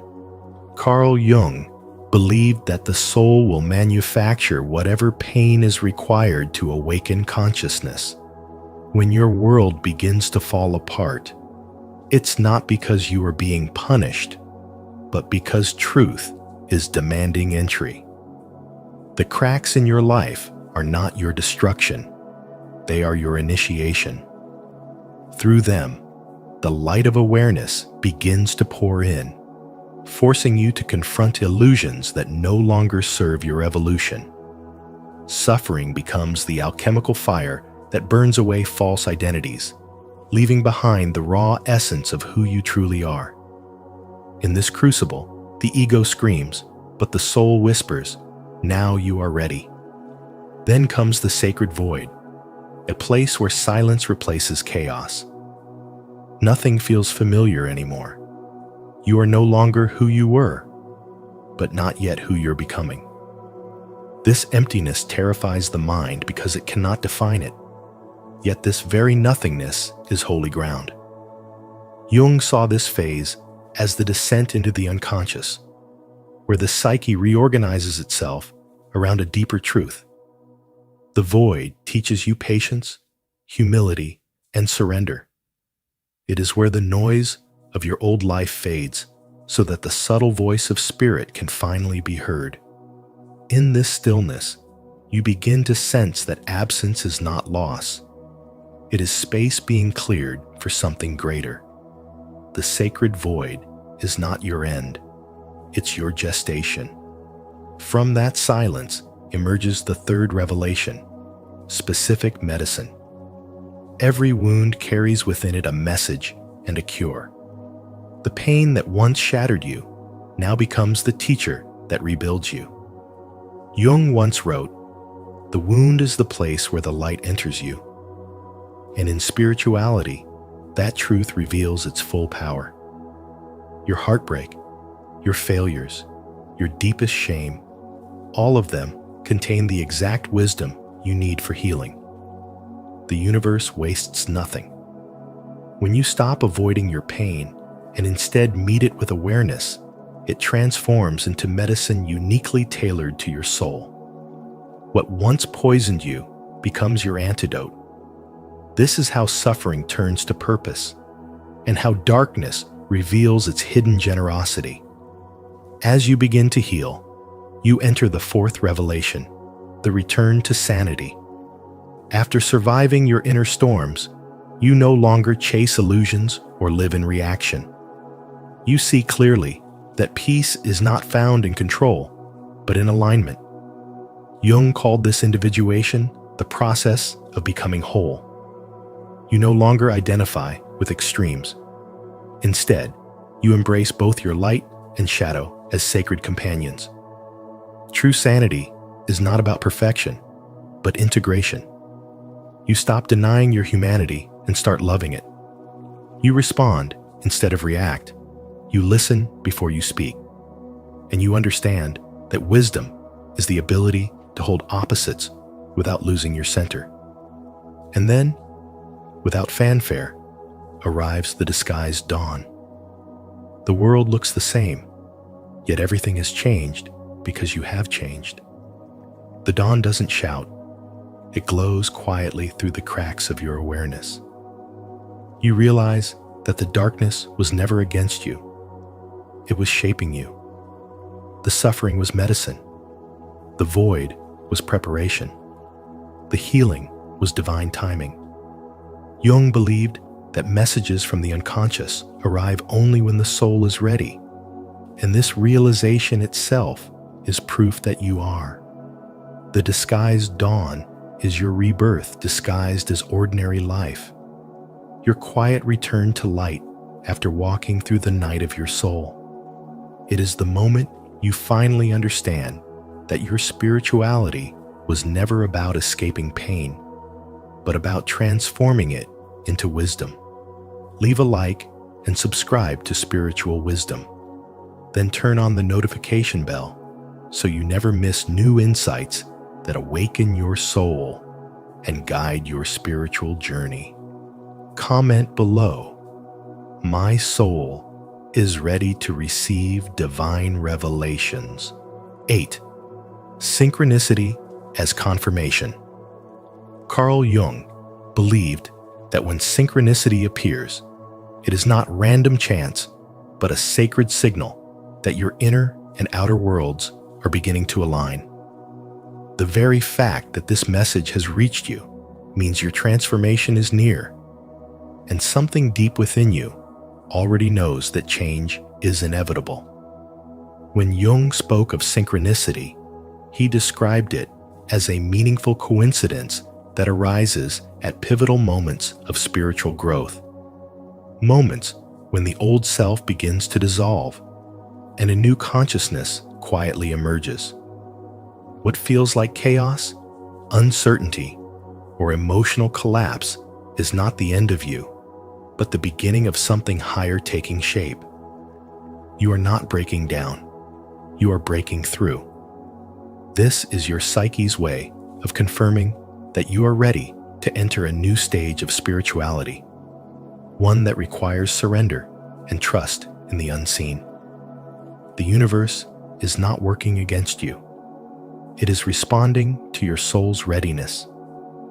Every person you meet, every challenge that reappears, every strange alignment that makes you pause, is a message from the deeper intelligence guiding your path. Jung taught that the unconscious holds truths the conscious mind cannot yet comprehend, and when those truths are ready to surface, life begins to mirror them through synchronicity.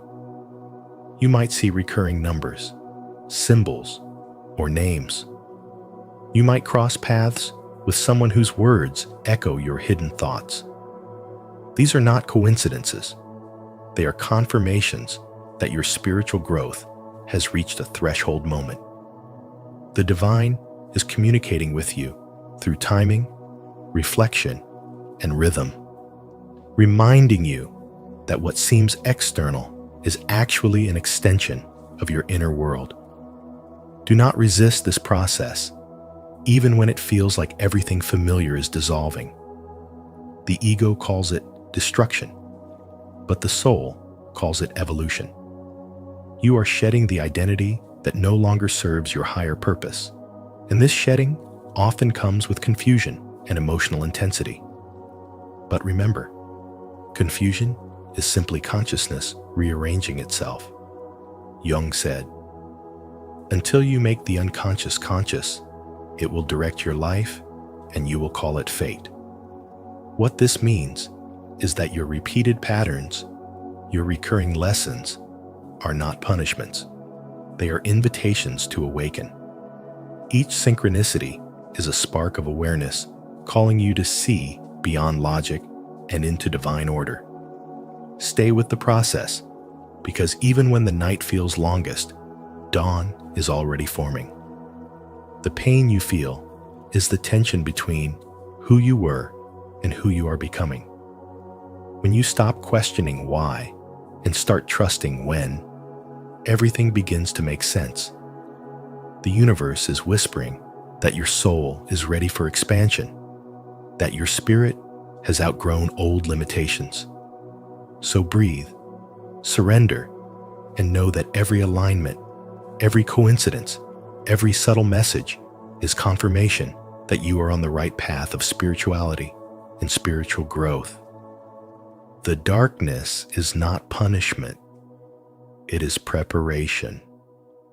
And as Jung understood, transformation does not happen when we wish for it, but when the soul is finally ready to receive its truth.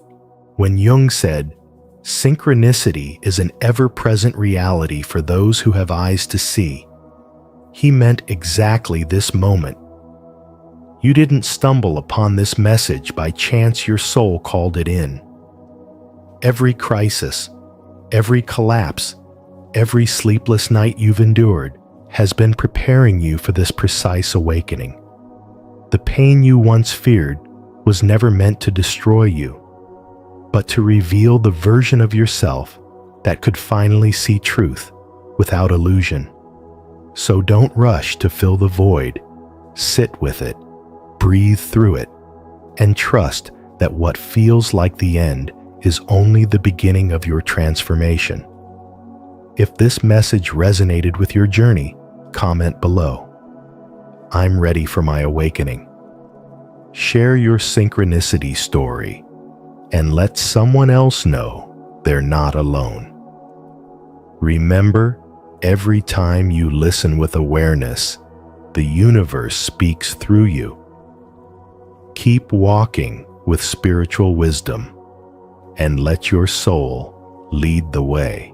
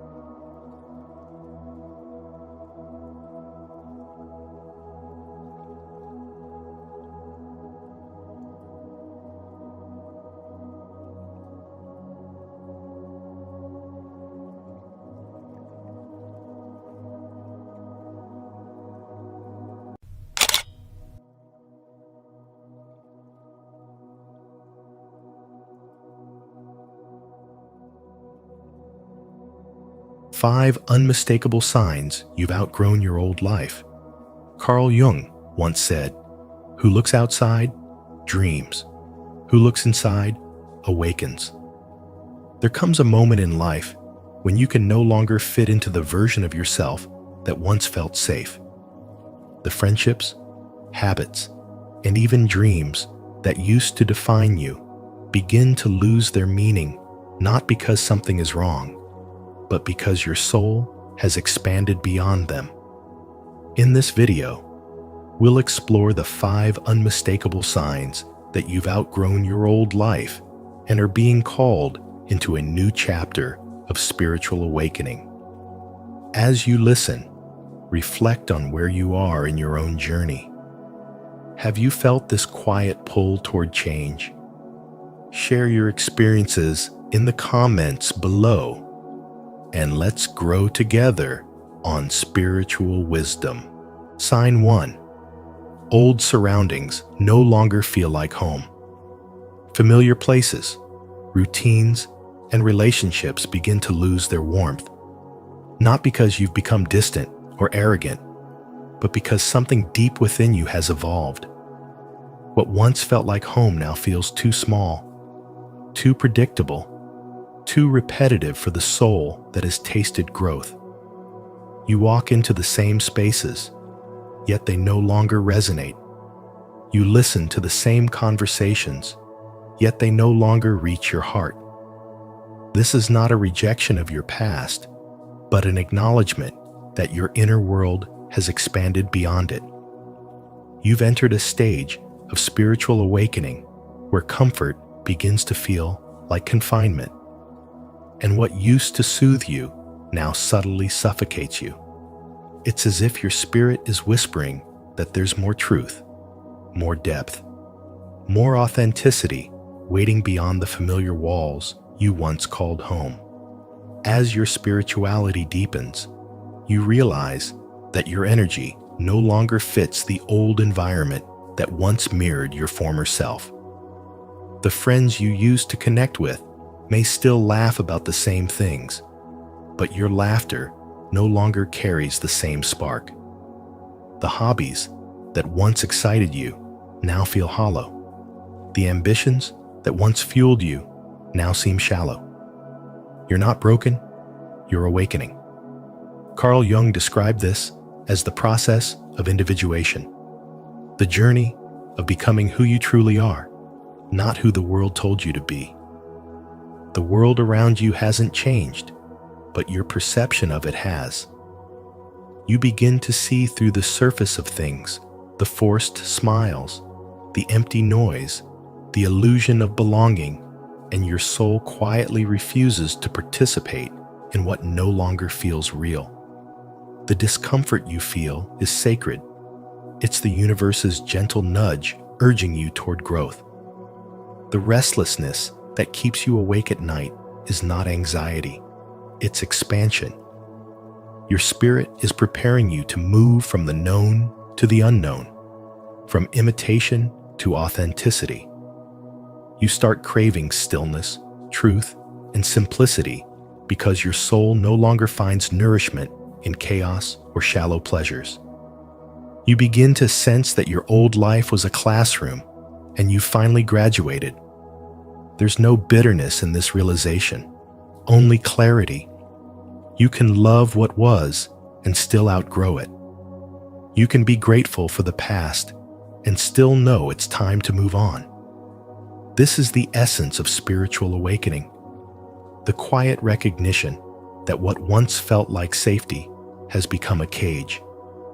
You are being invited to step into wider horizons, to align with experiences that match your new vibration. The old world feels foreign because it was built for a version of you that no longer exists.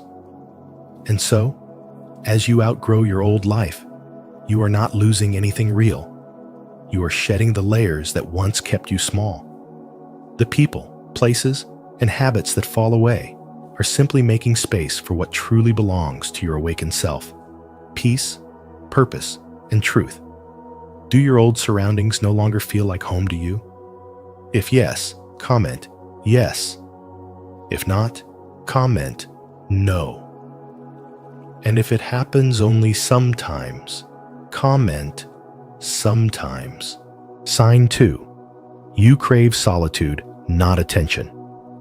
When you begin to crave solitude more than attention, it is not loneliness, it is evolution. You start to realize that silence is no longer something to escape from, but something sacred to return to. You stop seeking noise, drama, and validation because you finally find peace in your own presence. The quiet becomes your teacher, your mirror, your healer. It reveals the wounds you've been running from and the strength you never knew you had. In solitude, you begin to understand that your worth does not depend on being seen, praised, or needed. It comes from being authentic, calm, and aligned with your own spirit. What used to feel like emptiness now feels like freedom, and you begin to treasure the stillness that once made you uneasy. Carl Jung said, "Who looks outside, dreams. Who looks inside, awakes." As your awareness deepens, you start to see the truth behind those words. The old self was driven by the need for attention because that was how it survived. It measured its value through other people's eyes. But the new self, born from spiritual growth, no longer chases recognition. You begin to understand that real validation is quiet. It comes from the peace you feel when you no longer need to prove anything. Solitude becomes a sacred space where your soul can breathe, where your thoughts settle, and where you remember who you truly are without the world's noise pressing against your mind. In that quiet space, you begin to trust yourself again. You start to see that being alone does not mean being empty. It means being whole. You notice how the world's constant chatter used to pull you away from your center. How every opinion, expectation, and comparison created distance between you and your truth. Now, you begin to let that noise fade. You breathe in silence and feel it cleanse your spirit. You no longer depend on others to rescue you from discomfort because you've discovered that you can hold yourself. You sit with your fears, your doubts, your emotions, and you find that they soften in the presence of acceptance. This is the quiet power of spirituality. It teaches you that healing doesn't always come through noise, but through stillness. As this transformation unfolds, you stop chasing love that requires you to perform and start choosing peace that allows you to simply be. You no longer need to fill every moment with sound or company because your own presence has become enough. Solitude becomes your compass. It helps you discern who truly deserves your energy and who drains it. The ego will resist. It will whisper that something is wrong with you for withdrawing. But the soul knows this is not withdrawal. It is restoration. You are not isolating yourself from the world. You are reconnecting with what is real, what is eternal, what is sacred within you. In this space of stillness, you begin to see life more clearly. You hear your own intuition guiding you toward truth and peace. You feel grounded, centered, and whole. The old self needed attention to feel alive. The new self finds aliveness in silence, authenticity, and spiritual depth. Solitude is no longer your escape. It is your home. It is where your soul grows, where peace replaces chaos, and where you finally realize that your presence, exactly as it is, has always been enough. If solitude has become your sanctuary, it means your soul is evolving. Comment: I choose peace below to affirm your spiritual growth. And don't forget to like and subscribe for more spiritual wisdom on your awakening journey. Sign 3. You confront your shadow instead of escaping it. True healing begins the moment you stop running from your darkness and choose instead to face it with honesty and courage. Carl Jung's spiritual wisdom reminds us that the shadow of the repressed and hidden aspects of our personality is not an enemy to be feared, but a teacher waiting to be acknowledged. When you begin to confront the anger, fear, shame, and pain you once buried, something profound happens within you. The energy once trapped in denial becomes the fuel for transformation. Jung said, "One does not become enlightened by imagining figures of light, but by making the darkness conscious." To face your shadow is to walk straight into your pain without judgment, to look into the mirror of your soul and say, "I am willing to understand you." It's uncomfortable, but it's real. And in that raw honesty, you start to reclaim the power you unknowingly gave away to fear. As you bring awareness to what you've been avoiding, your triggers stop being curses and become teachers. Instead of reacting, you begin to reflect, asking yourself, not, "Why is this happening to me?" but, "What is this revealing about me?" That single shift from blame to awareness marks the birth of true consciousness. Every moment of discomfort becomes a doorway to deeper understanding. Every wound an invitation to evolve. You begin to see that your shadow isn't trying to destroy you. It's trying to reunite you with the parts of yourself you abandoned long ago. Spiritual awakening, as Carl Jung understood it, is not about escaping pain or pretending to be endlessly positive.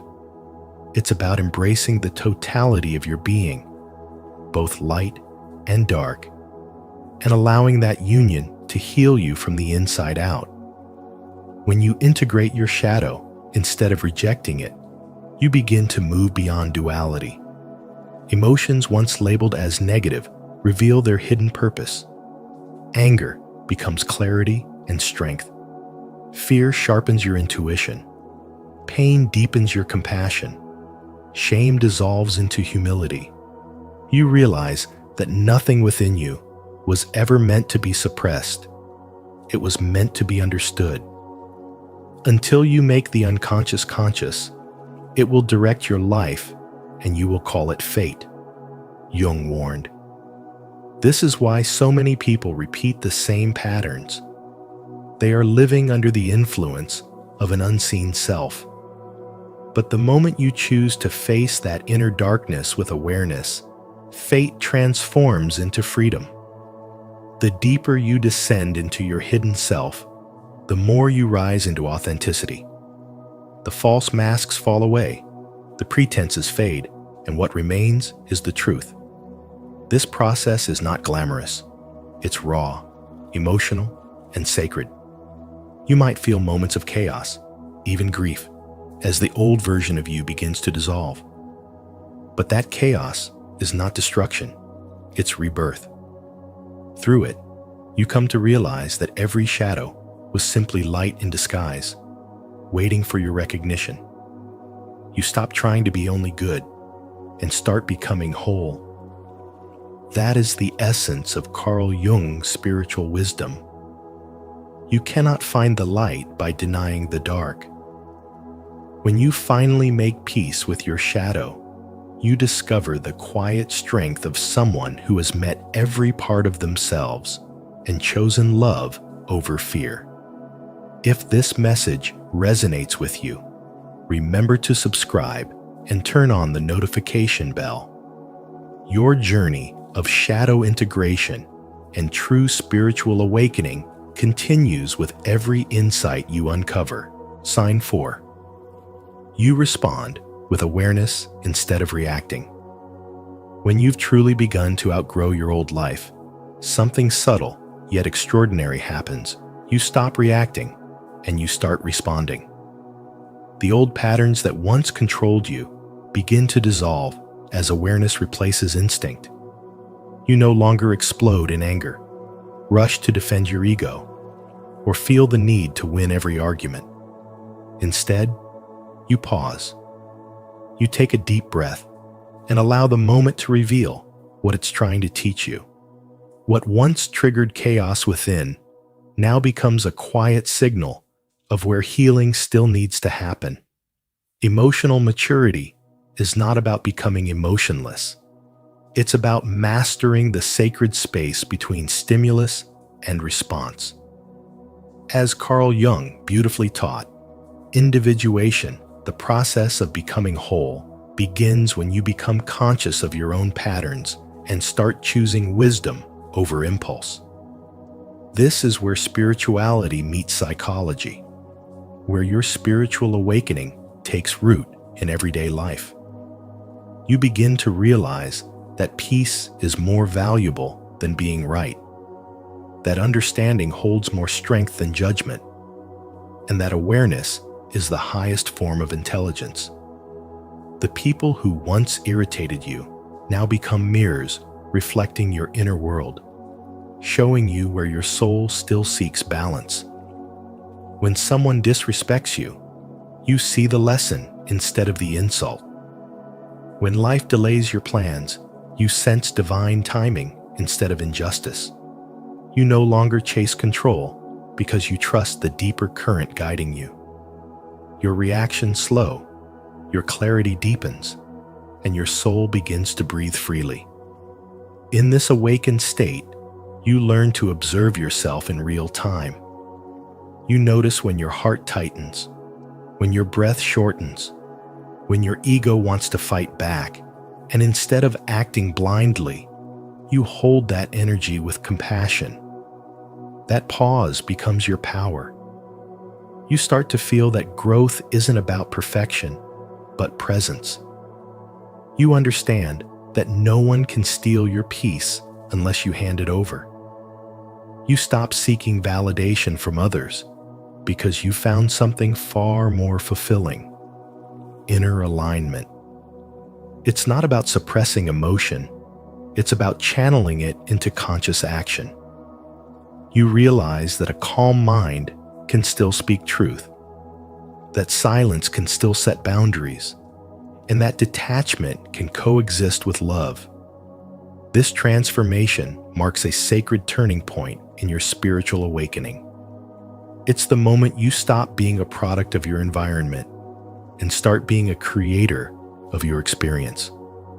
You begin to see how every trigger, every misunderstanding, and every delay is designed to bring you closer to your higher self.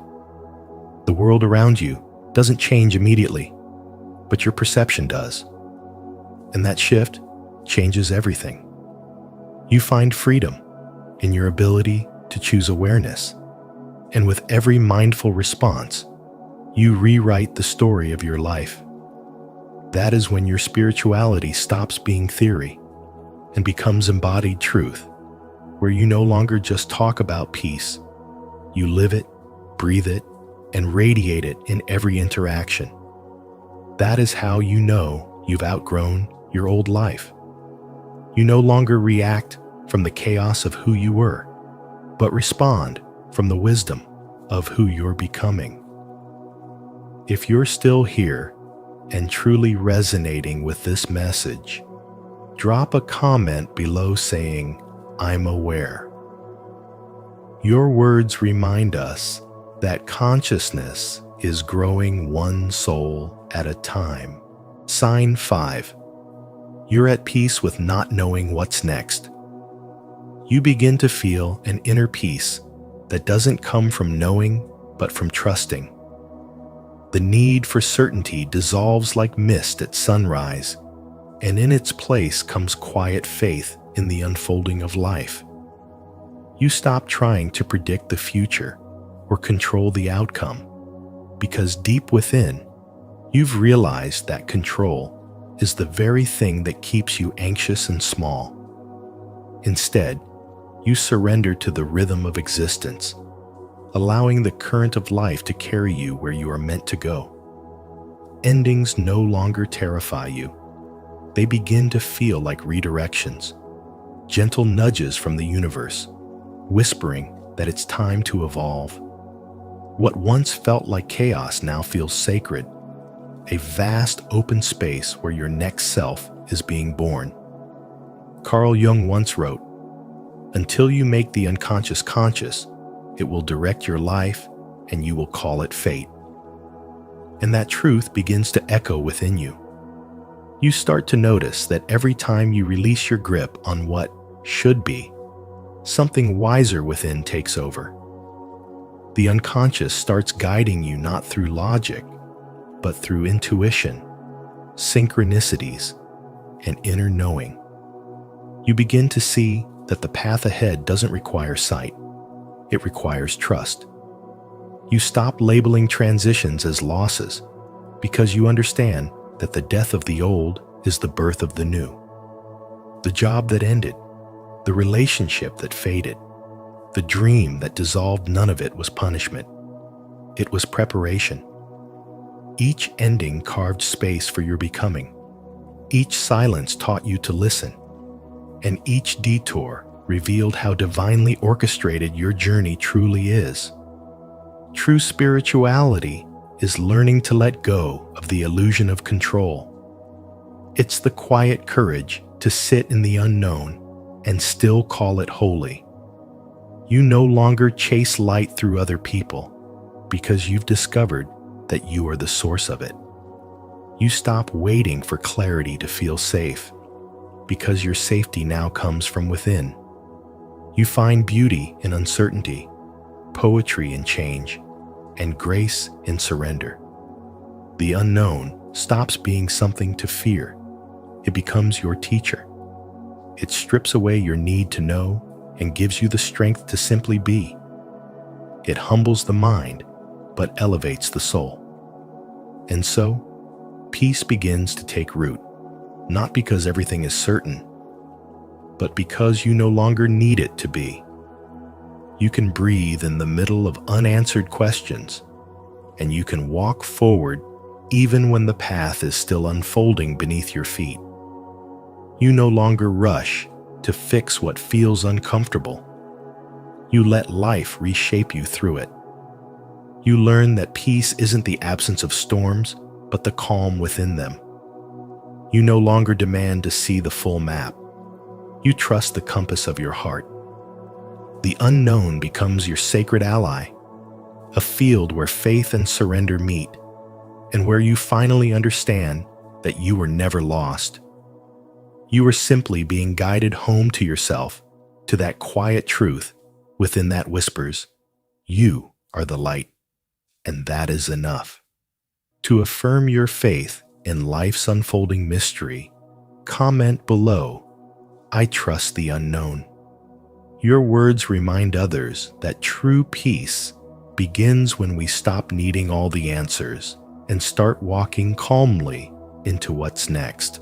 As you continue your journey of growth, remember outgrowing your old life isn't loss, it's liberation. Carl Jung once said, "Who looks outside dreams, who looks inside awakens." Every moment of stillness, every quiet realization, and every letting go is part of your awakening. You are not who you used to be, and that is something to celebrate. Let peace become your new rhythm, and trust the unfolding of your becoming. If this message spoke to your soul, share your thoughts in the comments. What part of your old self are you finally ready to release? Don't forget to like this video, subscribe to Spiritual Wisdom, and walk with us as we continue exploring the deeper path of awakening and self-discovery. Carl Jung reveals, you are a living karma. People regret how they treated you. How people treat you is their karma. How you react is yours. Wayne Dyer. But what if your very existence becomes their karma? What if your growth, your strength, your light becomes the mirror that reveals their own shadows? Carl Jung taught us that everything that irritates us about others can lead us to an understanding of ourselves. But what about those who mistreat you? In this episode of Spiritual Wisdom, we're diving deep into the unseen spiritual dynamics behind your presence in other people's lives, and why they may one day regret how they treated you. Are you the karmic reflection that wakes others up? Share your story in the comments, and let's explore this profound truth together. 1. Chosen ones are living karma. You were never just a side character in their lives. You were the mirror that shattered their illusions, the storm that cleared their path, the consequence they never saw coming.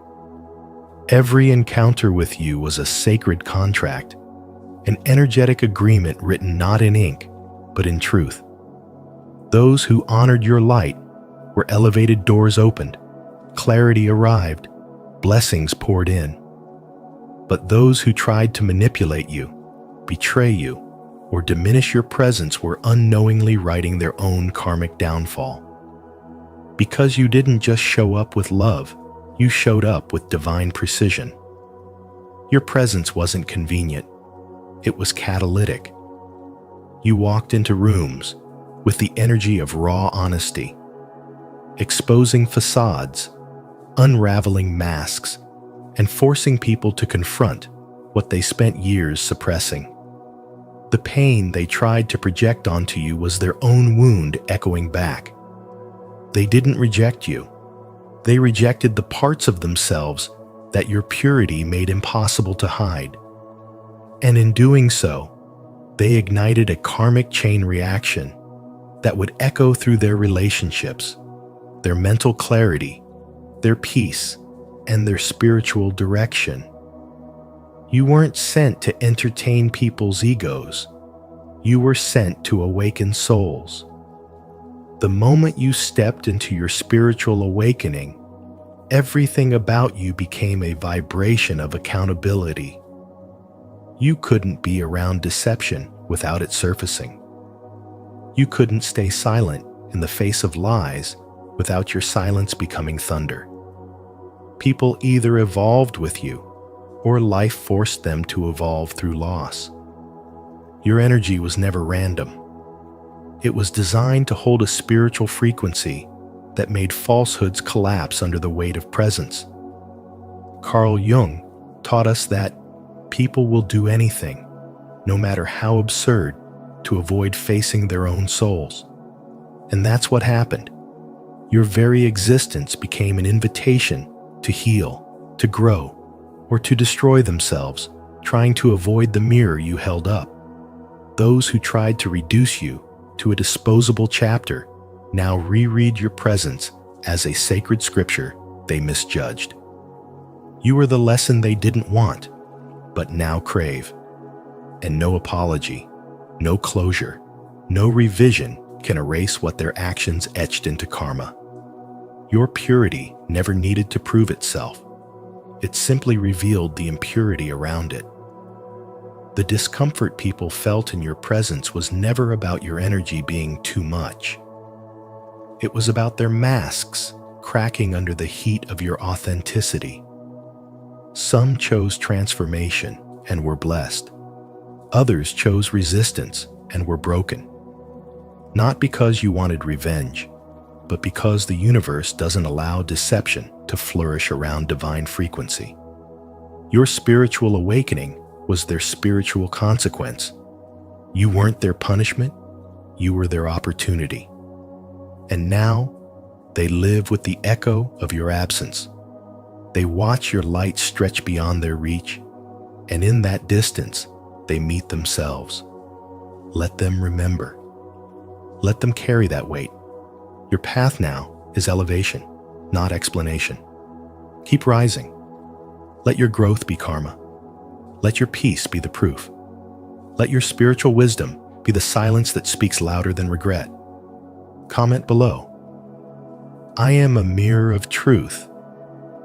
If you embrace your power to reveal and transform, let your presence be the force that awakens those around you. 2. You are both a blessing and a warning. You are both a blessing and a warning because your presence is not just emotional, it's energetic, psychological, and karmic.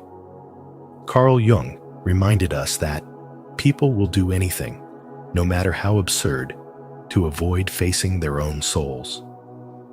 And when they meet you, they're not just meeting a person, they're meeting everything they haven't faced. You don't walk into a room quietly, you vibrate truth into the spaces where people have lived in lies. You shake the illusions, you wake the asleep, you reveal the subconscious. Your very existence activates unresolved karma in others, and for those living in denial, that's terrifying. You are the living mirror that reflects their shadows, their guilt, and their mistreatment of others.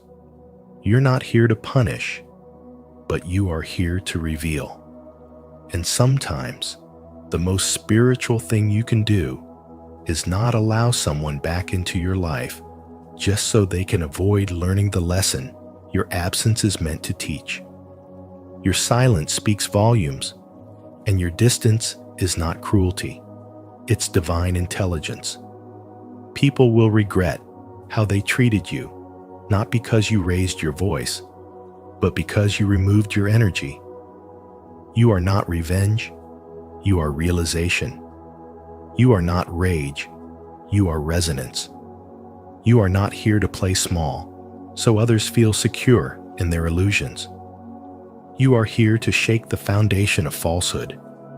And the moment someone tries to manipulate you, your spirit responds with spiritual wisdom they didn't see coming. That's why you feel misunderstood, because you're not here to be understood by the asleep. You're here to awaken them. You don't just shine light, you show people what's been hiding in the dark. When someone disrespects you, they're not just hurting a person, they're dishonoring a divine assignment. That's why the consequences feel spiritual. That's why their guilt lingers. You are not just someone they mistreated. You are the karmic checkpoint in their journey. The one who marks the line between who they were and who they're now forced to become. You were sent as a gift, but when they couldn't see that, the universe transformed your energy into a teacher. Some people won't learn until you walk away. Some souls won't awaken until they feel the loss of your energy. That's when they realize you weren't just kindness, you were karmic accountability wrapped in grace. You are both medicine and mirror. To the aligned, you're healing. To the unhealed, you're a warning. Carl Jung said, "The most terrifying thing is to accept oneself completely, and you force people to see themselves completely. That's why you intimidate. That's why your aura can't be faked. You embody truth. You move with discernment. You vibrate with clarity, and that makes you spiritually untouchable. You're not here to prove your worth. You are the worth others must rise to meet. And until they do, your energy will haunt them, not out of malice, but out of misalignment. Because people never forget the moment they met someone who made them feel both exposed and inspired by someone who could have been a forever blessing if only they had been ready to receive it.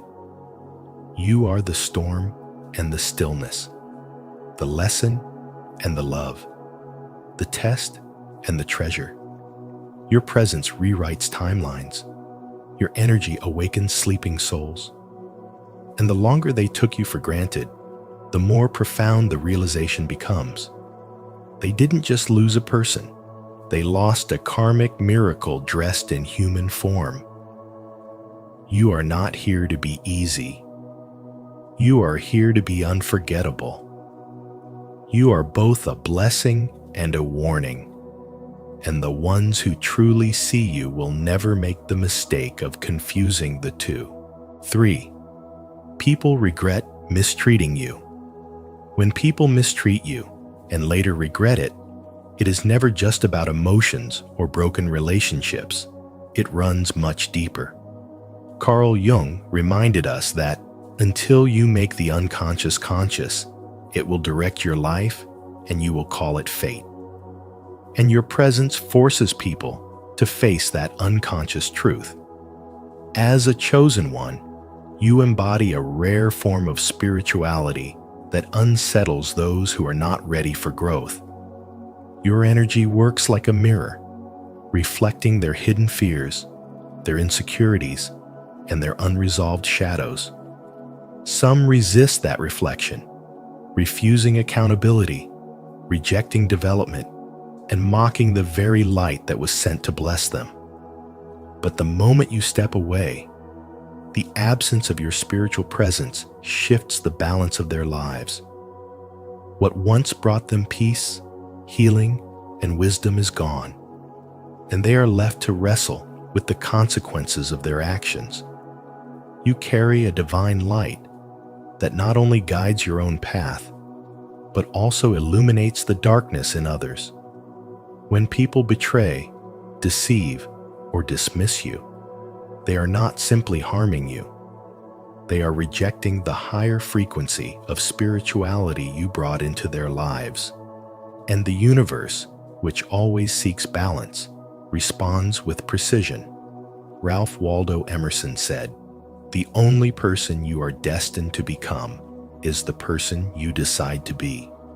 Those who choose manipulation, envy, or deceit align themselves with negativity, and karma begins its work. When you leave, you take your sacred energy with you, and suddenly they notice opportunities fading, relationships collapsing, and inner peace replaced by chaos. At first, denial blinds them. Pride convinces them they are unaffected. Yet time has a way of revealing truth, and gradually they realize that life was smoother, lighter, and fuller when you were near. Regret becomes their silent companion. They watch you from a distance, hoping you have stumbled, but instead they see you thriving, rising higher, and walking in alignment with your destiny. That success becomes their unspoken punishment, not because you sought revenge, but because the universe restores balance. As written in Galatians chapter 6, verse 7, "Do not be deceived. God is not mocked. A man reaps what he sows." Your elevation becomes living proof that spiritual development always triumphs over betrayal and dishonor. Every new level you reach takes you into a frequency that cannot be accessed by those who mistreated you, unless they choose humility, healing, and self-awareness. But not everyone is prepared for that path. Healing demands courage, and many would rather linger in regret than confront their shadows. That is why they remain as spectators, observing your growth while chained by their own choices. Yet their regret is not your responsibility. You are not here to soothe their conscience or carry their lessons. You are here to grow, to embody greatness, and to fulfill the divine plan over your life. No betrayal can block what has been written for you. So let them watch and let them wonder, but never let their regret hold you back. Your presence is rare, your energy is sacred, and your journey is designed to elevate you beyond the reach of those who once underestimated you. Each step forward is proof that your spiritual development cannot be hindered by the past. Continue to rise, continue to trust the balance of karma, and remember that your destiny is unfolding exactly as it should. Are you ready to step into your power and let the universe handle the rest? If so, comment below. I rise above to affirm your strength and embrace your journey forward. 4. You disrupt illusions. You disrupt illusions simply by existing, because your very energy carries a force that unsettles those who hide behind deception. You do not need to expose lies with effort, for your essence itself reflects truth. When you enter a room, facades begin to crumble, not because you attack them, but because authenticity naturally dissolves what is false. Those who resist change feel uncomfortable in your presence, and instead of admitting that your light reveals their shadows, they project blame onto you. They see you as the cause of their unease, when in reality, you are the mirror reflecting what they do not wish to face. For some, you embody living karma. You do not wish harm upon anyone, but your spiritual awakening acts as a constant reminder of the integrity and courage they lack. Carl Jung once said, "Until you make the unconscious conscious, it will direct your life and you will call it fate." In the same way, your presence forces others to confront what they hide, and when they are not ready, they turn to criticism, rejection, or attempts to dim your light. They do not realize that their discomfort is not about you, but about their resistance to transformation. Deep down, they know your very being urges them to evolve, yet they remain in the battle they are unwilling to fight. You have been underestimated many times. Your kindness was mistaken for weakness, your silence for ignorance. People thought they could take advantage of your generosity, only to later feel the emptiness when you withdrew. Regret then begins to haunt them, for they remember dismissing you, rejecting your wisdom, or trying to wound your spirit, only to discover they are stuck in cycles you broke free from long ago. While they remain bound by illusions, you rise higher, embrace peace, and transform pain into strength. As Jung said, "I am not what happened to me. I am what I choose to become." And you chose growth. Your journey was never about revenge or proving yourself. You never needed validation from those who could not see your worth. Every betrayal and every rejection became a divine test, shaping you into someone unshakable. You walked through the fire, not to be destroyed by it, but to emerge purified and resilient. That is the essence of intelligent spiritual wisdom. It is not merely seeing the truth, but embodying it with every step. Never dim your light to make others comfortable. Those meant for you will recognize and honor your truth, while those who resist will only reveal their own nature. You are not here to please. You are here to awaken, to inspire, and to heal. When people regret how they treated you, it is not your burden to carry, for that lesson belongs to them. Your presence alone is a catalyst for transformation, and though not everyone can handle it, those who are destined will be drawn to your light. Keep walking in alignment, for your path is sacred, and your awakening is the proof that truth cannot be silenced. If you're ready to break free from illusions and embrace the truth, don't hesitate to like, subscribe, and share your thoughts in the comments below. Let's awaken together. 5. You are a reflection and a test. You were never just another person walking through life. You were always a mirror, a reflection of truth that others could not ignore. Simply by being yourself, you revealed the hidden nature of those around you. Some felt uplifted and inspired in your presence because your light awakened the part of them that longed for growth. Others, confronted by their own shadows, rejected you, mistreated you, or even betrayed you. Their treatment of you was never about your worth. It was always a reflection of their own inner struggles. As Carl Jung said, everything that irritates us about others can lead us to an understanding of ourselves.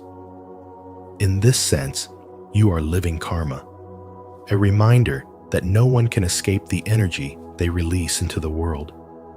Your energy works like a spiritual mirror, exposing what lies beneath the surface. Those who are honest and aligned with growth recognize you as a blessing. They see in you wisdom, resilience, and authenticity, and they are drawn closer to their own truth through your presence. But those who live in dishonesty and illusion feel threatened by you. Your light unsettles them, reminding them of their own shortcomings, and instead of confronting themselves, they project their discomfort onto you. They may belittle you, disrespect you, or try to dim your presence, but none of this defines you. Their actions are only proof of their own fear and insecurity. This is why some people feel peace around you, while others carry resentment. Those who cherish you are walking in alignment with truth. They feel your energy as guidance. Those who resist you are clinging to falsehood, unable to face what your presence reveals. In modern life, you can see this clearly in relationships, workplaces, and friendships. Genuine souls will honor you, while insecure ones will compete, gossip, or try to undermine you. But their reactions are not yours to carry. You are not meant to shrink yourself to ease their discomfort. The universe balances everything, and the law of karma never fails. When people mistreat you, they set the stage for their own lessons. Life has a way of circling back, showing them the cost of their choices. You don't need to seek revenge or prove anything.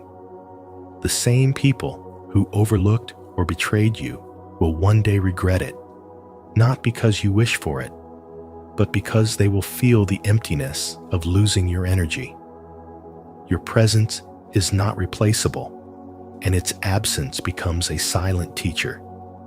You were never meant to fit in. You were meant to stand apart as a beacon of truth. Being chosen comes with challenges, isolation, misunderstanding, and betrayal. Yet it also comes with divine protection. Every difficulty strengthens your spirit and deepens your wisdom. Your task is not to fight battles already taken care of by the universe, but to keep shining, keep walking, and trust the path unfolding before you. Those meant to journey with you will find you, and those who cannot handle your light will remove themselves. Your presence alone is enough. You are living karma, a reflection of truth, and proof that no one escapes the energy they put into the world. If this message resonates with you, comment below, "I am a mirror," to embrace your true reflection and attract clarity into your life. 6. You trigger change in people. There is a power within you that you may not even recognize. yet others feel it the moment they are in your presence. Carl Jung reminded us that until you make the unconscious conscious, it will direct your life and you will call it fate. And this is exactly why your energy unsettles people. You are not trying to intimidate or expose them, but your very being becomes a mirror reflecting the parts of themselves they work so hard to hide. Your presence draws out their shadows, their unspoken guilt, their buried insecurities, and that is why some people feel nervous, restless, or even threatened around you. Gloria Steinem's words capture this perfectly. The truth will set you free, but first, it will make you uncomfortable. You are that uncomfortable truth, a living reminder of what they are avoiding within themselves. Because of this, some may distance themselves or even mistreat you, not because you are in the wrong, but because your light reveals what they cannot bear to face. They may mock you, betray you, or dismiss your kindness, but every action is just a reflection of their inner conflict.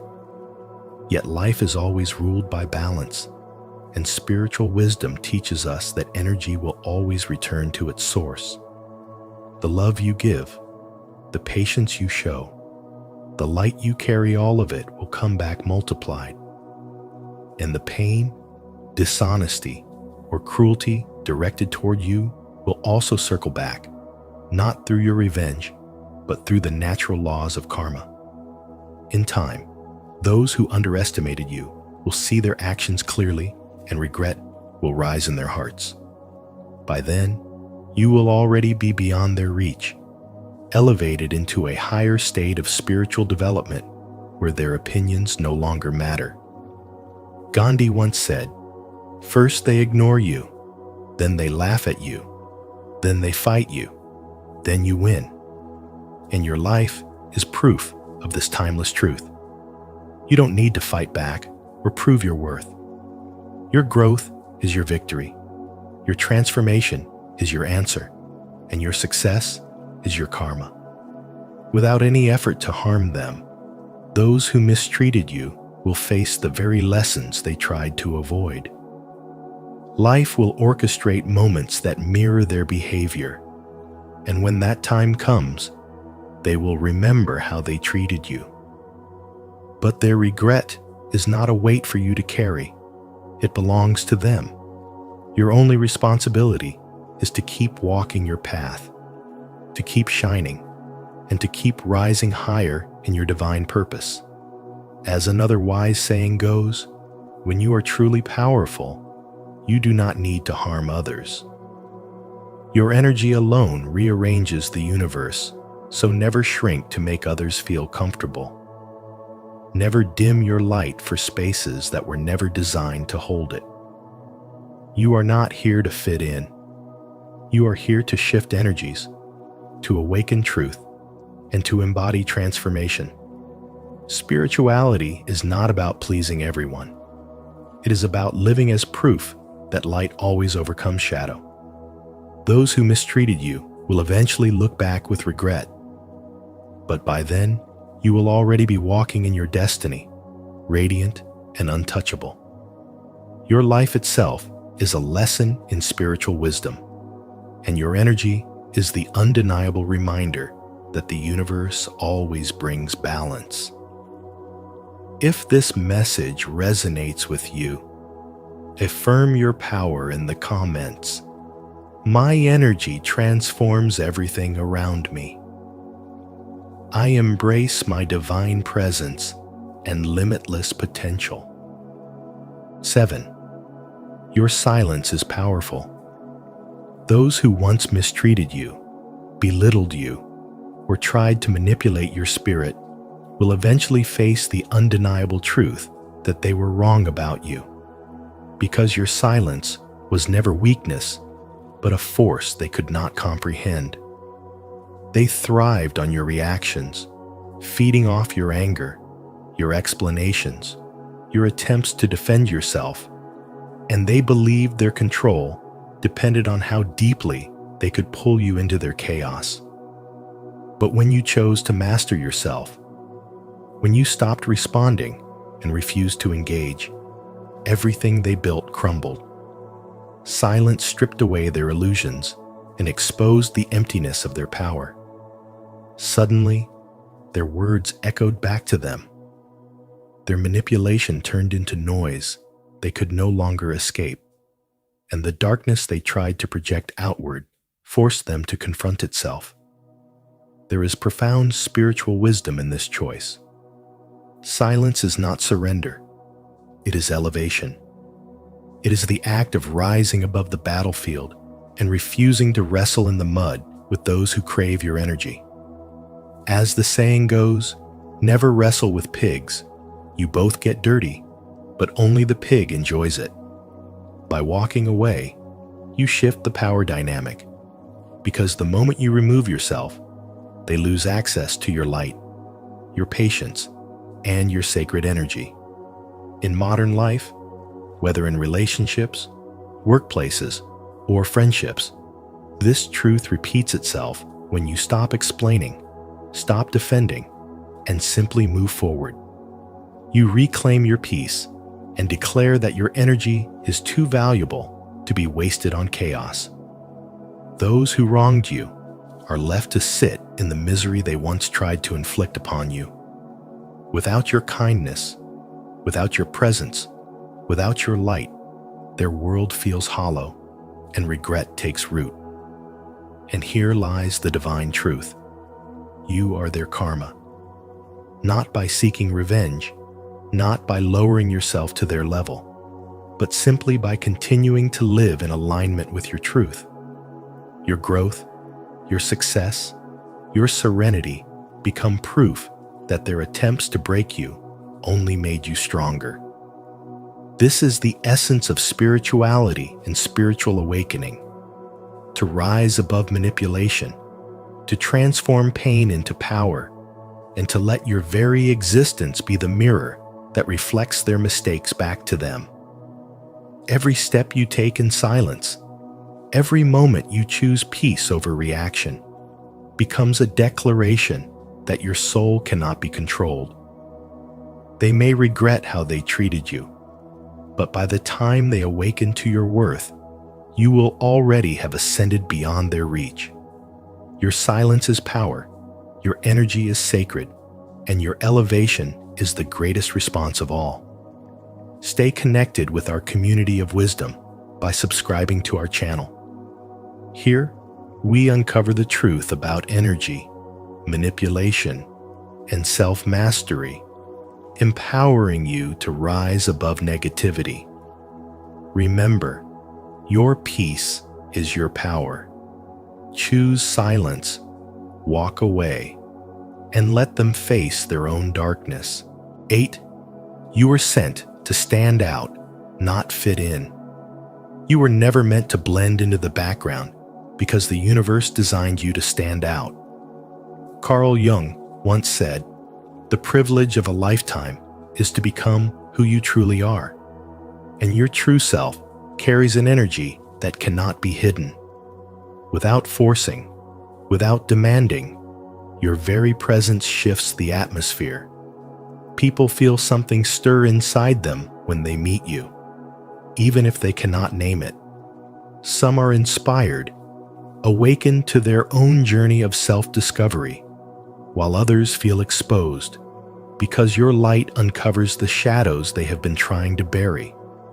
This is why you have known betrayal, rejection, and resistance, not as proof of weakness, but as evidence of the deep truths your spirit reveals to those who come close.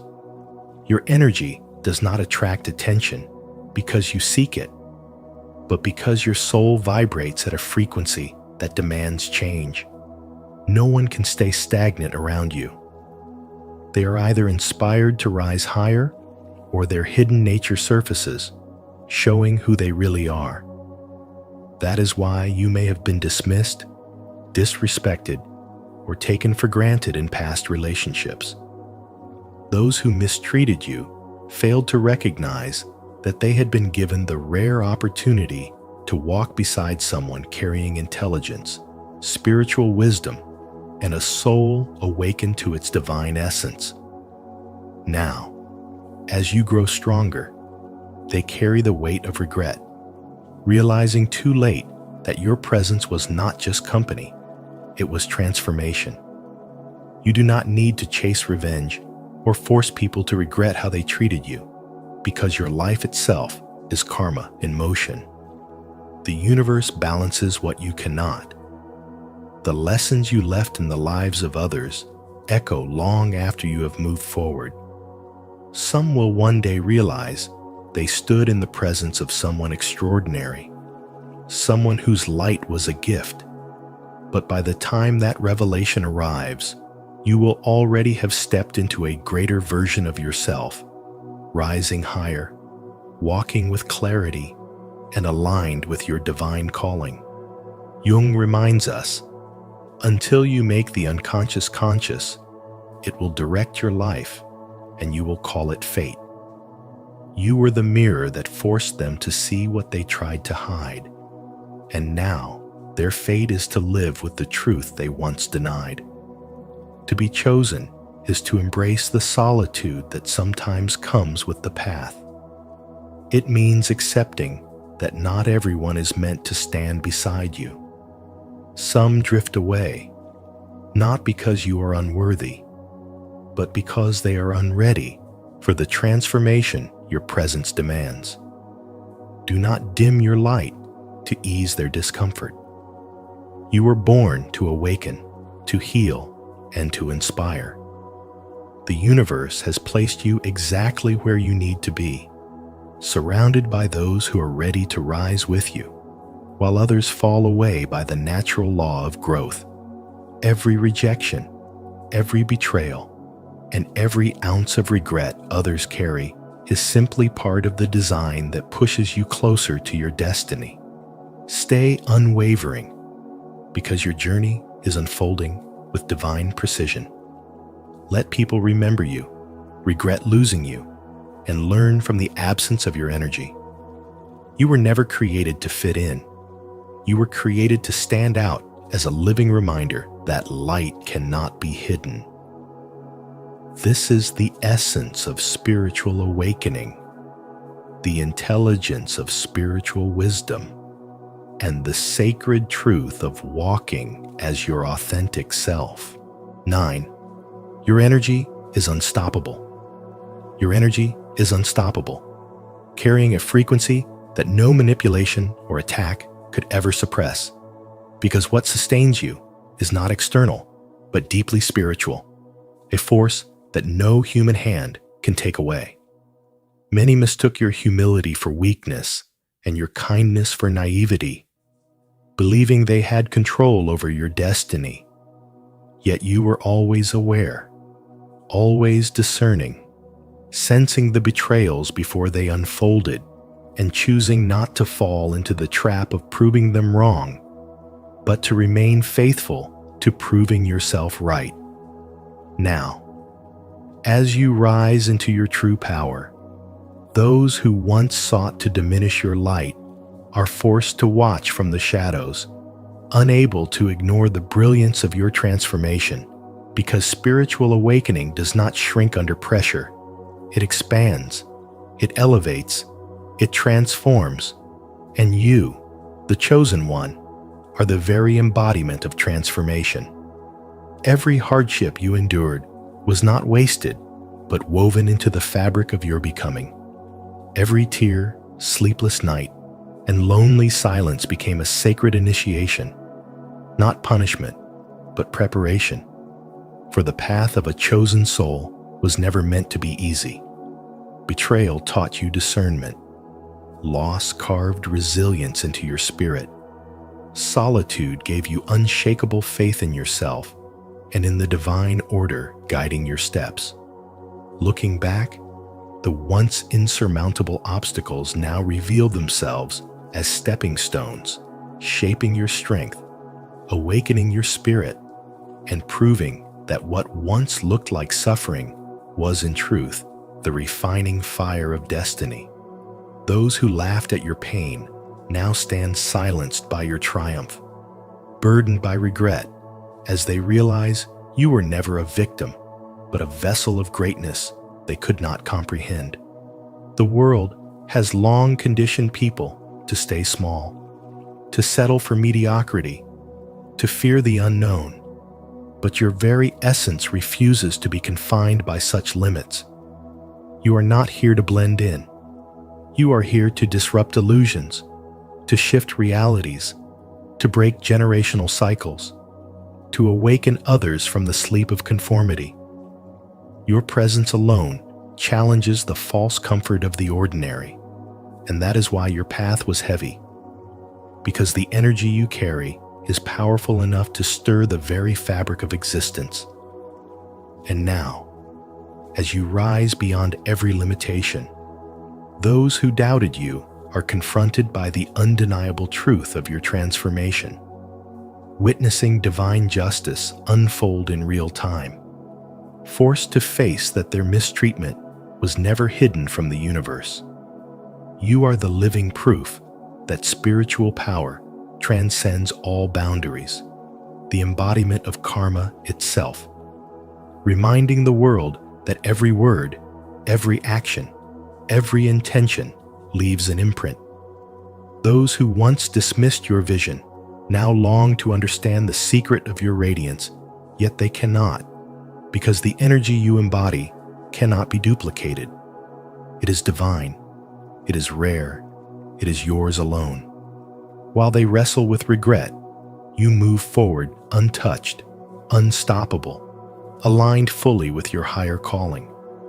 You are the karma they never foresaw, the lesson they never wanted to learn, the truth they cannot escape. You stand tall in your authenticity, walking in a light that was never meant to be hidden, carrying a power the world has yet to see in full. And when it does, they will know they never had the power to break you, for you were always destined to rise. If this message has awakened something deep within you, affirm your power in the comments.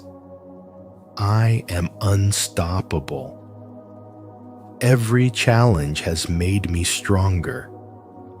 I am here to transform reality. 10. Solitude was part of your journey. There were moments when solitude pressed against your heart like an unbearable weight, when the people you trusted turned their backs, and relationships that once felt unshakable suddenly fell apart. Yet that solitude was never a curse. It was a blessing in disguise, a divine stage of preparation. The universe was not abandoning you, but refining you, sharpening your vision, deepening your intuition, and strengthening your inner power so you could carry the kind of wisdom that cannot be taught by comfort. In the stillness of those lonely hours, you found clarity to see through deception, resilience to rise from betrayal, and courage to continue even when no one else stood beside you. As Rumi said, the wound is the place where the light enters you, and every wound you carried became the opening through which your light poured. Once, you were dismissed, underestimated, and even mocked. Your kindness was misread as weakness, your loyalty taken for granted. But now, those same people watch from afar, filled with regret. They sense the shift in your energy, the undeniable presence you carry, the aura of wisdom and strength that demands respect.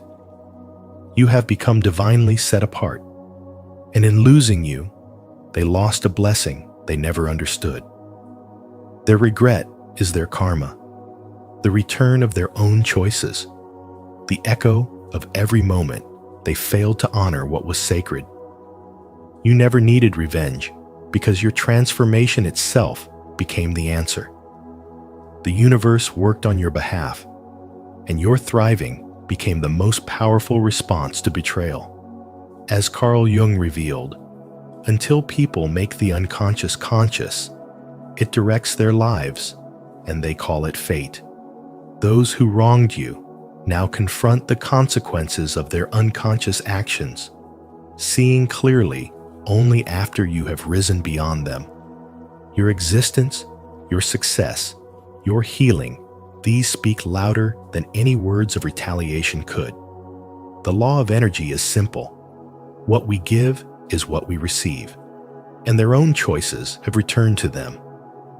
You are no longer the person they once knew. You have elevated, healed, and embraced your spiritual power. Spirituality and spiritual development have transformed you into someone aligned with a greater destiny, one that surpasses the imagination of those who doubted you. Your solitude was not abandonment, but sacred preparation, a divine pause to reconnect you with your higher calling. It was never about who left or who stayed. It was about awakening the light within you that no one could take away. Do not dwell on the past or waste your energy on those who failed to see your worth. Walk boldly into your destiny, trusting that divine timing has always been on your side. Your life now stands as living proof that pain can transform into wisdom, betrayal into strength, and solitude into awakening. And as those who once underestimated you look on with regret, they will finally understand you were never just another person in their story. You were the lesson their soul had to learn. If this message resonates with you, comment, "I am grateful for my transformation," to affirm your journey. Your solitude was never abandonment, it was preparation. And remember this, just because they couldn't see your worth doesn't mean it wasn't there. Carl Jung once said, "You are what you do, not what you say you'll do." So keep rising, keep walking in your truth, and let karma do its quiet work. If this message resonated with you, don't forget to like this video, share it with someone who needs to hear it, and subscribe to Spiritual Wisdom.